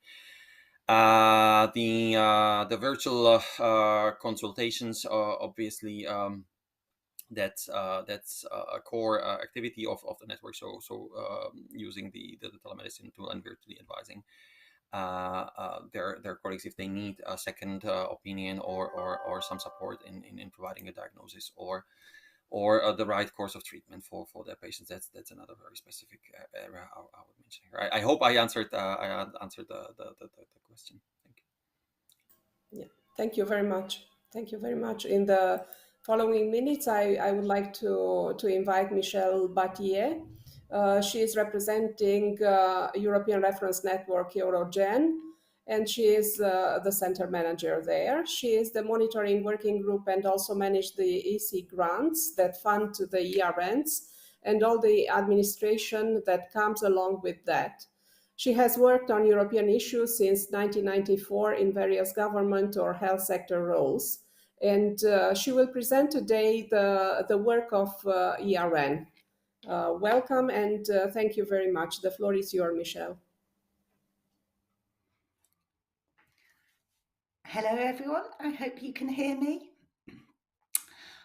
So I'm very happy to be here today. Thank you very much for inviting me. And I'm delighted to share the example of one, as Martin said, we're one of the 24 different ERNs. And our ERN deals with the reference network for rare urogenital diseases and complex conditions. Next slide, please. As Martin said, I think it's important to understand that the ERNs aren't just a project. They're more an infrastructure now at European level, and one that we hope will remain there for the future. And you can see that going back to 2015, it was a long process, a long step-by-step process to get to where we are now with 17 operational ERNs. And we're really happy to have been working on this since the beginning of 2017. And the ERNs have grown over the years. Martin also mentioned the ERN expansion in 2020. And now we formally welcomed all the new members in 2022, at the beginning of 2022. And we'll also look forward to an evaluation of the ERNs, and that will happen. That's beginning now, just now in September of this year. So we're expecting the results of that in about a year's time. Next slide, please. Again, this slide really is just to give you an idea of the scale of the ERNs. Nothing has really been attempted at this scale before. And indeed, the idea is to connect all those different specialist units within hospitals across the whole of the EU, so that we can very quickly try and find an expert for whatever particular rare disease or complex condition it is that the patient is suffering from. Next slide, please. As Martin also mentioned, the 24 ERN coordinators meet 3 times a year in Brussels with the European Commission, as does the Board of Member States.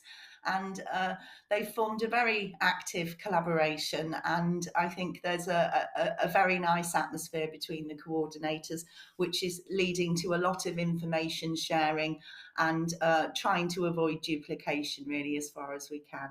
Next slide, please.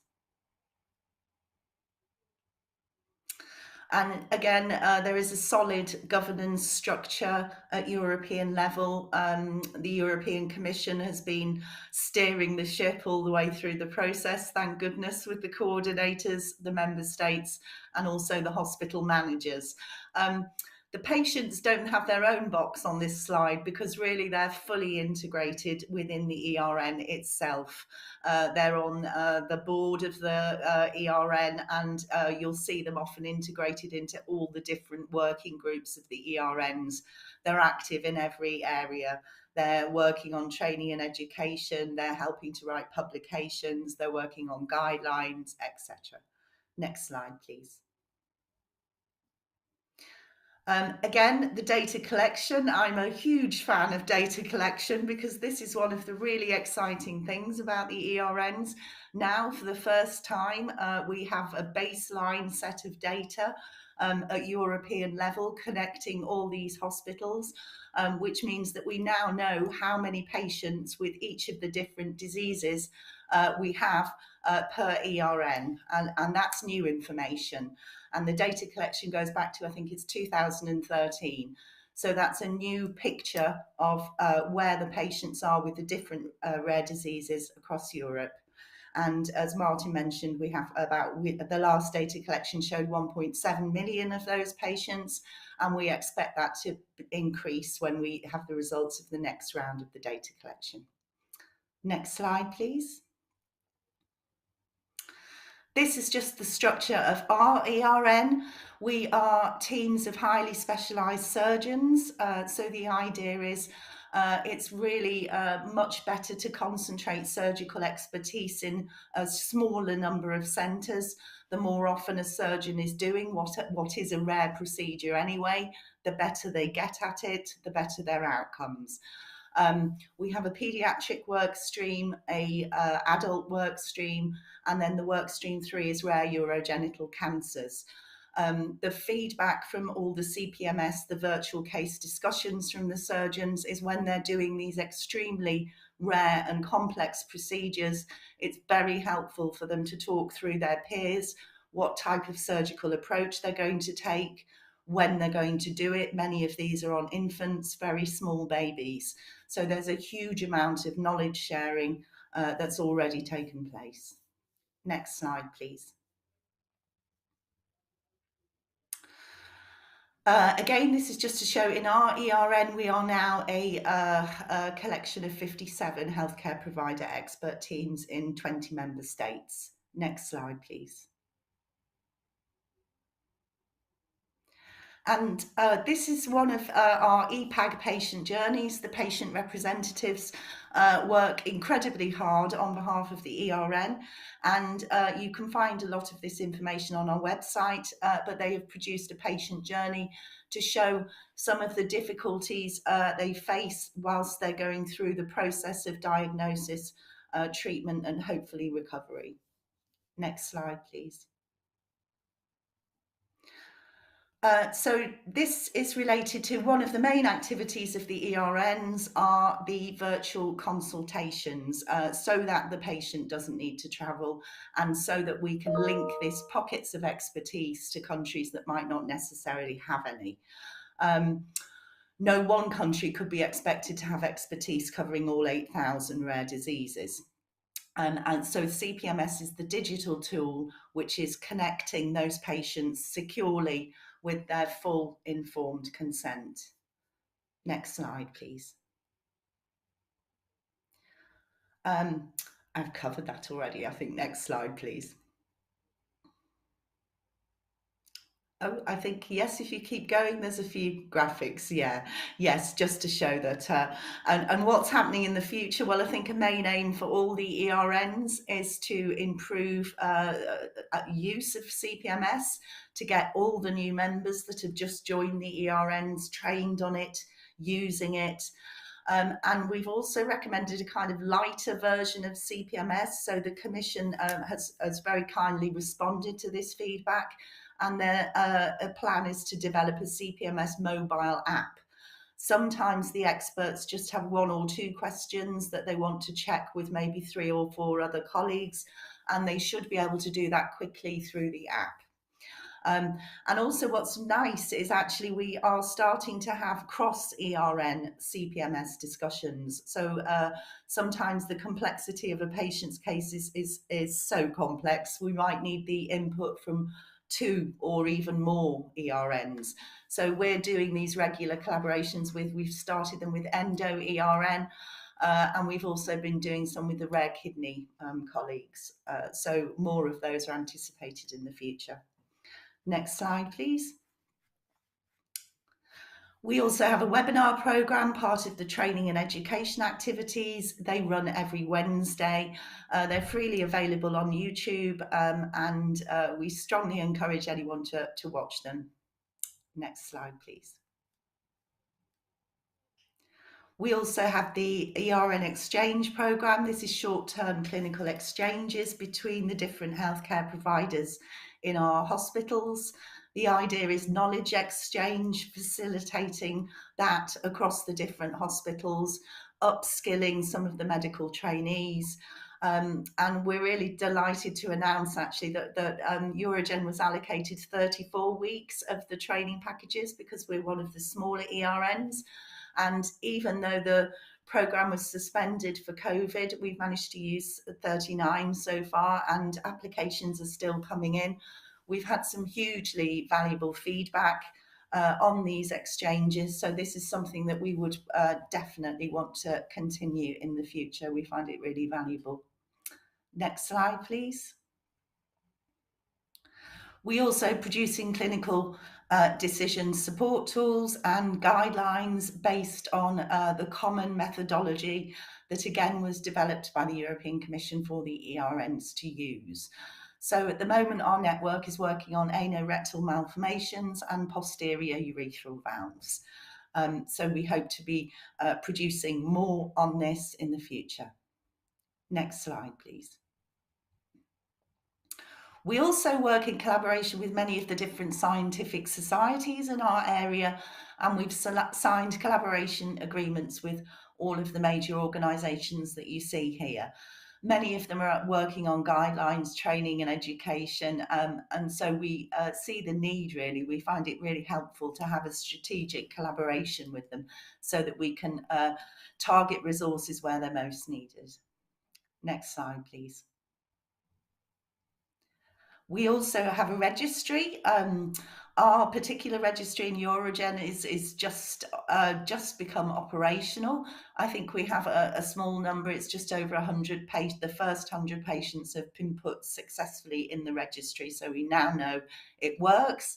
So we have quite a lengthy period now of engaging with all our healthcare providers who all need to secure legal, ethical and data protection and privacy approvals before they can start using the registry in their hospital.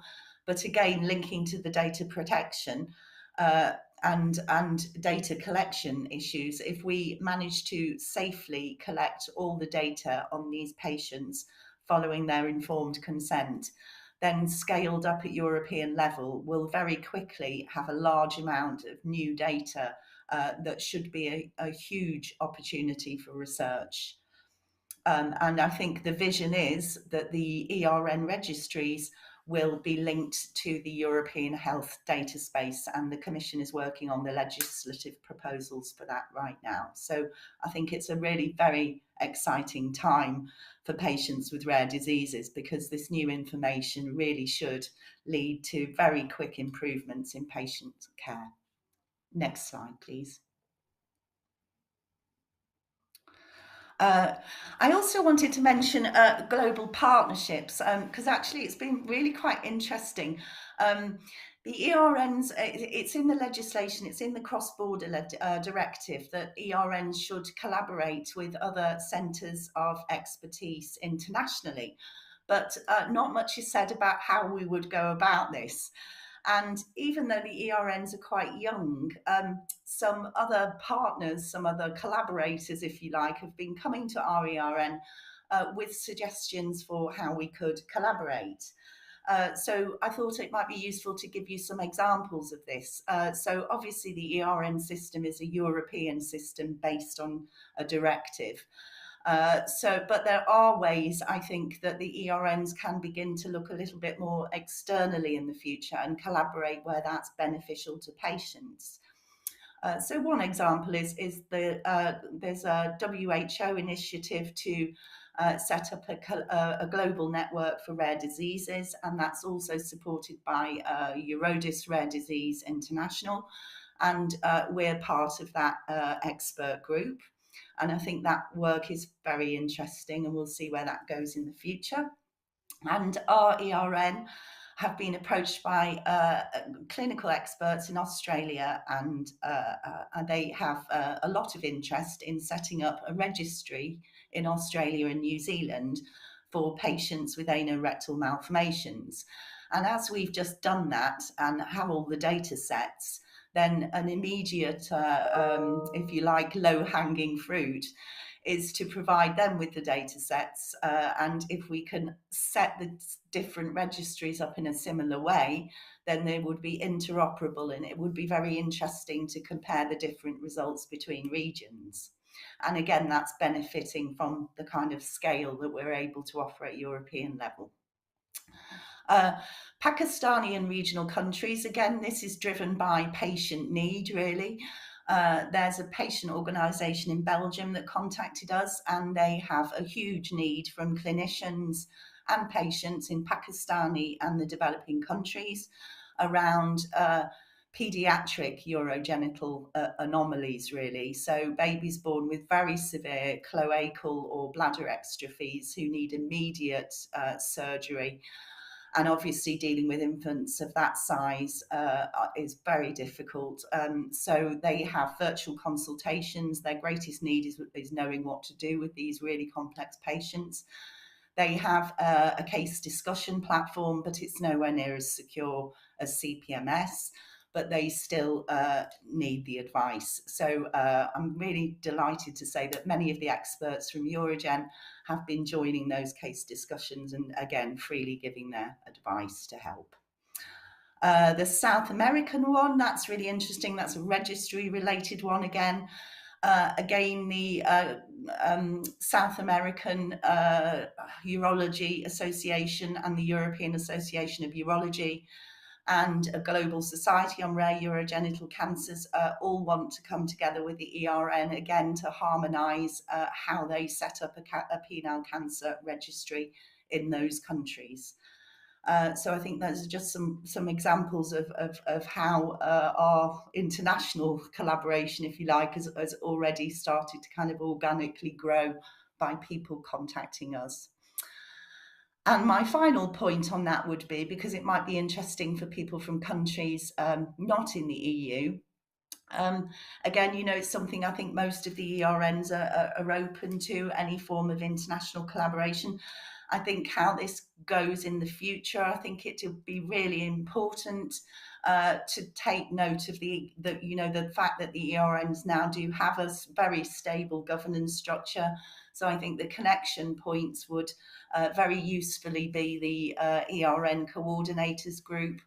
And then I think we've already started discussing in the global WHO network group that, you know, it could easily be envisaged if other networks wanted to connect to the existing ERN network, then ideally that should be through one of the coordinating healthcare providers. Each ERN has one hospital coordinating it. So again, that would be a suggestion for how that could operate in the future. Next slide, please. And that's the end. So thank you very much. I hope that was of interest, and I'm very happy to try and answer any questions at the right time. Thank you. Thank you very much, Michelle. It was a very interesting presentation and a lot of information about the hard work that is done in the ERN. And I've been impressed about all your results and all your activities developed by the ERN. And before continuing, I would like to ask you, how do you see the transfer of best practices from your ERN into the national healthcare system? Well, I think the main area we would like to work with the national healthcare systems on is the virtual consultation. I think it's really important that that pathway or that mechanism is somehow developed between the national level and the European ERN system. Not all countries will need the advice of the ERNs for all diseases, but should they come across something that they might need help on, then there should be an easy system for them to know where to go and how to contact the ERNs. And I think that's a major topic of the joint action. So I think that's something that will be made into a reality over the next few years. Thank you very much. So we heard about the policy makers' perspective on the ERN achievements and organization. We have also found out how the ERN was organizing the activities to achieve their vision. And now we are moving to the centers of expertise, and I would like to invite Mrs. Anna Drolle-Torkar, medical doctor at the Department of Endocrinology, Diabetes and Metabolism at the Medical University in the center of Ljubljana, to present the work of Center of Expertise and its experience as part of METAB-ERN.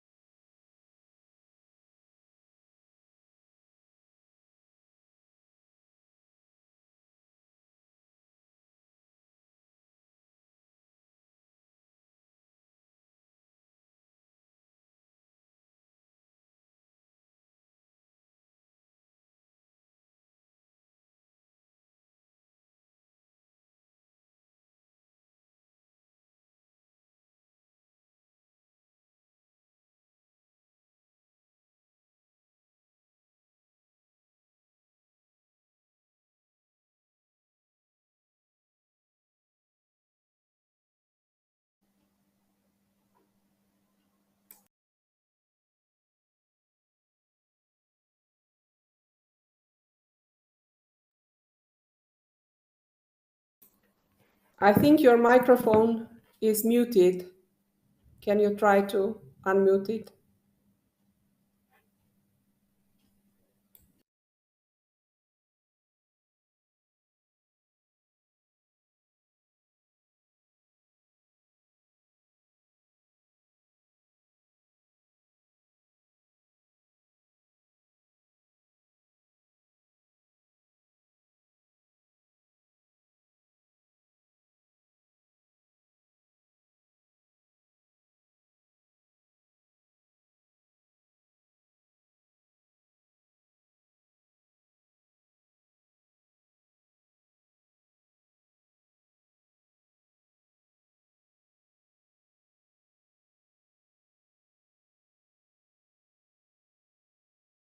We have a proposal. Because we can't hear you, maybe we can go ahead and continue with Ines' presentation after Ines' presentation. So we will move to the next presentation, and we will try to fix the technical problems. So I would like to invite Ines Hernando from Eurordis to speak about the EPAG role in the ERNs. Ines has joined Eurordis as ERN and Healthcare Director in February 2018. In this role, she is responsible for monitoring the European landscape on rare disease healthcare from a policy and advocacy perspective, managing all related activities. Ines supports the establishment of European reference networks, leading the Eurordis team that manages the 24 European Patient Advocates Group, EPAGs, that were set up by the Eurordis in 2016 to ensure a meaningful patient advocates engagement across all ERN activity. So welcome, Ines, and the floor is yours. I'm one of the EPAGs from ERNs that was led by Ines over the years. So thank you, Ines. Thank you, Dorica, and thank you to the Rare Disease National Alliance for inviting us to present here. I've connected to click something, but I think it's okay if you control my presentation. I'll just let you know when I need the next slide. So next slide, please. Okay, so in the next 15-20 minutes, I'm going to explain to you from a patient's perspective what are the objectives and the value of ERNs for rare disease patients.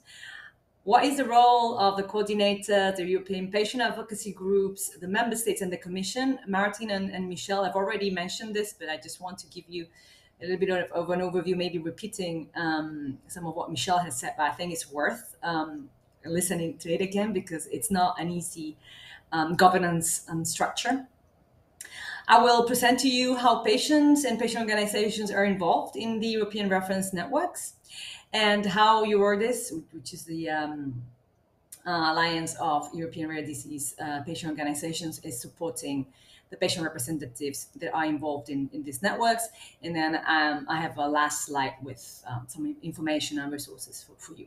Next slide, please. Okay, so ERNs have ERNs, or European reference networks, have basically 3 objectives. The first one is, as you've already listened to Martin explain, is to facilitate sharing of knowledge and clinical best practice inside and outside the networks. This is what Michelle was referring to, the international dimension and the need to collaborate not only within the ERNs or the healthcare providers that are part of the networks, but also externally with other networks and international healthcare providers. Another major objective of the ERNs, which is around fostering training of professionals and increase experts' mobility. And there's a third one that I think is will be increasingly important, which is around accelerating rare disease research and contribute to build reliable epidemiological data on rare diseases. Epidemiological not only, in general, reliable and accurate health data on rare diseases. So all these 3 objectives really have the overall aim of improving access to timely, accurate diagnosis and adequate care and treatment for the 30 million people living with a rare disease in Europe. So the idea is not just to provide excellent care to the 1.7 million patients that are treated in the centers of expertise that are part of the networks, but rather to go beyond that and really benefit the larger rare disease patient population living in Europe. Next slide, please. Okay, you've listened again to Martin and to Michelle talk about full members, affiliated partners. So I just want to highlight something that Michelle already introduced in her speech, which is the international collaboration. So full members of the ERNs are the healthcare providers that meet certain requirements and are part of the networks. The affiliated partners is another type of membership, if you wish, of the ERNs, and those are healthcare providers that do not necessarily meet all the criteria to be full members, but are partnering with the ERNs to get better at what they're doing, share experience, share knowledge, and increase their capacities, let's say. You have the list of full members and affiliated partners in that map that Martin showed at the beginning. So my only tip here is that if you go to that website, just tick the infectious disease ERN if you use the search engine, because there is an ERN that's called infectious diseases that was set up during COVID, but it's not relevant for these purposes. So the international collaboration, as Michelle was explaining, is really being organized by each ERN as they decide is more relevant for them. And there is one figure that the Commission agreed to kind of approved in all the in the governance that is part of the governance structure of the networks, which is the supporting partners. And the supporting partners are allows ERNs to connect to healthcare providers that are outside the EU, to medical societies or individuals. So remember, Michelle has shown Eurogen's collaboration with scientific societies, individual experts, etc. So Eurogen, for instance, is using this supporting partners figure to bring in healthcare providers, experts, and patients also that are not part of the EU. So if you are interested really to on any kind of collaboration, which would be in your case international collaboration with any of the networks, I would suggest that you contact them individually. So you contact the coordination team of the network that you are interested, so that they can explain to you whether they've already put together something to formalize this international collaboration, or they are thinking about it. Next slide, please. Okay, so what's the value of ERNs for us, for our community, really? So we hope, as I was explaining, that the ERNs will contribute to improve the health outcomes of the 30 million people living in Europe with a rare disease, and we hope that this can be done by increasing the delivery of evidence-based, highly specialized healthcare at the point of care in all EU member states and Norway. And this is why it's so important to connect the ERNs and the national health systems. There is a potential for the networks to contribute to develop further the capacity of member states, but we have to put in place yet the mechanisms for that to happen. So a little bit what Michelle was explaining earlier, but beyond the referral pathways, there needs to be other mechanisms by which all the knowledge that is being generated by the ERNs is adopted at national level. And there is another thing that I think is really important, and that we would also like to see as part of the new joint action on integration, and is also part of integration, which is using the ERNs as in their advisory role, let's say, using them in the decision making for cross-border healthcare. So when a patient needs to leave Serbia to be treated somewhere else, there is a process within the country to decide whether this patient can travel to another country. When it comes to the EU, this is fairly well regulated in a regulation and in a directive. And there is a role for the ERNs to play there. So let's say to advise the ministries of health and the health authorities on these cases, which are kind of very complex for non-experts to decide. And we would like really to see a more formal integration of the networks in this decision-making process. Next slide, please. Okay, so again, this was already presented by Michelle, but I just want to make sure that you understand what each of these different groups bring to the ERNs, let's say. So there is, first of all, we have 24 network coordinators, which are heroes, each in one of them. And they're the ones providing the strategic direction and the clinical leadership of all the network collaborative activities.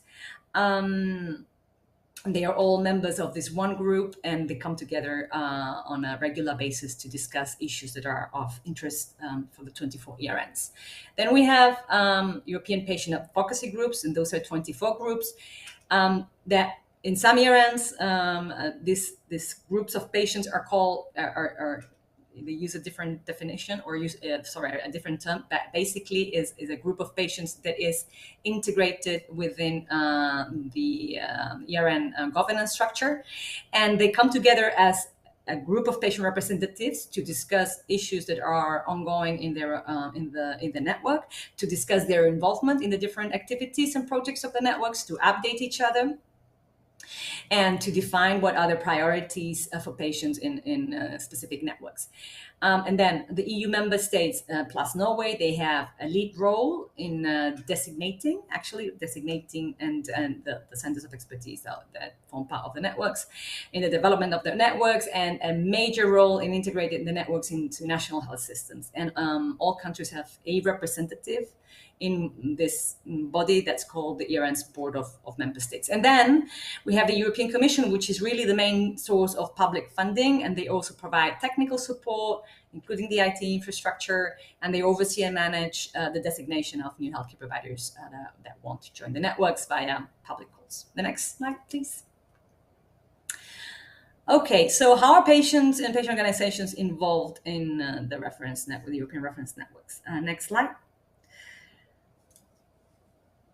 Okay, so as I was saying, we have this 24 European patient advocacy groups that bring together rare disease patients who are actively involved in the 24 ERNs, and they work in partnership with clinicians and researchers who are also involved in the networks.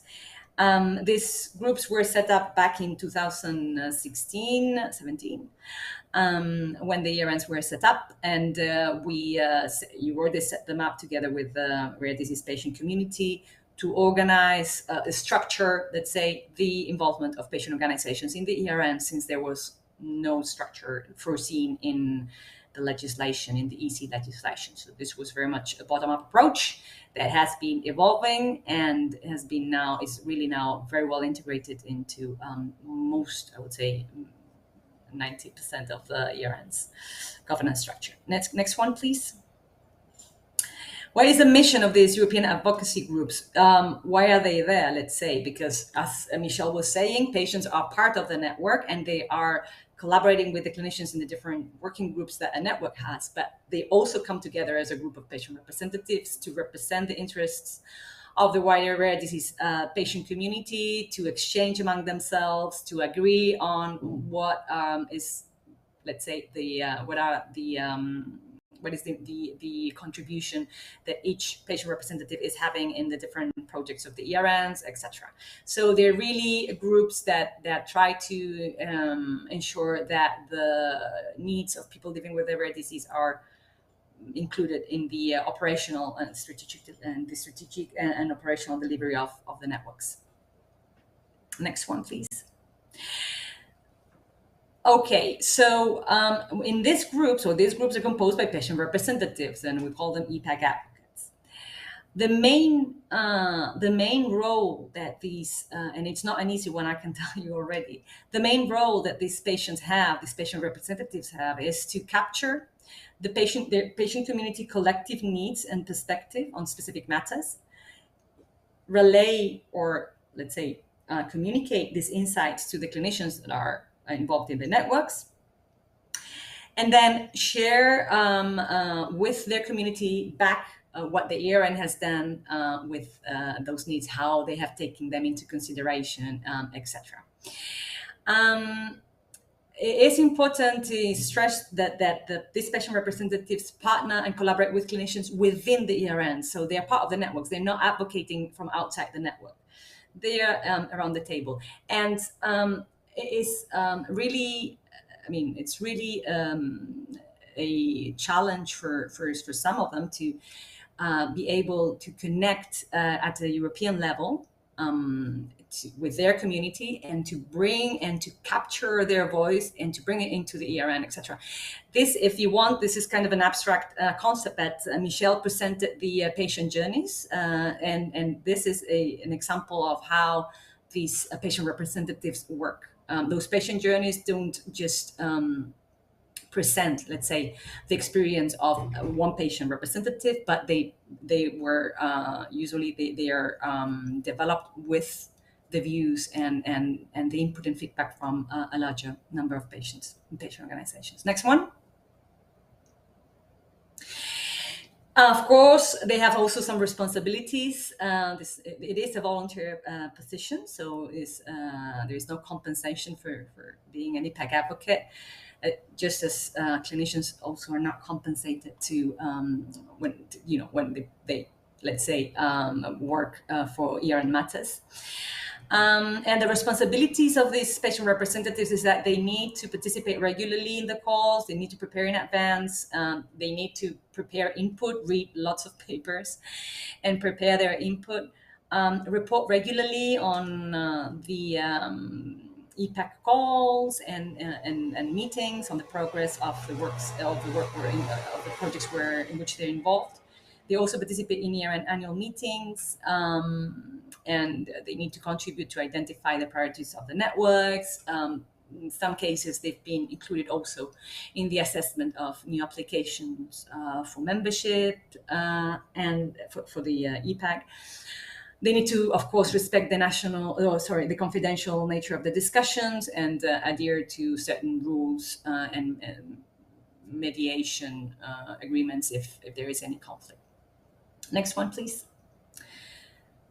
Some of the challenges that we've identified for patient involvement in the ERNs is, well, first of all, we are still, believe it or not, after 5 years, in the process of identifying where specifically patient involvement is more effective and where it provides the greatest value. And for that, we need to measure the impact of their involvement. And we hope that we will be seeing some of these results in the evaluation that Michelle explained that will happen this year.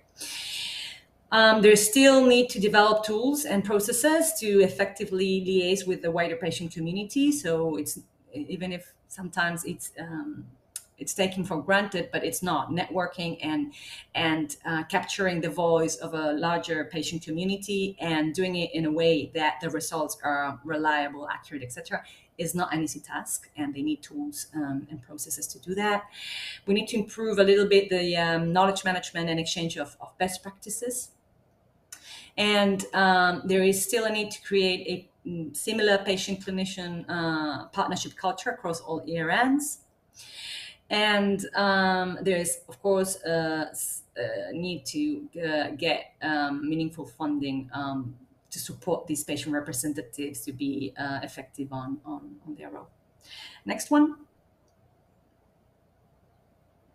And so how is UWorld supporting this patient? So what we're doing is we're developing tools and processes, as I was saying, to help them to fulfill their mission.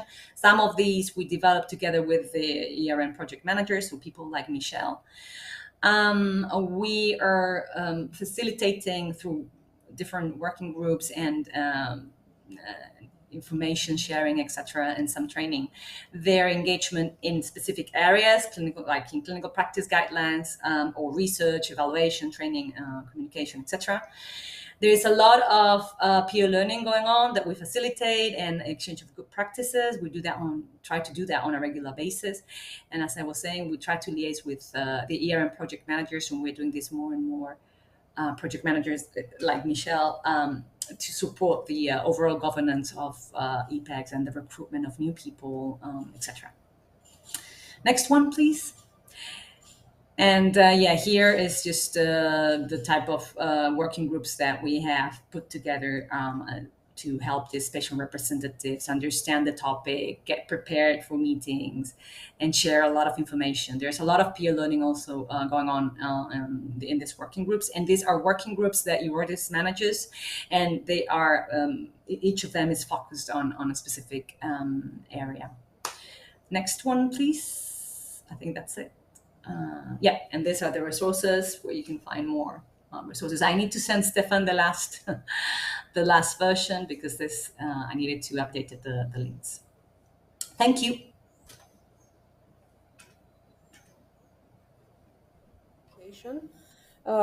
We have seen the patient pathway developed in different ERNs. From the example of Michelle, you mentioned also.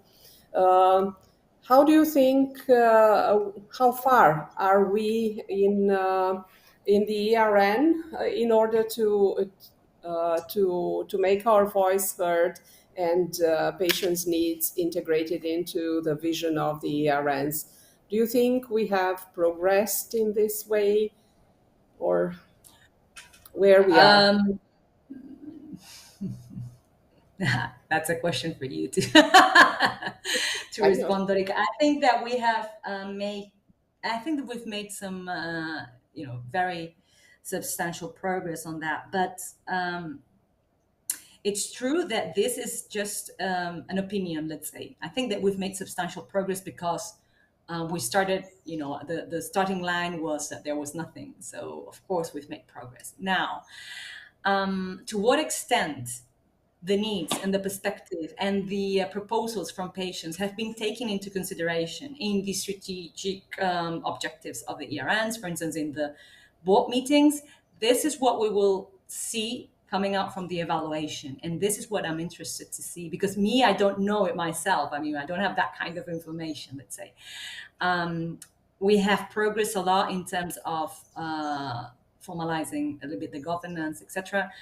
But there's still a long way, I think, to go, as I was saying, to have a similar culture of clinician and patient partnership in all ERNs. And we're still not there. And we're still doing a lot of team building, I think, team building between clinicians and patients, and reflection sessions so that they both come together to explain to each other what they expect, what they want, etc., and to develop a common vision. We're doing a lot of that, and I think that we will still need to insist and to work on that. I hope I answered your question. Yes. Thank you very much, Ines. And I hope that we overcome the technical problems. And I'd like to invite Michelle to present, to make the presentation. So the floor is yours, Michelle. Thank you. Well, hello again. I hope we hear you. You can hear me now. I am Ana Drole-Torkar, and I come from Slovenia, from the Department of Endocrinology, Diabetes and Metabolic Diseases at Children's Hospital Ljubljana. And I was asked to summon our perspective on European reference networks, as we are a member since the beginning, basically. In caring for patients with rare diseases, we encountered already multiple times mentioned the juxtaposition of a very large number of individually rare disorders, showing an extreme diversity of causes and phenotypes. And that presents a great challenge, I'm sure, for any medical center, even more so to a small center like ours. That is because the multidisciplinary and highly specialized healthcare for those complex patients needs different infrastructure, different timeframes, and different resources. All this needs to be understood from a broader work organization perspective, which needs to fit in also the regular workload And there, for sure, we meet the limits of public healthcare system a lot and often. As specialized skill sets and knowledge is needed in care of rare disease patients, the role of European reference networks in knowledge travel is really important and comes in handy when trying also to be efficient with the use of costly resources. So we see the important roles of European reference networks play in this framework, and these are for sure bringing together experts in different rare diseases fields, promoting development of best practices and initiating guideline development from which we all profit from, as we already heard, but also coordinating systematic patient registry data, advancing training for all of us, and facilitating research possibilities. For actually putting our medical center on the map of European reference networks, the important work was done by my colleague and mentor, Dr. Mojca Žerjav-Tanšek, whom some of you probably know. And she could actually tell you a bit more about how many volunteer-based hours were needed to successfully apply for the membership, and the criteria fulfillment and documentation preparation took place in 2016 and continues in participation in quality assessments and expanding the network as every center is to participate at best of its abilities. So our medical center is part of the network since 2017 with members and affiliated partners that are listed on the presented slide. Not all of the sub-networks have a representative in Slovenia, so recently was an ERN hub implemented for those sub-networks. And it serves as a national contact point to support the usage of clinical patient management system, CPMS, about which we already talked, as a national reference contact point for specialists, general practitioners, and other healthcare professionals in seeking information from ERN and communicate in local language, and helps overcoming language barriers, also with translation of appropriate materials. At our department, we actively participate in the METAP ERN and ENDO ERN networks.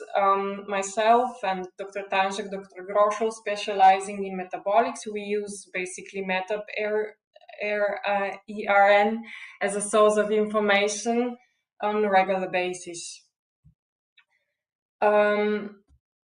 One part of the system from which, in my opinion, our patients profit a lot is for sure clinical patient management system, or CPMS, which was mentioned a few times, which uses dedicated secure IT platform and telemedicine tools to review patient diagnosis, treatment, management options of rare and complex conditions.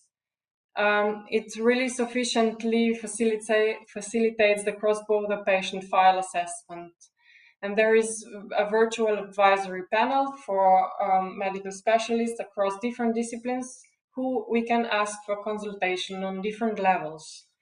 We have a possibility of urgent consultations. We can prepare and upload electronic patient profile as a basis of panel discussion, or we can organize a video conference setting. And there the help of telemedicine platform manager is essential actually for advisory panel board assembly and also for coordination of activities to be successful in the consultation.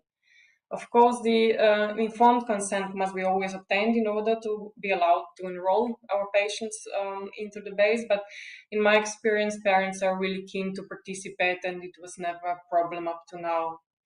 At a later stage, this platform will become available also for healthcare providers outside the ERNs to consult those highly specialized experts within the network.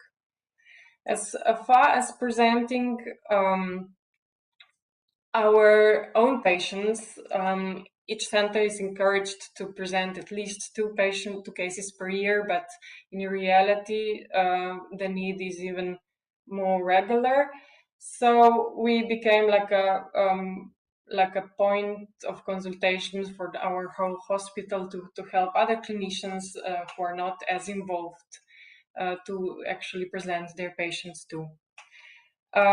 We use the consultation system in urgent settings, for example, in a case of severely ill baby, where who was hospitalized at the intensive care unit, and the urgent panel actually helped navigate the genetic analysis protocol, which led to a prompt diagnosis confirmation, which was really welcome and much needed in this stressful and sad situation. Another practical example was when introducing the empagliflozin treatment for neutropenia in glycogen storage disease type 1b, which was at the point when we needed it only on the clinical trial level, and we actually could reach via this CPMS system the research team helping us with the protocol and guidance when the implementation could be done. And that led to actually successful therapeutic intervention. And last but not least, it is really beneficial to discuss the undiagnosed complex diseases cases.